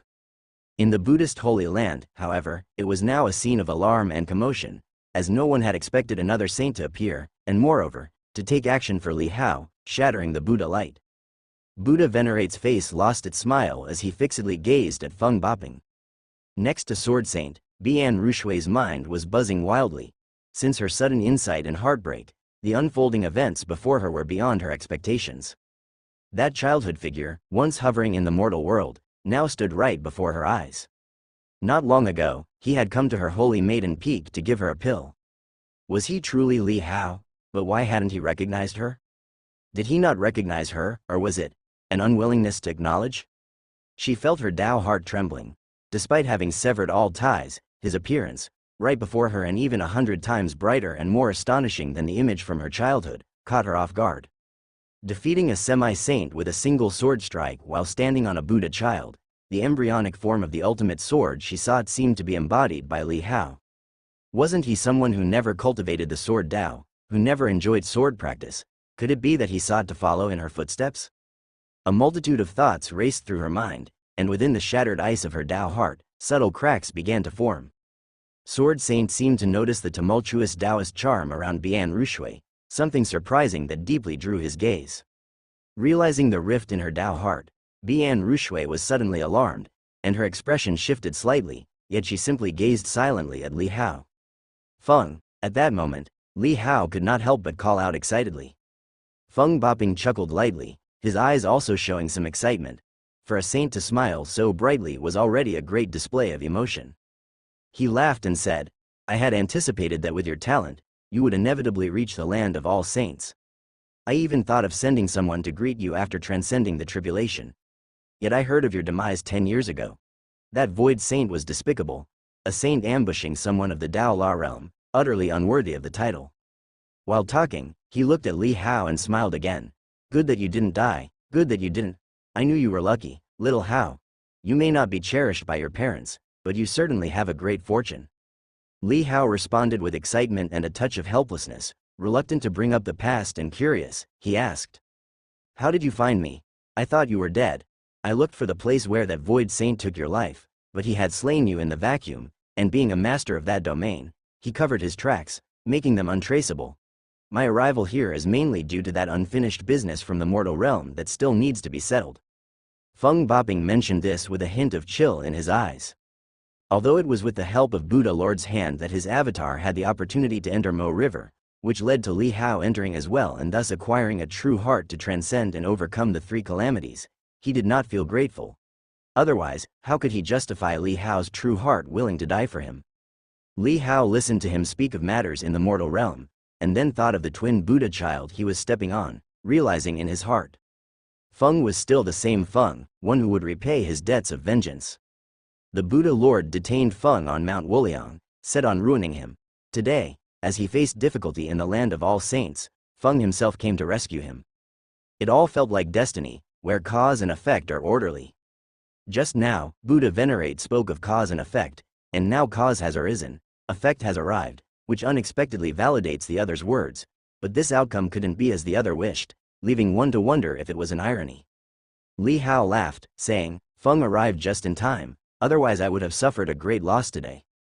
Feng Boping smiled warmly, saying, "Weren't you the one who was fearless of heaven and earth before? Now you know about suffering a great loss." Although his words were of blame, they revealed deep indulgence and affection. Then he added, "But I didn't arrive just in time. My alter ego has always been here, waiting for the moment. It's just that during the Pride of Heaven battle in the Kanglan realm, Buddhist laws temporarily faded away, allowing my thoughts to probe this place's conditions. I was not much interested in these juniors' combat, almost falling asleep, thanks to that fat Buddha who mentioned your name and background which aroused me." Upon hearing this, Li Hao realized it was indeed not a coincidence, but cause and effect. The matter of twin Buddha child's alter ego was the Buddha Lord's doing, likely already investigated by Feng himself, as it was too conspicuous and being both Buddha and demon, hard not to arouse suspicion. And having probed the situation, Feng had been here guarding, waiting for an opportunity, which remarkably led to their serendipitous reunion. Although Feng spoke casually, Li Hao could feel the genuineness within. No interest in watching the juniors combat, but his name arising amidst the noisy crowd startled him. The entire crowd, Listening to this elder and younger's question and answer, we're all stunned. It was clear these two seemed not just a master-disciple relationship, but rather close friends. An individual of the Tao Law realm, to be close friends with a saint? The two reuniting and conversing seemed to exclude everyone else, but Feng Boping's words darkened the Buddha venerate's expression. He hadn't known that his adversary had an alter ego waiting here. Fortunately, the twin Buddha child had always been retreating and comprehending the teachings in Saint Mountain, seldom descending, otherwise, he could have given his adversary a chance.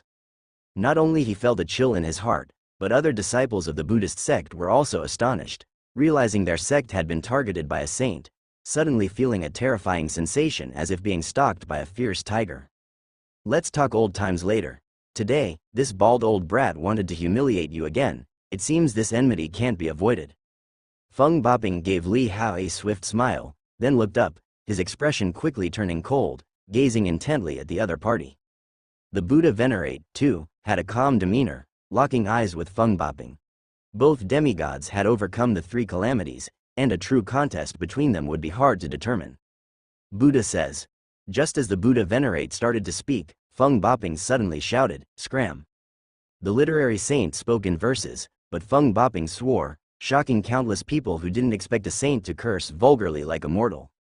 Simultaneously with his words, Feng Boping raised his palm, the intense tribulation light in his palm appearing, transforming into a thunder spear flying toward the opponent. The Buddha venerate's complexion changed slightly, quickly raising his hand, the Buddha light in his palm blooming, mantras revealing. He practiced the thousand-world equality Tao. Even facing the Supreme Saint's attack, he could greatly reduce it, seeing it as equal. Under this equality saint path, he could measure and suppress using Buddhist law. Among his realm his combat power was amongst the highest. As the mantras revealed, saint path cycles spun, the tribulation light also vanishing. Similar to the one he had overcome, but since he had overcome it then, he could still overcome it now. But Feng Boping didn't stop. Tribulation light emitted, suddenly raising his hand, the stealing heaven skill operated, accessing all Tao in the world, including the Buddha venerate's equality saint path, stealing it and turning it against him.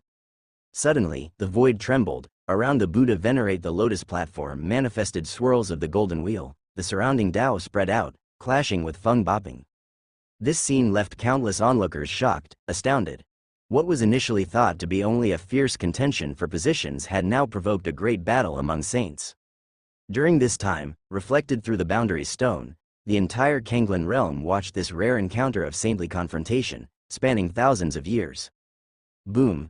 As Feng Boping's stealing heaven sacred Tao activated, the power of the Buddha venerate was continuously siphoned, growing weaker and weaker until his body turned into a phantom-like image, shattered by Feng Boping's heaven and earth tribulation light. Just at that moment, a Buddha light suddenly shone from behind the Buddha hall on the Saint Mountain. It was the true body of the Buddha venerate. What was in the Buddha hall was merely an incarnation projected by him. As the incarnation dissipated, the true body of the Buddha venerate was revealed. With a raise of his hand, endless Buddhist law enveloped the space, illuminating the surroundings of the Buddha hall in dazzling golden brilliance, displaying his own Buddha Tao domain. Feng Boping let out a cold chuckle and similarly displayed his own Tao domain, the stealing heaven extreme domain. Within the Tao domain, sacred Tao circulated, rubbing against the Buddha venerate's Tao domain, yet it stole the power within the Buddha Tao domain. In this prolonged battle, he would only grow stronger, continuously stealing the opponent's power during the engagement.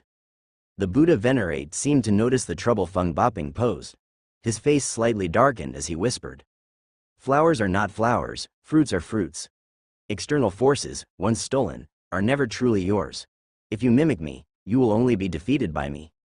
His body suddenly expanded, revealing a towering Dharma aspect, paradoxically sending power voluntarily to Feng Boping, yet that power contained the equality Saint Tao, which in turn suppressed the power inside Feng Boping. Feng Boping scoffed, his sacred Tao circulating, immediately tearing apart this shackle. Divinely ingenious, my theft is not their theft. All things are taken by me. He lifted his hand to capture the Buddha light, his stealing Tao circulating, aiming to seize the opponent's emotions and desires, capturing them, stealing his consciousness. However, when the sacred Tao activated, he sensed that the inside of this Buddha venerate's body was empty, void of desires and thoughts, like a stone. He let out a light refusing to believe that the opponent truly had no desires. Otherwise, why would he establish the Buddha hall, gather incense fire? Even pursuing transcendence and liberation is a form of desire. If truly without desire, then it would be but an empty shell. Soon, he realized that the opponent had hidden all desires within his own Saint Tao, making them difficult to probe and perceive. The Buddha Venerate also noticed Feng Boping's methods, and suddenly a surge of compassion rose from his heart, this power of compassion flowing towards Feng Boping as if given voluntarily. Feng Boping unwittingly began to absorb it, bizarre thoughts of the Buddha school emerging in his mind, which he immediately severed. Their exchange was completely different from ordinary cultivation technique sparring, filled with killing intent at every step. The two clashed with their Saint Tao, neither yielding, while the Buddha Venerate displayed successive top-tier divine skills of the Buddha school, aiming to suppress Feng Boping. Meanwhile, Feng Boping wielded heaven and earth tribulation light continuously from his palm, shattering the Buddhist law. Numerous spectators beheld this scene, dazzled. Saints clashing, hard to discern clearly, yet the oscillations of the boundless Buddhist law seemed to envelop the entire Saint Mountain, stunning everyone. Li Hao was witnessing a battle of saints for the first time, feeling an extraordinary Saint Tao.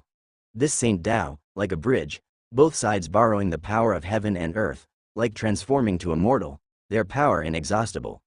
They fought across this bridge, battling within heaven and earth, stealing power from each other. Li Hao had an insight. The confrontation of saints was not about overpowering oneself, but about plundering the other.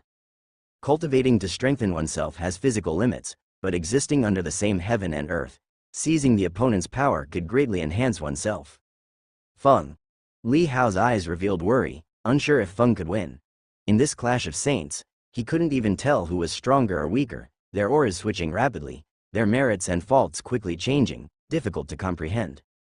Literary Saint and Sword Saint looked serious, watching intently. They were not three calamities saints, still lacking the passing through heavenly tribulation, without the unbreakable body, but at this moment, they could see that both sides had a hard time killing each other, having endured the baptism of heavenly tribulation, undestroyable through countless calamities. The only possible way to defeat the other was to break his Saint Tao, but at this moment, their Saint Tao seemed equally matched, difficult to determine a winner. Saints at the same level clashing, not something that could be resolved in a few moves. Despite both sides striking vigorously, it might still take 3 days and 3 nights. For saints, this period of time was trivial, able to mobilize the power of heaven and earth, possessing infinite stamina, and would not feel exhausted. Boom! A Buddha light struck out, only to be deflected, shooting into other constructions of the Buddha hall in the distance, instantly reducing an area to dust. Saints clashing, their powers affecting each other, made the millions of spectators present feel frightened. Such a scene of heaven collapsing and earth splitting was unprecedented. They felt like the indomitable Tao was collapsing, the sky within the Buddha light turning a bloody red, like a brutal doomsday scene, as if the heavens had been burned through. Om Amitabha Buddha, endless seas of Buddha, infinite seal. Suddenly, a chant resonated, from behind the Buddha hall on Saint Mountain.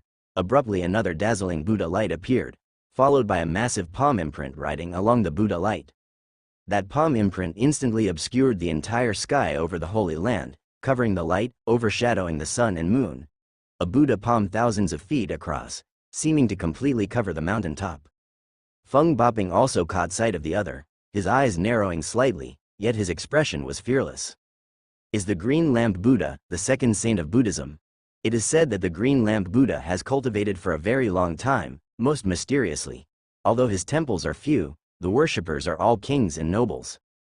1,000 years in a dark room, a single lamp illuminates all. Green Lamp Buddha is the ever-burning lamp of Buddhism, and it is said that his cultivation time even surpasses that of Buddha Venerate. Seeing the Green Lamp Buddha, countless people excitedly discuss. Many had heard of this mysterious Buddha but had difficulty glimpsing his true form. Master. Zhu Ming saw the Green Lamp Buddha, his face changed slightly, and immediately lowered his head.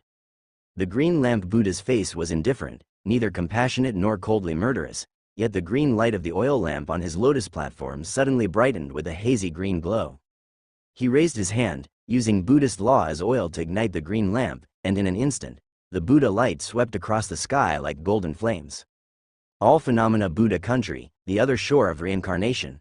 The Green Lamp Buddha murmured softly, and under the shroud of Buddha light, his Tao domain spread out, and a dark aurora emerged as if it could plunder all vitality.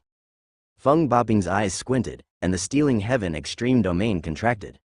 Elsewhere, Buddha Venerate also made his move at the same time, with thousands of palm imprints following his Dharma aspect, which were the cultivation techniques accumulated over thousands of lifetimes, each palm print representing a lifetime of suffering, now all pressing down on Feng Boping, making him bear the pain of 1,000 lifetimes. Boom! But Feng Boping's body suddenly vanished, then abruptly appeared in front of the green lamp Buddha, reaching for the green lamp, stealing the power within it. The wick began to shake violently, and a portion of the oil was stolen.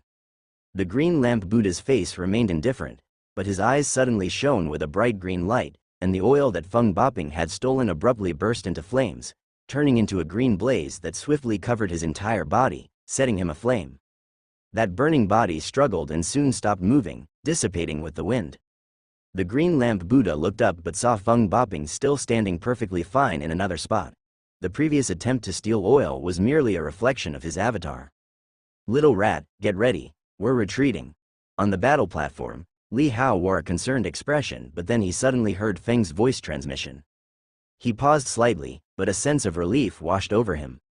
If Feng indeed decided to have a blood feud with Buddhism here, it might not end well. After all, this is the Buddhist holy land, their home ground, and Feng, alone and outnumbered, would struggle to gain the upper hand. If he wishes to escape now, the only option is to follow Feng and leave. Li Hao's gaze swept around, seeing many familiar faces below, among them Yao Ancestor and others like Zan Tan and Yi Ancestor who had previously spoken up to support him in anger, but right now they were all looking up at the high sky, transfixed on the saint's confrontation, as if in a trance. Only one pair of eyes was fixed on him. As he looked over, their eyes immediately met. Li Hao's eyes flickered slightly, smiling at Lin Qingyue, signaling her not to worry. He knew that now was not the time to entangle with her, as it would implicate her. With Sword Saint's protection, and her being the saintess of the Sword Ancestor Holy Land, Buddhism wouldn't dare to touch her easily. He withdrew his gaze, suddenly realizing that he still had the twin Buddha child underfoot. A cold glint burst from his eyes. Previously, he had hesitated to deal a heavy hand to the twin Buddha child due to concern about Buddha Venerate's intervention, but the latter had still shamelessly made a move. Now he no longer needed to hold back, and his bodily strength abruptly surged. The twin Buddha child, sensing Li Hao's killing intent, changed color drastically. Although Li Hao had previously suppressed him, he knew Li Hao didn't dare to kill him, considering Buddha Venerate, but now it was different.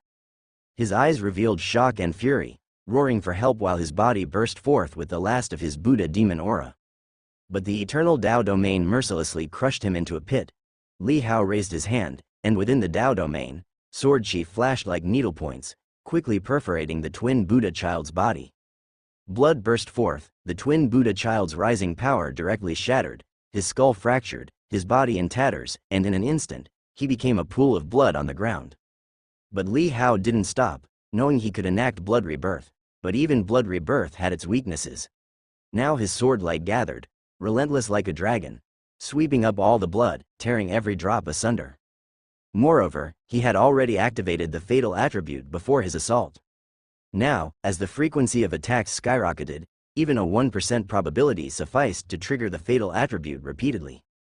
Every drop of blood annihilated, the terrifying plundering force took hold, and from within one drop, a frightened roar emerged, but barely began before it was silenced. The commotion here also attracted some attention, and when they saw on the battle platform Li Hao turning the twin Buddha child into a bloodbath, a series of astonished cries rang out. This top monster of Buddhism, a saint reincarnated, was slain by Li Hao in such a manner. Outside on the field, Zhu Ming and many other Buddhist semi-saints also noticed the shock here. Stunned, they erupted with fury and rushed towards Li Hao. At this moment, with saints in combat, the previous Pride of Heaven battle rules seemed to have disappeared. They were set on preserving the twin Buddha child's blood so that he could survive. If he were to fall here, he would re-enter the cycle of reincarnation, and this Pride of Heaven battle would be forever beyond the twin Buddha child. "Beast, stay your hand," Zhu Ming, closest to the action, bellowed with fury, his Buddha eye flared, suddenly pressing a palm towards Li Hao. However, Li Hao's eyes were ruthless. Previously, he had somewhat spared him out of civility, not revealing the full extent of the extreme realm, as the immortal transformation extreme realm easily attracted the scrutiny of saints, but now with his identity exposed, he held back no longer. Transformed to immortal, in an instant, the sixth extreme realm unfolded, and the power of heaven and earth poured forth. The geopulse surged behind Li Hao like a hurricane, a vast power converging at the center. Standing on the battlefield, Li Hao appeared like a young war god. Facing several semi-saints rushing from the Buddhist Holy Land, his eyes widened in fury as he roared, "Suppress!" The eternal Tao domain revealed itself, resembling a heaven and earth furnace, enveloped by endless sword qi. The Tao domain pushed horizontally, under the immense power and the transformed to a mortal state. The Tao domain greatly strengthened, actually suppressing all the semi-saints of the Buddhist sect within it. The Tao domain does not fear the onslaught. Even if many semi-saints attack together, they are still blocked and suppressed by the Tao domain. Seeing this scene, numerous people lost their voices again. Is this truly the young man's genuine stance, his real power? Li Hao suppressed numerous semi-saints, but did not stop his actions, still swiftly annihilating the twin Buddha child's blood, and in a blink, he shattered all its blood. The opponent's blood was not his divine blood, hence, it was easier to eliminate. All this happened in a flash, and when the last of the blood was also exterminated, the green lamp Buddha lowered his brows. A hint of rage seemed to emerge in his eyes. He raised his hand, flicked a bit of green light lamp oil towards Li Hao. This lamp oil traveled through the eternal Tao domain, rubbing out green flames along the way, setting Li Hao's Tao domain ablaze. Li Hao felt his Tao domain burning, his power simmering. His expression changed suddenly, sensing an overwhelming Saint Tao power from that lamp oil. A grand saint, bullying the younger, and you're not embarrassed. Feng Boping's voice sounded. In the instant the green lamp approached, Feng's figure suddenly appeared beside Li Hao, yanking his body away, teleporting to another place while pinching out the bone marrow like green lamp flame. How dare you be so vicious? Buddha Venerate's thoughts hurriedly probed only to find that the aura of the twin Buddha child really had dissipated, cleanly killed by Li Hao. He was supposed to be capable of blood rebirth, yet in that instant, all blood was eliminated by Li Hao. Breaking rules, killing the Buddha child, your sins are indelible. Buddha Venerate looked down at Li Hao, his solemn expression revealed a chill. Feng Boping sneered, only you can break the rules, but others can't strike back. Today we father and son will not comply. When Haoshin becomes a saint another day, we will come to settle the account with you. While talking, he didn't linger, suddenly applied the Saint Tao, enveloped Li Hao, and turned to leave. Come and go as you please, it's not that easy, Green Lamp Buddha murmured coldly, yet those words were saintly sounds, like the laws of the Tao, falling in the ears of commoners as ancient and mysterious whispers, unclear, and the meaning could not be contemplated. Outside the Buddhist Holy Land, the laws and prohibitions suddenly rose. A dazzling Buddha light arose from the Saint Mountain, shooting towards the traces of Feng Boping. Feng Boping utilized a strange movement technique, moving without a trace, but was still targeted by the Buddha light, seeing a Buddha eye erect on Green Lamp Buddha's forehead, tracking him. Boom! When the Buddha light shot over, Feng Boping turned to slap it away, but it erupted with a thunderous noise, shaking his body. His expression changed slightly, his figure flickered again, activating the Saint Tao, stealing gaps in heaven and earth. With his mysterious movement technique paired with threading through the returning ruins, in an instant he appeared thousands of miles outside the Buddhist domain. In Li Hao's vision, the vast Buddhist Holy Land suddenly became extremely small in the distance, due to his own powerful physical body and strong eyesight. If it were a commoner, at this moment they would not be able to peer at that majestic Buddhist Saint Mountain. They appeared in a barren land. Feng Boping did not pause, again taking Li Hao, disappearing quickly. On the Buddhist Saint Mountain, Green Lamp Buddha's expression was gloomy. The opponent's movement technique was too fast. This thief saint, known for his movement technique, not yet passed through the heavenly tribulation 10 years ago, was already able to travel through various holy lands. Now having passed the heavenly tribulation, perhaps apart from the supreme saints, no one could retain him. Just in a brief moment, his eyes of Green Lamp Buddha also lost track of the opponent's aura. Feng Boping came quickly, and left quickly. As he took away Li Hao, the great battle at the Buddhist Saint Mountain also thus ceased. At this moment, everyone was astonished, coming to their senses. Countless people looked around, attempting to spot the figure of the thief saint, but saw nothing, including the peerless young man on the battlefield, also gone. That Haoshin has been taken away by the thief saint. How terrifying! Is this a saintly battle? Completely incomprehensible, but felt very shocking. Compared to the saintly battle, I just saw that Haoshin actually used the Tao domain to suppress many Buddhist semi-saints. Am I having problems with my eyes? Various discussions arose below the platform. This alteration in the quota battle shocked everyone. This matter could even possibly spread outside the Kanglin realm, becoming known throughout all heavens. That twin Buddha child has been suppressed. Isn't he capable of blood rebirth? That blood on the ground, why don't we see him reborn? Just saw that Haoshin continually launching sword chi attacks on that blood, seeming to have shattered all the Tao thoughts within the blood. At this moment, the ground was full of blood, but this blood was utterly lifeless, showing no signs of healing. On the Saint Mountain, aside from the noisy discussion of the crowd, the many Buddhist semi-saints were eerily quiet, faces looking ugly, emotions complicated and changing. Having acted together just now, being suppressed by that young man simultaneously, utterly unimaginable. Releasing a tiger back to the mountain today, if that young man becomes a saint one day, he will certainly be a major trouble for the Buddhist path. Green Lamp Buddha glanced at Buddha Venerate, said nothing, his figure slightly blurred, disappearing atop the Buddha hall. The face of Buddha Venerate was grim, displaying not a hint of a smile, the opponent's parting words, like a spike piercing into the heart of the Buddhist path. He knew that young man already had the seed of the saint path sprouting. With more days of cultivation, he could forge an initial form of the saint path. When that time comes, one would reach the half-saint realm. If one could accumulate enough incense fire, one would be able to step into becoming a saint. However, the other party is protected by the thief saint, and sooner or later they will be able to accumulate enough incense fire. He remained silent for a moment under the watchful eyes of the literary saint and sword saint. Expressionless, he chanted the Buddha's name in a low tone. This child has fallen into the demonic path, become a great demon.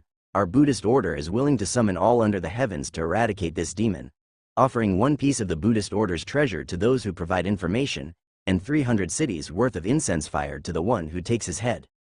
Upon hearing the words of the Buddha Venerate, everyone was shaken. 300 cities worth of incense fire could even allow a semi-saint to prove their way to becoming a saint. This lavish reward was akin to treating that young man as if he were a saint.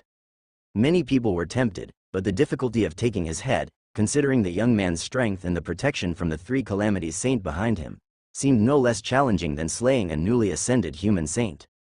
The saint's 4 realms, each calamity corresponds to one realm, human, earth, and heavenly calamities corresponding to human saint, earth saint, and heavenly saint, respectively. Once the 3 calamities are passed, the saint path is perfected, and one can achieve the position of a supreme saint. Haoshin took first place in our Kanglin realm. If he were to be killed, who could replace him to fight on behalf of our Kanglin realm in the supreme genius battle? That's right, Haoshin's power is formidable even among all heavens, and he even has a chance to win first place. If he can secure the first place in the supreme genius battle, our Kanglin realm's fortunes would greatly increase and our power will surge. Our Kanglin realm is one of the 23 lower realms. If he can secure the first place in the supreme genius battle, it might even grant us the opportunity to rise to the central 9 realms and become the 10th realm. Many were shocked by the ambition of the Buddha Venerate, yet they knew that such matters were far beyond their concern. On the contrary, the Buddha Venerate's desire to kill Li Hao touched upon their interests. Numerous martial artists from the Kanglin realm voiced their doubts and discussions. Having secured the first place for Kanglin realm, regardless of his character, at least he could represent the Kanglin realm to compete for great fortune across all heavens, and now being hunted by the Buddhist sect to be killed, it was as if everyone's interests were being affected. The Buddha Venerate heard the discussions below, yet his face remained cold and indifferent, naturally foreseeing such reactions, and then he said, "The strife for spots in the heavenly pride battle has ended. Though that demon child is tyrannical, he is still representing our Kanglin realm in battle. Before the supreme genius battle ends, the Buddhist order will not act against him, and the previous killing order is only valid after the conclusion of the heavenly pride battle." The literary saint looked at the Buddha Venerate and shook his head slightly. Once the youth was deemed a demon, as Buddhas, they must eliminate the demon, which essentially put oneself in a tight spot. Moreover, since the dual Buddha child was slain by him, if the Buddhist order did not respond with righteous fury, it would be belittled by others. But now that the youth was also representing Kanglin realm in battle, and had performed brilliantly, the world's thoughts were complex. Knowing that he is a demon, yet also knowing that he can bring benefits to Kanglan realm, they hoped that the Buddhist order would forgive him. Those who harm us are foes, those who benefit us are friends. Under such a natural tendency, the righteous and demonic principles of the Buddhist order would also be set aside. Even if he were a demon, if he could benefit the Kanglan realm, he would also be sought after by many martial artists, which was ironic yet also a reality. At this moment, upon hearing the words of the Buddha venerate, the numerous disputes finally ceased, and the disciples of the Buddhist order immediately praised Buddha venerate for his kindness and magnanimity. Thus, the battle for spots came to a hasty conclusion, and the top 10 spots were sorted out, with Li Hao still among them. Having publicly slain the dual Buddha child, the contention for the first spot naturally fell to him. Lin Shuhai, Hao Yue Saint Sun, Kai Guang, and many other heavenly prides wore complex expressions. They had not expected the battle for the first heavenly pride to lead to so many events. The dual Buddha child had been slain by Li Hao, and Li Hao had been driven away by the Buddhist order. What would happen in the subsequent war among all heavens was unknown. As the fanfare and excitement ended, the audience gradually left Buddha Mountain. Kai Guang wore a complex expression. This battle had been an eye-opener for him. The strength Li Hao displayed in his fight against the dual Buddha child far exceeded his own, and he had thought himself a peerless genius among his equals, but now it seemed there was still a significant gap. If this was the level of the monsters among the final top 10 in all heaven's battle, he feared he would have no hope of reaching that rank. Seclusion, cultivation. Kai Guang clenched his teeth and turned to leave. Lin Shuhai and the other heavenly prides were also greatly stimulated, and the shadow of that unparalleled figure lingered in their minds. One by one, they departed from the mountain, hoping to ascend another level when the true battle among all heavens commenced 6 months later. The Sword Saint glanced at his disciple, seeing the Taoist charm around Bian Rushui flicker erratically, as if her thoughts were shaken.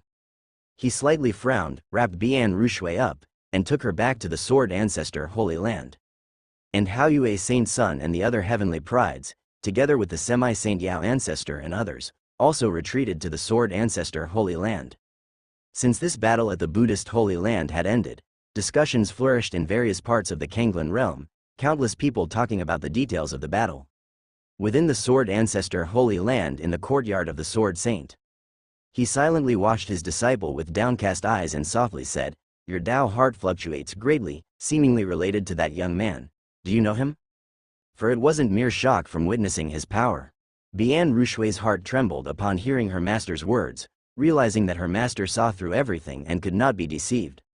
Moreover, she had never intended to conceal anything, yet at this moment, a slew of muddled thoughts surfaced in her mind, casting a sliver of doubt upon herself. She lifted her head to look at her master, and under those profound and tranquil eyes, her heart seemed to find a moment of peace. In a low voice, she said, "He is the fiancé I mentioned to Master, the one I met in the mortal world." The Sword Saint's gaze shook slightly. Although he'd anticipated this, he hadn't expected such a close relationship. That dazzling young swordsman was actually his disciple's fiancé? When he previously brought Bian Rushui to the land of all saints, he had learned of her mortal affairs but had not delved deeply until now, prompting a closer inquiry. Bian Rushui narrated the entire story without omitting a single detail. After listening, the courtyard fell into a brief silence. "So it seems, it was that young man who casually guided you and enabled you to step onto the path of the sword and reveal your vast natural talent for swordsmanship," said the Sword Saint, squinting his eyes. But he remembered being told that the young man did not enjoy practicing the sword from a young age, instead taking great interest in the zither, chess, calligraphy, painting, and such.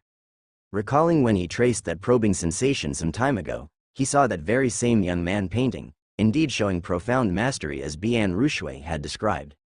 If it is as you say, completely untaught yet so adept at the sword, even the reincarnation of a saint would be baffling to explain, unless... Unless what? Bian Rushui was stunned, involuntarily looking at her master, feeling an indescribable emotion welling in her heart, like fear. "Unless he is the reincarnation of a sword immortal," the Sword Saint murmured, yet his expression remained calm. "Or perhaps, he is that 1 in a billion rare prodigy in the art of the sword Tao." Bian Rushui was shocked, not expecting her master to hold Li Hao in such high esteem. Sword immortals are but legends, ethereal and elusive. Compared to that, the Sword Saint glanced at his disciple but refrained from elaborating further. Rather than believe in the so-called reincarnation of a sword immortal, it might be more plausible to acknowledge that this young man was truly a one-of-a-kind monster in the world. Even so, the thought ignited a flicker of longing and envy in his heart, and it would be the same for other swordsmen, if not more so. Without practicing the sword, yet so young, under 30, to have entered the Tao through the sword, to any swordsman, such a tale would be infuriating enough to cause a heartbreak and rupture of their Tao heart. However, now he has provoked the Buddhist sect. Their bounty is merely for show, the real killing blow is likely hidden elsewhere, making his situation extremely perilous. Unless he always stays with the thief saint or seeks protection from his sect. But you said he comes from the mortal world.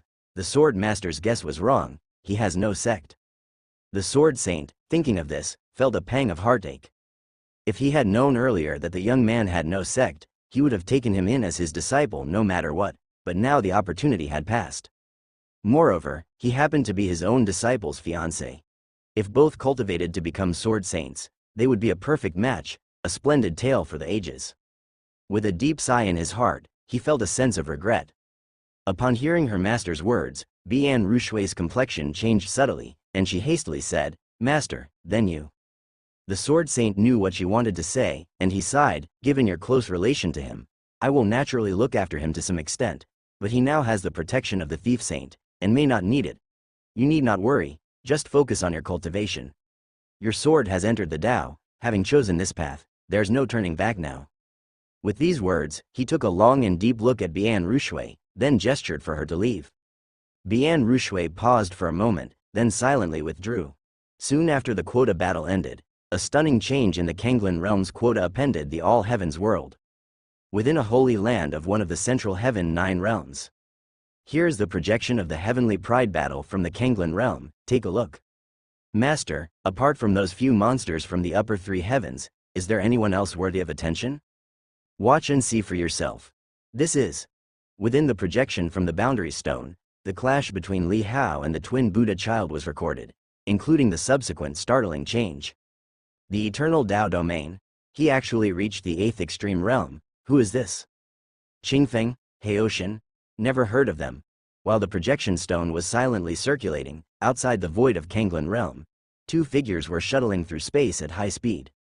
Li Hao followed Feng Boping. After parting ways with the Buddhadom, they pierced through the barrier of the small thousand worlds and walked through the void, temporarily leaving the Kanglin realm to head for the little thousand world where Feng resided. The little thousand world is also one of the 23 lower realms, with only 2 holy lands, namely the Stealing Heaven Holy Land and the Lai Sky Holy Land. Feng Boping is the leader within the Stealing Heaven Holy Land, the Thief Saint. Consider this place as your own home. If you need anything, just come to find me and tell me outright. At the summit of Stealing Heaven Holy Land, within a vast courtyard, Feng Boping said to Li Hao with a smile. This was the foremost courtyard, which he now entrusted to Li Hao as a place to stay and settle down. All right, Li Hao nodded, not exchanging much polite small talk with Elder Feng. Having been apart for a long time, they were too familiar with each other. It was as if they had returned to the mortal world, fishing by the Demon Lake and keeping each other company at Heavenly Gate Pass. The little thousand world is unlike other places.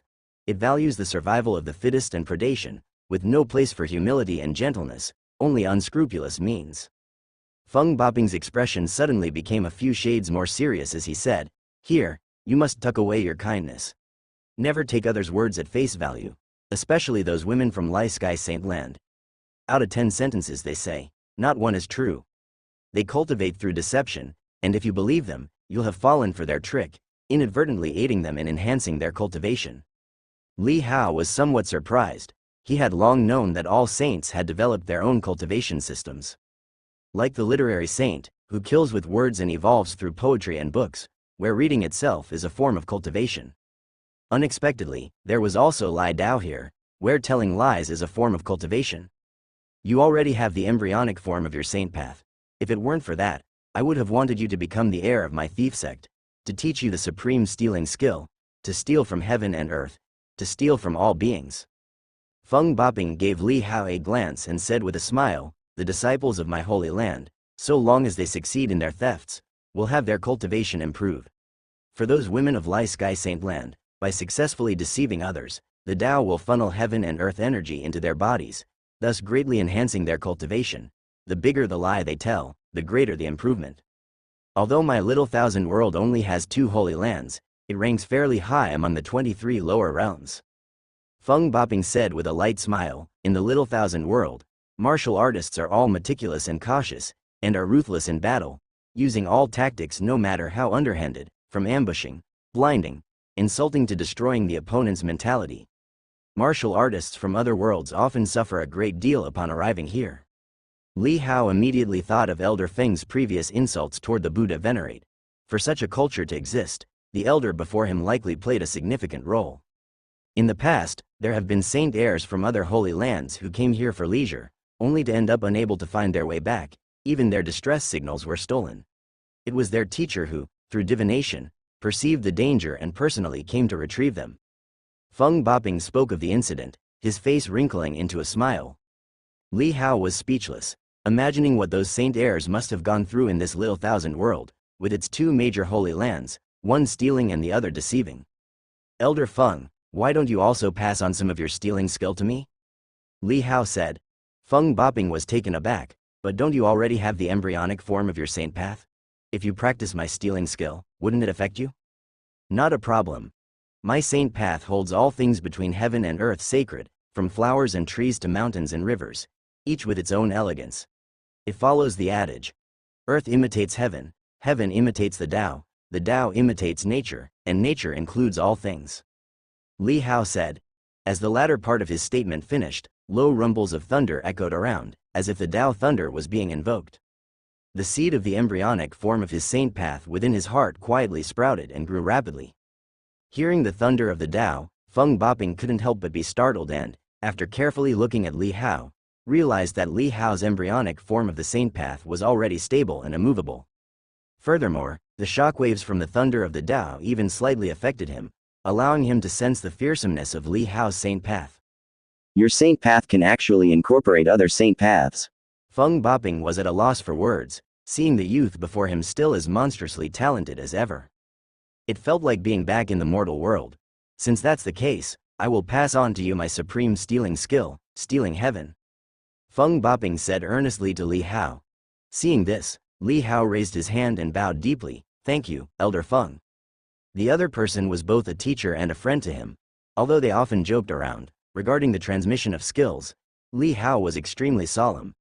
The skill was not passed lightly, this was sharing a secret, a privilege not even direct disciples might necessarily receive. This time, Feng Boping did not act polite, calmly accepting Li Hao's deep bow, and then said, There's only half a year left until the Supreme Genius battle. Time will pass in the blink of an eye, but it's enough for you to master my stealing skill. If your embryonic saint path reveals itself and you step into the half-saint realm within half a year, then the title of number 1 in the Supreme Genius battle will undoubtedly be yours. Li Hao nodded. After all, he was participating in the battle aiming for first place. That victory would grant them incense fire that could help one instantly become a saint, saving hundreds of years of accumulation. Feng Boping said no more, and immediately raised his hand to envelop the courtyard with laws, and then began to transmit the skill to Li Hao. The stealing heaven skill, imparted without reservation. They sat facing each other, passing teachings through the sea of consciousness, and the complete stealing skill cultivation system of the stealing heaven holy land appeared before Li Hao. Li Hao suddenly understood and could not help but admire Elder Feng's ingenuity. Cultivating the stealing skill was similar to practicing sword or knife play. The difference lay in what was being practiced, thievery. The stealing skill required immersion in the world, wandering amongst mortals to seek and find, but the stealing skill only stole, never robbed. Robbery would instead ruin the cultivation. The manifold methods of the stealing skill emerged one by one in Li Hao's sea of consciousness.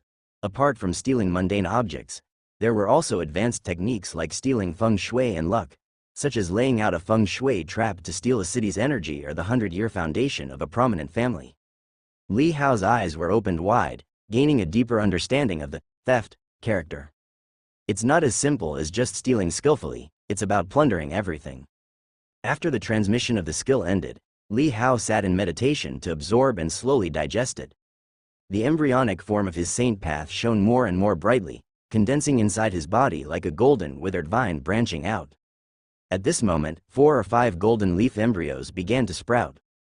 Li Hao knew that those golden leaves represented the cooking Tao, artistic path, and others. Apart from the stealing skill, music, chess, calligraphy, and painting, all could lead to the Tao and be integrated into his saint path. While Li Hao was receiving the transmission to cultivate the stealing skills, the projection stone began to circulate in many holy lands. The name Haoshan had become rapidly well-known, stirring small ripples across the land of all saints. In the Cloud Realm, one of the three great sacred lands, within the Void Holy Land, a figure sat in a crack in the Void Holy Land, surrounded by terrifying chaotic void currents, a place not easily tread by those in the Tao Law realm. Suddenly, this majestic figure surrounded by the great Tao abruptly opened his eyes. His eyes were silver white, like the void-generating eyes, emitting a sharp cold light. He's not dead, he frowned, but his eyes showed seriousness. The scene from 10 years ago seemed like just yesterday to him. He had transformed into an assassin, lying in wait in the void for 10 years, yet that young man had still not died and had slipped away? Blood rebirth, divine blood end realm. Is this the divine clan? No wonder they were once known as the Undying Clan.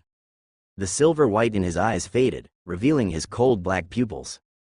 Thief Saint, him again. Void Saint's eyes showed murderous intent. This was a heavenly saint who had crossed the three calamities.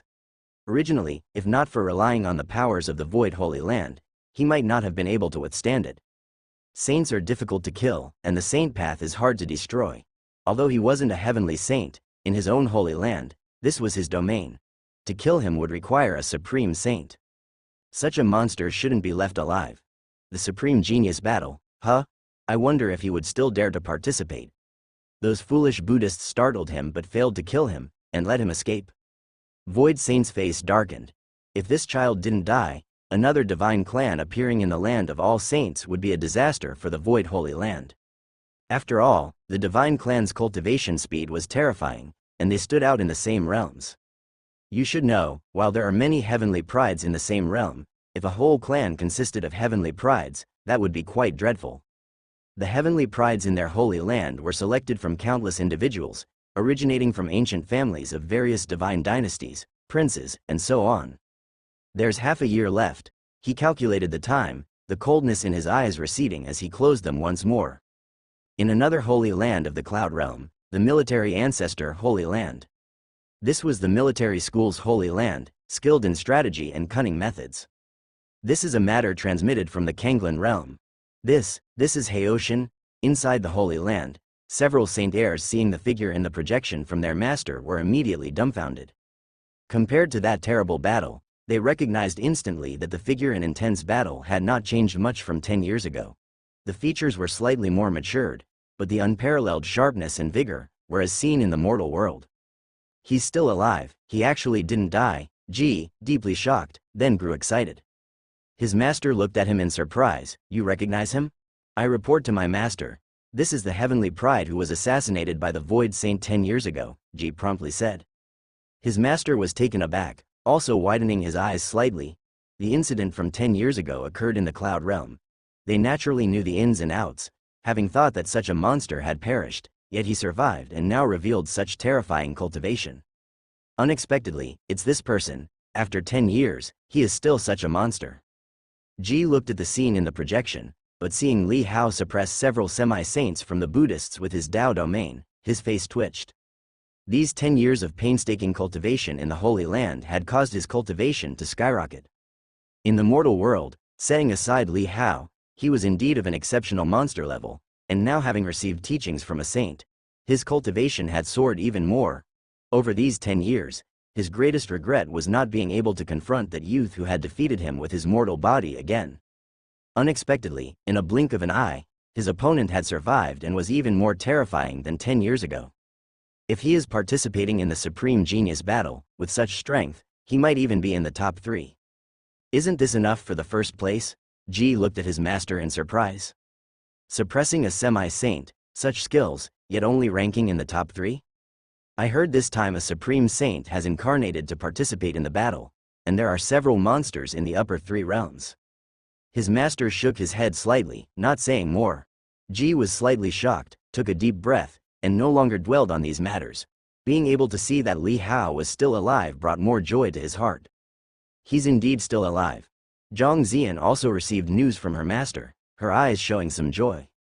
In fact, She had known early on that Li Hao hadn't died.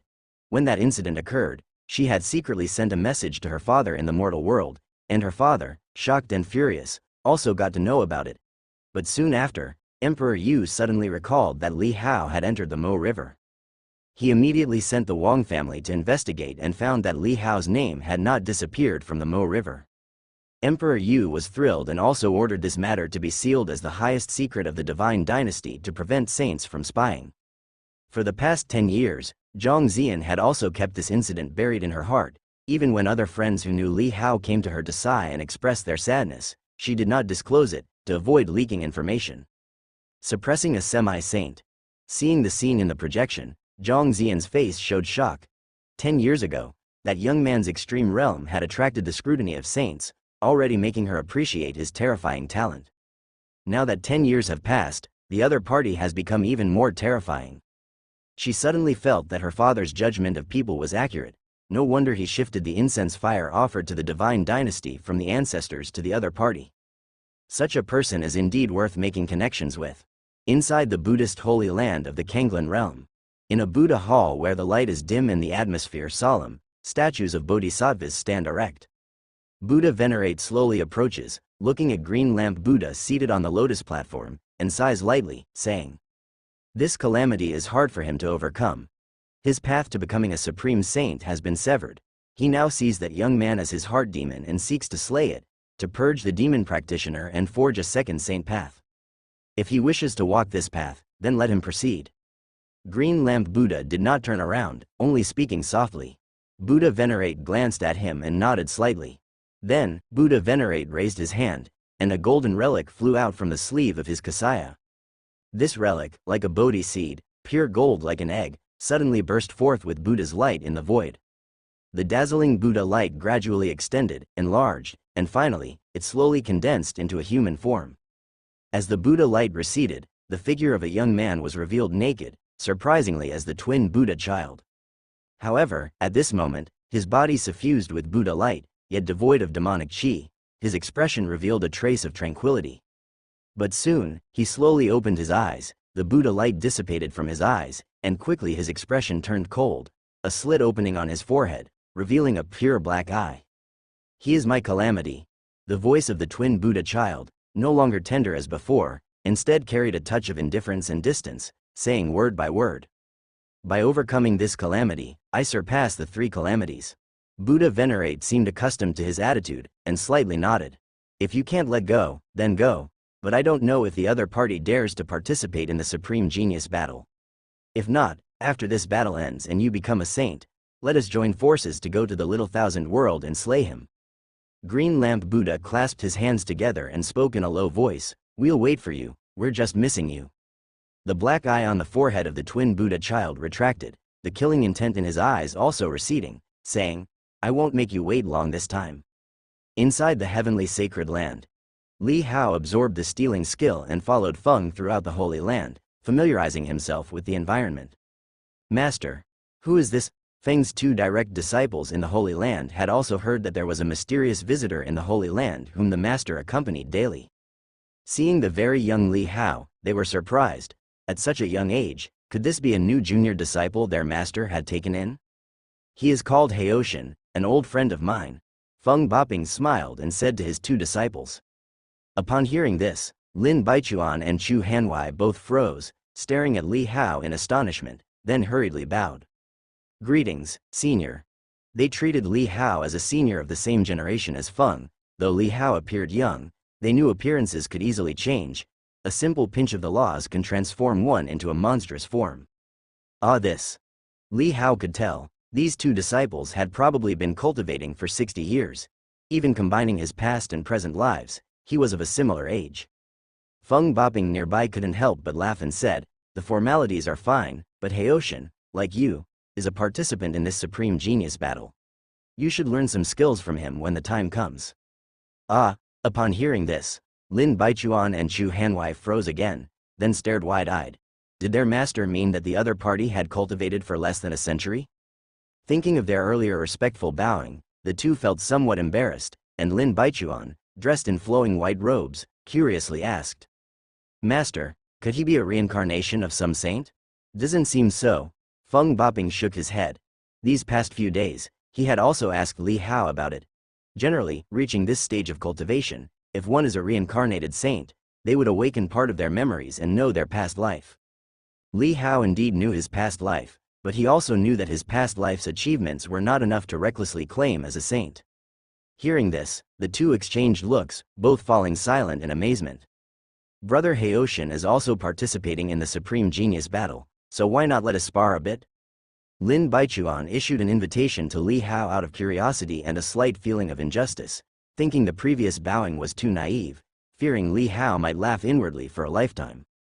Before he could finish his words, Feng Boping gave him a cuff on the head.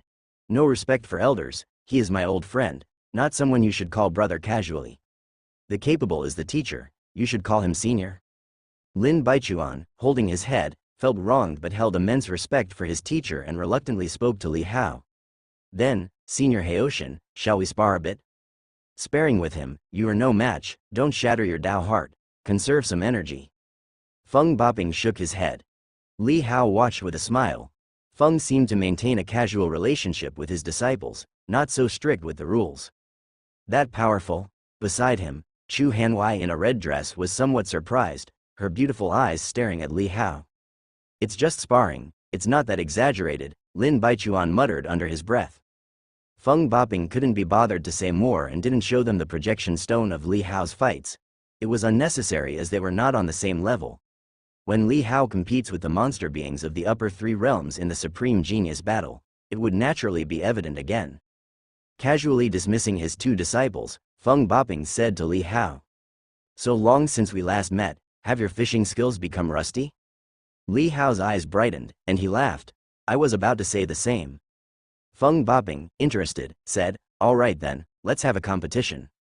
Saying so, he rolled up his sleeves and led Li Hao to a desolate mountain outside heavenly sacred land. Finding a lake, the two casually sat down to fish. Such comfort allowed Li Hao to feel relaxed and eased the fatigue from the previous great battle at the Buddhist sects. For several days in a row, Li Hao followed Feng Boping to roam the mountains and waters, to fish in the wild. Each had their wins and losses, a carefree and joyful time.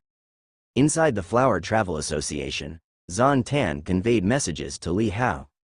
Sensing the token, Li Hao's divine thought entered the Flower Travel Association.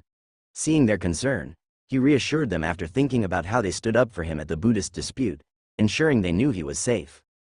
The Buddhist sects are issuing a warrant for your arrest everywhere now, you must be careful. Are you still going to join the Supreme Genius battle? I feel that the Buddhist sects will take that opportunity to make a move against you.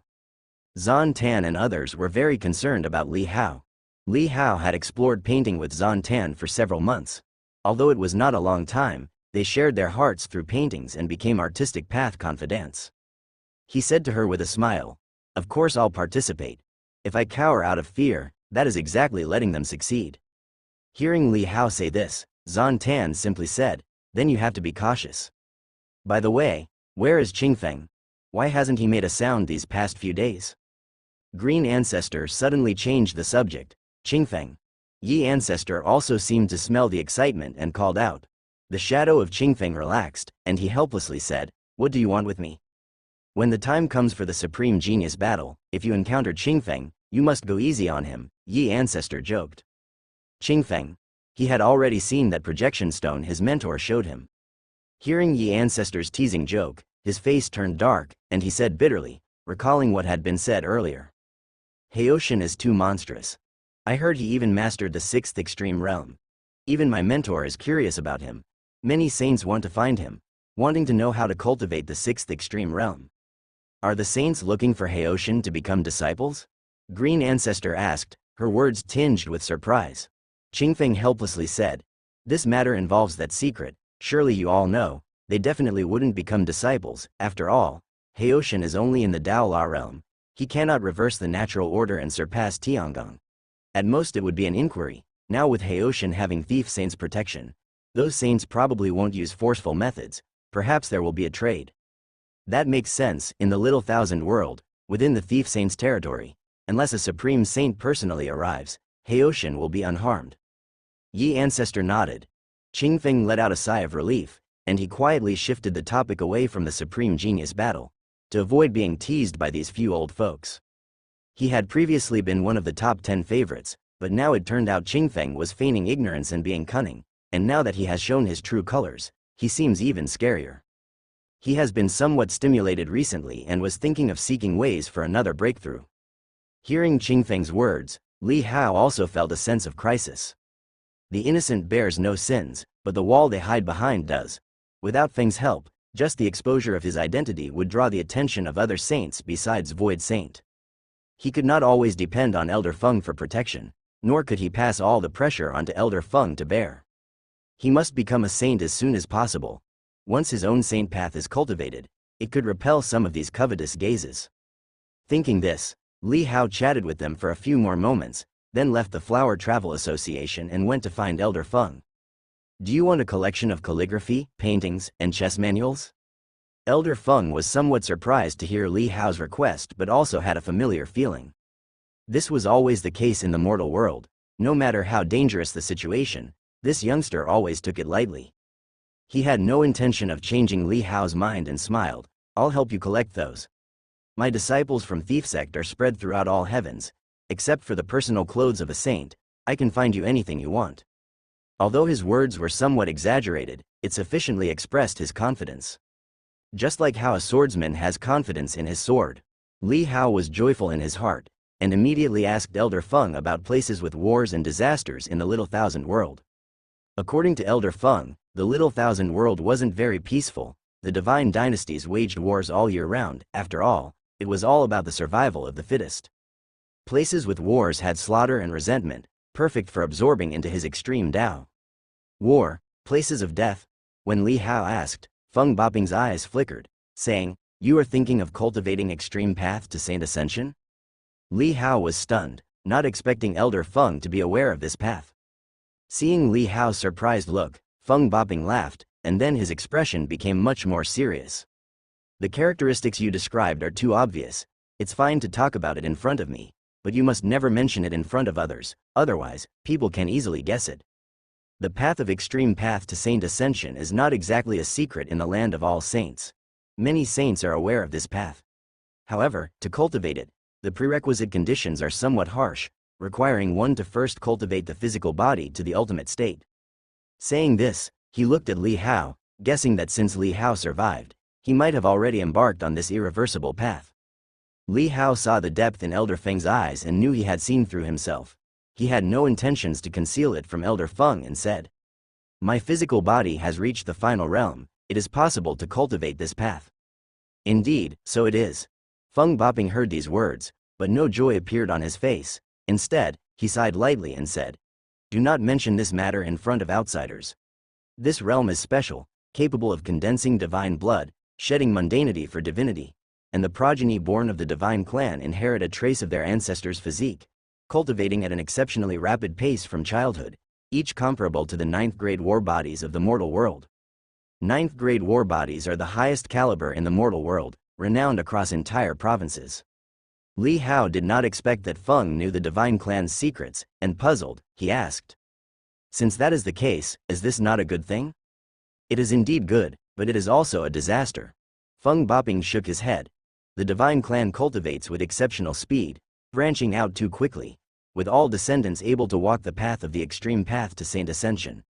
A path that requires slaughter, the transcendence of lost souls. If the number of the divine clan reaches a certain scale, to the point where everyone is of the clan, what would the world look like? Li Hao was stunned. He had never thoroughly considered this point. But listening to Elder Feng's words, his expression changed slightly. In the land of all saints, the divine clan was first born, their descendants continuing to thrive. But as their numbers grew, they vied against each other, going so far as to incite disasters in their quest for the extreme path to Saint Ascension. Back then, wars broke out frequently, disasters extending to many little thousand worlds, even more rampant than today's Buddhist community. Feng Boping glanced at Li Hao. Although the divine clan's ancestor had no such intentions, too many descendants and internal havoc caused by some led the supreme saint to take action, joining forces with all saints to suppress them, quelling the matter. Otherwise, the land of all saints today would already be ravaged by constant warfare, with every realm engulfed in flames. Li Hao fell silent. Previously, when he learned from Ying Xiaoxiao that the divine clan had been slandered as the demon race, he felt somewhat indignant, but now it seemed that everything had a reason. Following the incident with the divine clan, the Supreme Saint ordered the prohibition of the cultivation of this final realm. Feng Boping looked towards Li Hao.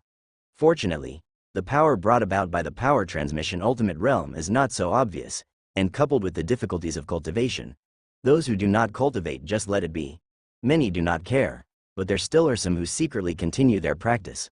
The Supreme Saint turns a blind eye as long as they do not proliferate their bloodline and establish new clans.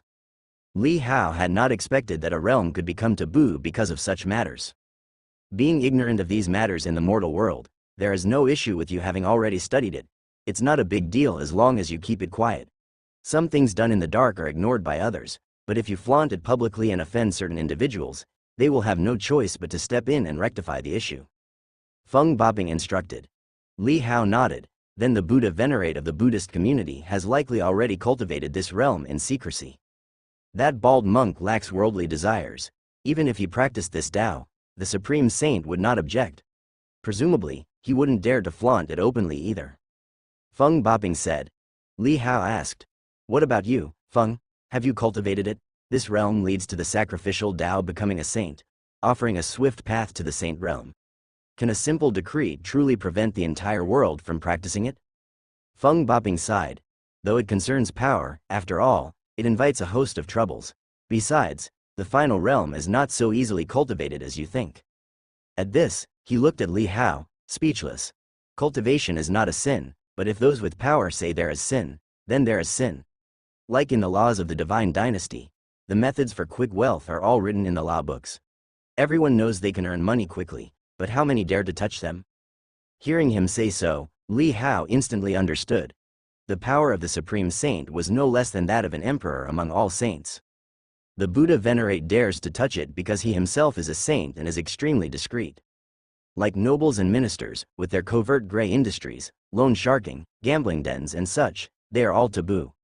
For ordinary people without backing, touching them is a sure path to capital punishment, while for those in power, it is a considerable source of extra income.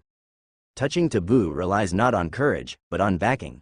The power difference between the extreme path to saint ascension and incense sainthood is negligible. The distinction lies only in the pace. Feng Boping looked at Li Hao. The Buddhist community and the Void Saint regard you as a thorn in their side and will certainly not watch you ascend to sainthood unimpeded. They will disrupt your incense fire. But in this upcoming Supreme Genius battle, if you can take the first place and ascend to sainthood on the spot, that is pre-gathered incense fire granted directly to you. They won't be able to cut it. Li Hao thought to himself that Elder Ting Feng truly had a premonitory insight, for he had seen that his own incense fire was diminishing. That which came from the mortal world remained intact, but the incense fire from the Kanglan realm was continually waning. No doubt the Buddhist community had dispatched someone to the Kanglan divine dynasty after the fact to damage his reputation and reduce his incense fire. Even if I don't fight for the first place, it does not matter. I have the incense fire support of the 10 great divine dynasties. It's just that all the incense fire has already been absorbed by me. Now I will set up an array to reverse the incense fire, channel it to you. Starting from today, accumulating it for merely about 30 years will enable you to ascend to sainthood. Feng Boping said, in this little thousand world, they would not dare come here. This is my Tao domain, where a saint in their own domain is nearly invincible. Li Hao listened to his calm words, but couldn't help but sigh in his heart. Elder Feng remained the same, his kindness to him as heavy as a mountain. A struggle for a mere 30 minutes is extremely treasured even by saints, as incense fire is power itself. Yet Elder Feng was willing to give away 30 years of incense fire sources to him. Such generosity would be rare even towards his own direct disciples. Elder Feng's intention, I accept with gratitude, but I would still like to try walking down the path of the extreme Tao. If possible, it would be better to cultivate both. Li Hao said, aiming for first place in the Supreme Genius battle. He also wanted to explore the extreme Tao path.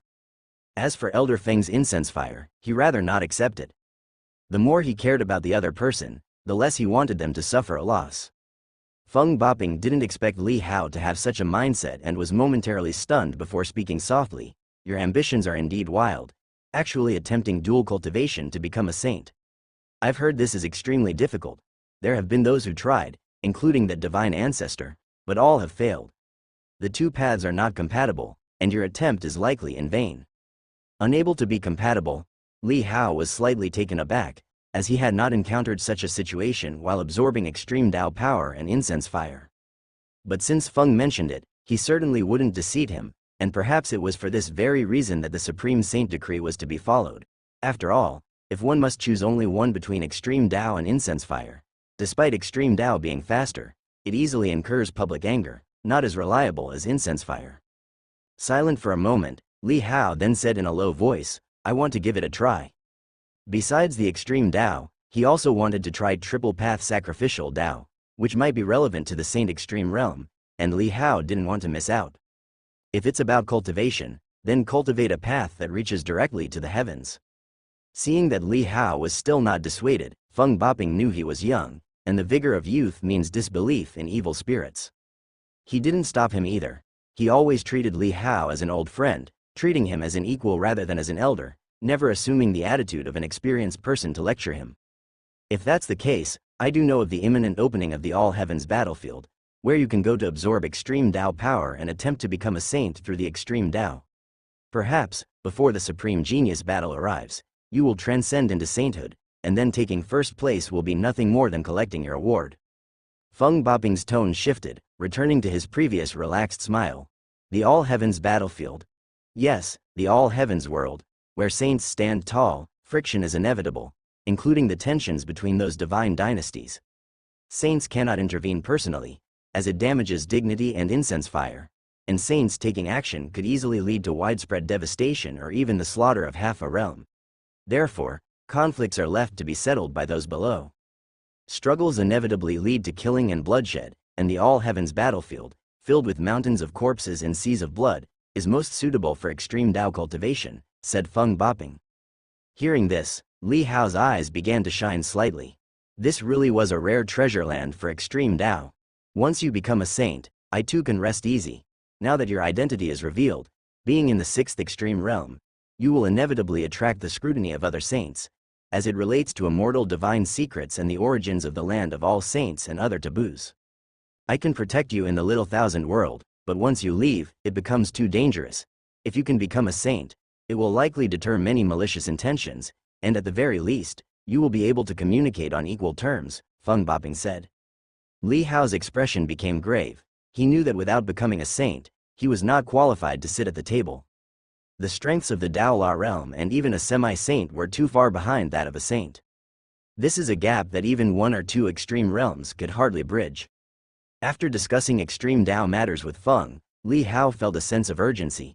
In the upcoming Supreme Genius battle, he would face enemies not from the various heavenly prides, but rather the Bodhisattva saint and that void saint.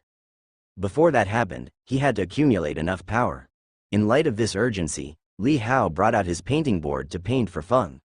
Seeing Li Hao's serious demeanor, Feng couldn't help but laugh softly, still the same nature of not panicking even if the sky fell. Perhaps it's such a temperament that allows for such rapid cultivation, Feng thought amusedly, not stopping him, nor did he find anything inappropriate in Li Hao's actions. Li Hao's strength had already proven his own approaches and methods of cultivation, without the need for outsiders to interfere. Hard work is useful to others, but for those top-tier monsters, they have their own methods of cultivation. Soon, Li Hao finished painting for Feng, gaining about 400,000 experience. This pushed his artistic path experience bar forward again. After painting consecutively, tens of paintings later, Li Hao had harvested a total of more than 2 million experience from Feng, filling half the experience bar at once. Feng saw Li Hao's enthusiastic demeanor and did not stop him, although during the painting, he felt as if something was being drawn out of him. He didn't mind. The little guy's happiness is what mattered. Once the painting was finished, there was news about the task Li Hao entrusted to Feng. He received many famous paintings and chess manuals, and Li Hao was not polite, viewing them one by one like appraising treasures, and the genuine masterpieces that could be added were collected into the panel. His panel now had 4 or 5 new encyclopedia attributes, including hallucinogenic attacks, transformation attacks, and another extremely powerful attribute that could convert chi force into bodily hardness. This attribute was a revelation for Li Hao. He knew some cultivation techniques could also achieve this, but with ordinary effects. Converting 10% chi force would only yield 2 or 3% increased bodily hardness, not worth the loss. Moreover, in combat, an increase in bodily hardness is minimal, and any divine weapon could pierce through. But Li Hao was different. His body was refined to the utmost, reaching the final realm, with a strength comparable to the most precious treasures of a saint heart. Combined with this attribute, and with transformed to a mortal drawing heaven and earth power, his physical body would reach an incredible level of strength. Even a Tao Tribulation Emperor weapon might not be able to harm him. Li Hao learned from Feng that even for all saints, Tao Tribulation Emperor weapons were extremely rare. These were not man-made divine weapons, but ones nurtured by heaven and earth, born from tribulations, containing heaven and earth Taoist charm, and were the essence of heaven and earth condensed over hundreds of millions of years. The merit sword in his hand was a fragment of a Tao Tribulation Emperor weapon. Although it lost its Taoist charm, it was still sufficiently hard. The importance of the attribute he just acquired was not inferior to fatal attributes. Li Hao felt surprised and joyful, as if he had found a source of power. But he knew this was obtained by the people Feng dispatched to search for him. If he had to search on his own, he would definitely miss it or would have spent a very long time, which could be used by other martial artists for cultivation. Aside from notable chess records, Feng also found a lady for Li Hao. This lady is Princess Hongyue from the Divine Dynasty, famous from childhood as a talented girl well versed in zither, chess, calligraphy, and painting, particularly adept in chess Tao. Feng Boping brought a beautiful woman in a red dress to Li Hao's courtyard. Upon hearing this, Li Hao's eyes slightly brightened. Princess Hongyue, looking at the young man before her, felt a slight displeasure as he gazed intently at her, but she did not show it. She knew her status. Though a renowned talented girl in the Divine Dynasty Imperial City attracting many princes and princely heirs, she was now in the Holy Land, brought here by a saint, and the man before her was likely a saint heir. Her status was negligible in front of a saint heir. What disappointed her was that, unexpectedly, this saint heir was not as composed as those princes and princely heirs, who at least concealed their unsavory thoughts, whereas this young man was completely transparent. Princess Hongyue greets the saint heir. Although internally disappointed, Hongyun outwardly showed a clever and adorable demeanor. "I am not a saint heir, just call me young master," Li Hao said. Princess Hongyue was startled, her eyes showing surprise as she softly called him young master, then looked towards the elderly man next to her. Feng Boping smiled at Li Hao. "I'll leave this person to you, use her as you see fit."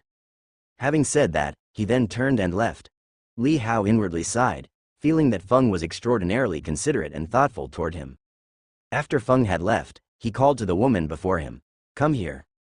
Princess Hongyue, but she obediently walked over. Although she was innocent, being personally delivered to a saint by the emperor of the Divine Dynasty, she dared not resist. These were beings who could obliterate her with a flick of a finger. She could only carefully serve them, yet her heart was filled with sorrow and resentment. "Get ready, let's begin," Li Hao said. A look of humiliation crossed Princess Hongyu's face, but she quickly covered it up, bowing her head and saying, "I am still a virgin. I hope the young master will be gentle." Then, she began to undo her clothes. "What are you undressing for?" Li Hao jumped in shock, then immediately realized she had misunderstood. "The chessboard is over there, never mind, I'll get it." Saying so, he gestured with his hand, and the chessboard and chessbox flew into his view. He looked at her and said, "Let me see how capable you are." Princess Hongyue. "What's going on?" She stared at the young man in bewilderment, seeing him taking pieces with a calm demeanor, and instantly knew he wasn't playing with her. But to think, he had brought her all this way just to play chess? Princess Hongyue was a bit dumbfounded and after a while hesitantly asked, "The young master likes to play chess?" "Uh-huh." Li Hao nodded, not bothering to retort, "Why else would I seek you out if not for chess?" Upon hearing this, Princess Hongyue instantly understood her previous misinterpretation and couldn't help but breathe a sigh of relief. "Then I shall accompany the young master for a game." Princess Hongyue spoke softly and delicately. Remembering her earlier action of starting to undress, her cheeks reddened slightly. "But be serious, if you can win, I will award you many divine pills and medicines. If you lose, there will be a penalty," Li Hao firmly stated. This was also to avoid her considering his status and going easy in the game. Although, with his current level in chess Tao, there were few rivals in this world, as not many were proficient in chess. Princess Hongyue was inwardly startled, repeatedly voiced her humility, and her gaze turned serious, but she couldn't help smirking inwardly. This young master, although she didn't know his stature, must be a martial artist. If it were anything else, she could only accept her fate, but when it came to playing chess, her eyes shone with intelligence and confidence, and after the black and white pieces were distributed, she began to play seriously. After a while, their game ended. Li Hao was somewhat taken aback. The opponent's chess ability was extremely strong, almost on par with his, even slightly stronger. This first game, he actually lost by half a point. Since reaching the 7th stage in chess Dao, it had been a long time since Li Hao had experienced the feeling of defeat. Compared to Li Hao, Hong Yue was even more shocked. She had been adept at chess since childhood, proficient in chess Dao. Even the masters of princes would lose easily under her hands, but this young man in front of her made her break into a sweat from the tension. "Sir, you are skilled at chess," Hong Yue conceded, sincerely admiring. Being at the top of chess Dao, rivals were hard to come by, and loneliness was inevitable. Playing against Li Hao brought her the joy she had long missed. "You are also impressive, which is no wonder you were brought here by Feng." Li Hao didn't hesitate with his praise. Feng had chosen this remarkable woman, likely selected from many divine dynasties in the Little Thousand World, being one of the top in the realm of chess Dao across it all. Seeing his chess experience increase significantly, Li Hao showed a satisfied smile and casually opened the heaven and earth space, taking out some divine pills reluctantly accepted from Lin Shanhai's gifts and offered some to the woman before him. "Seeing your aura, you are also partaking in martial arts. These pills can enhance your physique and consolidate your spirit, having excellent effects," Li Hao stated. Hong Yue took the pills, glanced over the names on the gourds, and couldn't help but be stunned. They were all rare divine pills she had only heard of, which even the favored ones of the imperial family would vie for. This, Hong Yue was perplexed, realizing for the first time that by playing chess, she could actually obtain such valuable items. Li Hao smiled and said, "Take them, let's continue." Hong Yue, regaining her senses, looked at the young man in front of her, her expression subtly changing as she quickly put away the pills, revealing a bloom-like smile. "Thank you, sir." In the small courtyard, the chess game continued. Chess Dao required mental exertion. When Hong Yue was tired, Li Hao would paint or go fishing with Feng, leading a very fulfilling life. Half a month passed in the blink of an eye, with 5.5 months left until the Supreme Genius battle. One day, Feng came looking for Li Hao, mentioning that the All Heavens battlefield had opened, and he could send Li Hao in. It was a special zone, constrained by the laws of heaven and earth, inaccessible to saints, therefore chosen as the All Heavens battlefield to prevent saints from influencing the outcomes secretly. Besides Li Hao, Feng Boping's 2 disciples, Lin Baichuan and Chu Hanwei, were also to enter the All Heavens battlefield for training. While skirmishing or retreating in the Holy Land could enhance skills in Dao realm, the All Heavens battlefield was a place to hone real combat skills. Besides Feng Boping's 2 disciples, 4 other saint heirs and saintesses from Lai Sky Saint Land were participating, making a total of 7 including Li Hao. Li Hao asked Feng if Hong Yue could also be brought along. He wasn't going to the All Heavens battlefield to fight, but to absorb extreme Dao power. Even while playing chess, he could assimilate, managing both without conflict. "That place is perilous. She is only at the 15 Li realm. If there's no one to protect her, I'm afraid," Feng Boping said. Having inquired about the detailed situation of the All Heavens battlefield, Li Hao just smiled and said, "Once we get there, we'll find a place to rest, and I will protect her." Considering Li Hao's strength, it was rare for anyone in the All Heavens battlefield to pose a threat to him, unless it was those old saints who had practiced desperately for thousands of years but hadn't yet entered the saint realm. "All right, then follow your plan." Feng Boping said no more. Even if Hong Yue encountered a misfortune, he wouldn't care. Lin Baichuan, Chu Hanwei, and the other saint heirs and saintesses couldn't help but glance at Li Hao, their expressions complex, having heard that a remarkable entity was brought back to the Holy Land today by the thief saint. But Li Hao had led an isolated life, and his identity wasn't known to them. Seeing how favored Li Hao was, they were slightly surprised, looking towards Lin Baichuan's direct disciples. Perhaps they, too, had not received such favor from the thief saint. Feng Boping waved his hand, gathering everyone into his sleeve, subsequently arriving in the high sky of the Little Thousand World, where there were traces of dark fluctuations. Releasing Li Hao and the others from his sleeve, Feng Boping sensed something and looked towards a direction, where suddenly the void rippled, and a figure stepped out, lithe and fair, adorned with flowing ribbons and surrounded by the laws, exuding a transcendental aura. The figure caught sight of Feng Boping, her brow slightly raised, but a light smile playing at the corners of her lips. Also sending them to the all-heavens battlefield for training? Aren't you too? Feng Boping responded calmly, seeing the figure. Li Hao received a transmission from Feng in his mind. This is the saint from Lai Sky Saint Land, Lai Sky Saint. Li Hao looked at the exceedingly beautiful woman surrounded by the aura of the Tao, her countenance as if a fairy had descended to the mortal realm, captivating the heart of the onlooker. His mind wavered, but he instantly grew stern, his Taoist charm firmly in place, and withdrew his thoughts. Are you the prodigious talent in the sword Tao who caused a stir in the Kanglan realm? Lai Sky Saint spoke calmly, her eyes like a lake of autumn water, tranquil yet desolate, softly saying. Hearing this, Lin Baichuan and others couldn't help but look towards Li Hao.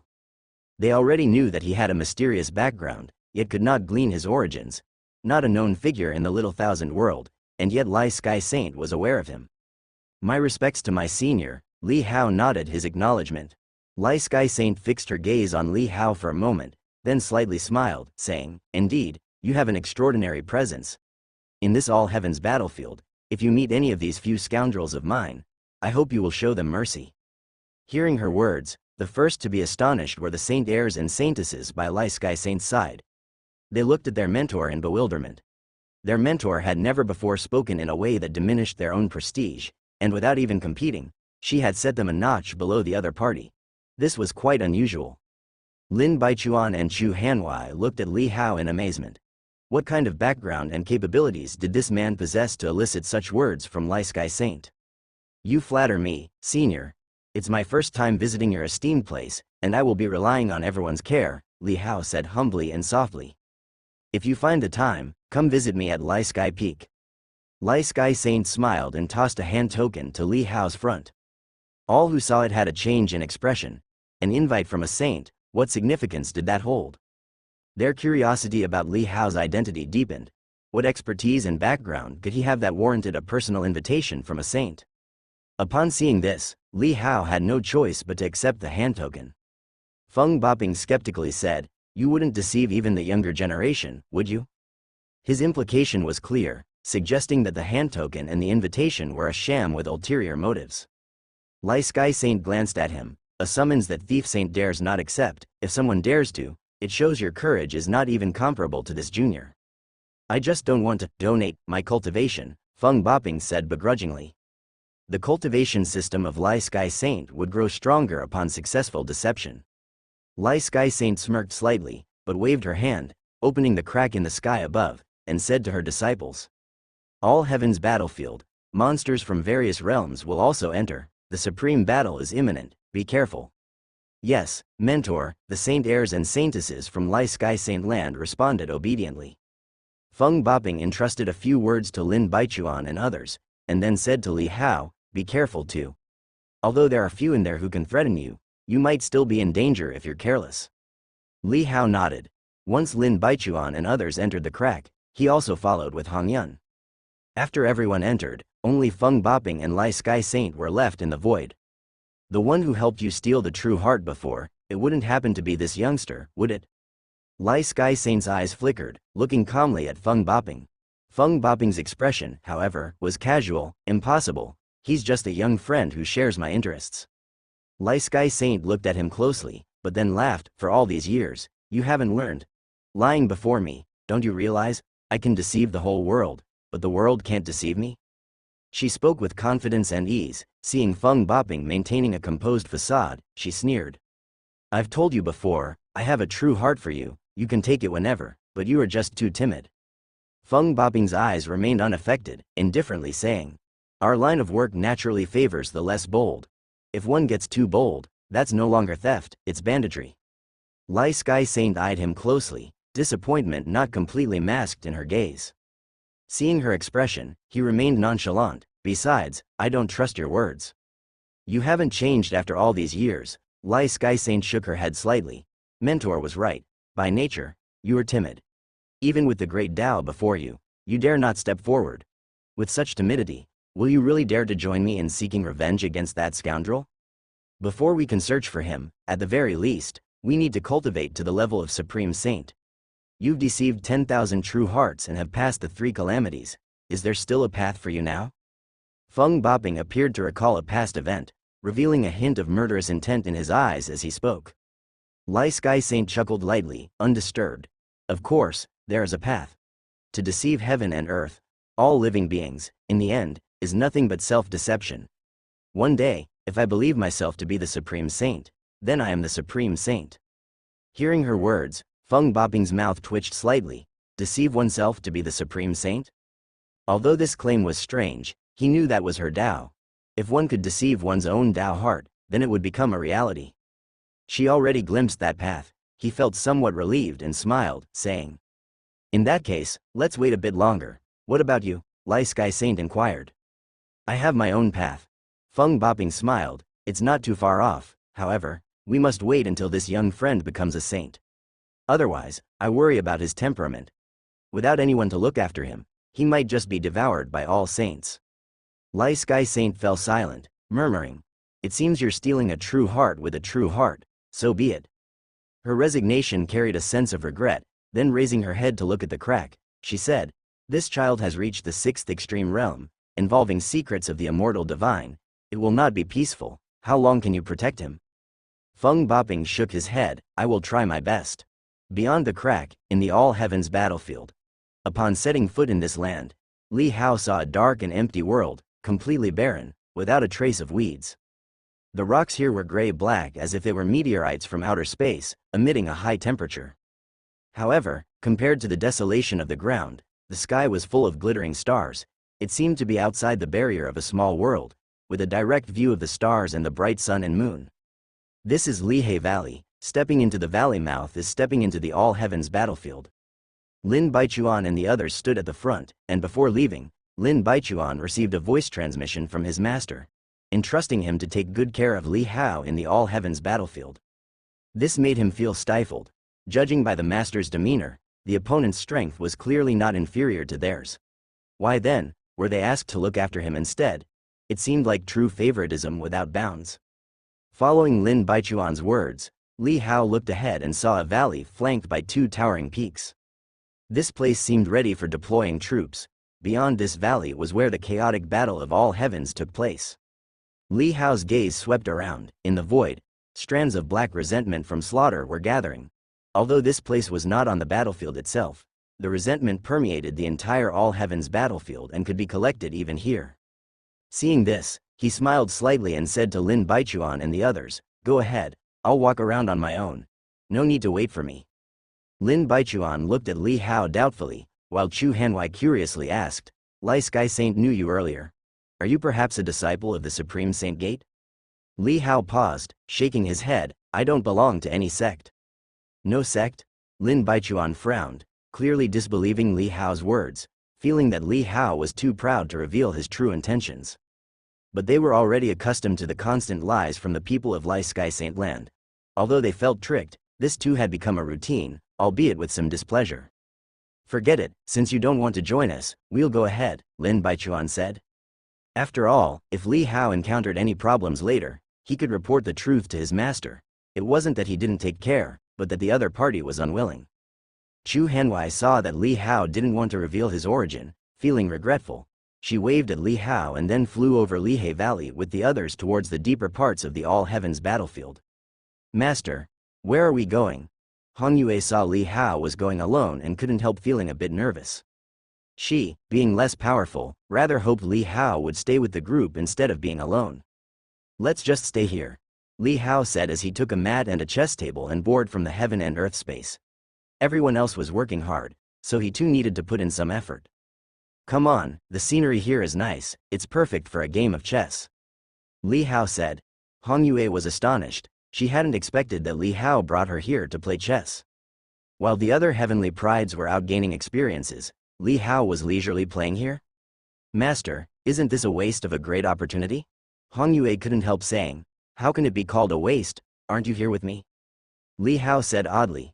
Hong Yue, hearing this, blushed and said, but Master should prioritize cultivation. I heard Master also plans to participate in the Supreme Genius Battle and compete with all heavens. If you wish to play chess, Hong Yue can accompany you anytime in the future. Then let's do it now. Li Hao raised his hand, cutting off her words. He could not afford to waste time. Seeing this, Hong Yue felt a little helpless but had to comply. The winds here were very strong, seemingly blowing from beyond the heavens, bone-chillingly cold. Li Hao saw Hong Yue shrink her body and raised his hand to form a barrier, protecting her from the fierce winds. As for himself, his physical body was excessively robust. These winds brushing against him felt like a gentle breeze. Playing chess, drinking wine, and enjoying the scenery while pondering chess moves, Li Hao also busied himself by purifying the surrounding resentful spirits from slaughter. These resentful spirits required divine blood to be seen, and at this moment, as they were absorbed, they gathered bit by bit, but Hong Yue was completely unaware of this. Practicing the extreme Tao, accumulating experience through chess, enjoying wine and music, Li Hao did all three without omission. Eventually, after playing 2 games of chess, 1 win and 1 loss, Li Hao had gathered quite a lot of experience in chess Tao, and his resentful spirits of slaughter had also accumulated more than even in the transient demon domain of Buddhism. This extreme Tao experience gathered in his arm, integrated into the divine blood, and was confined and refined by the divine blood. As the surrounding resentful spirits gradually faded, the 3rd game of chess also ended, and perhaps due to distraction, he lost by 5 points. Li Hao patted his body, stood up and said, "Let's go, let's change places." Hong Yue saw this and secretly breathed a sigh of relief, thinking that Li Hao was tired from playing and wanted to go for cultivation. After playing 3 rounds, she too felt mentally exhausted, as this was a serious match and each game required much contemplation.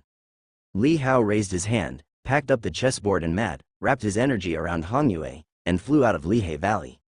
When they reached the mountains at the valley's entrance, Li Hao saw a vast and broad area ahead, with no cover, occasionally small hillocks protruding, and bones everywhere, the resentful spirits of slaughter also extremely dense. Li Hao immediately sat down on the peak, took out the chessboard and the mat, stretched his lazy waist, and had Hong Yue accompany him. On the other side of the battlefield, Lin Baichuan and the others passed through Lihei Valley and beyond the vast battlefield ahead, arriving at a chaotic stone forest. This place was already somewhat deep. From the chaotic stones burst out several sleeping void demons, their bodies flashing with deep blue lightning, attacking towards Lin Baichuan and the others. These demons inhabited the void, regarding all heaven's battlefield as their nest, or rather, the All Saints treated their nests as the battlefield. Seeing Lin Baichuan and these invaders, the demons came slashing with bared teeth, their attacks filled with hatred. Lin Baichuan and others came here for practical training, quickly engaging in intense combat with the void creatures. It's a pity.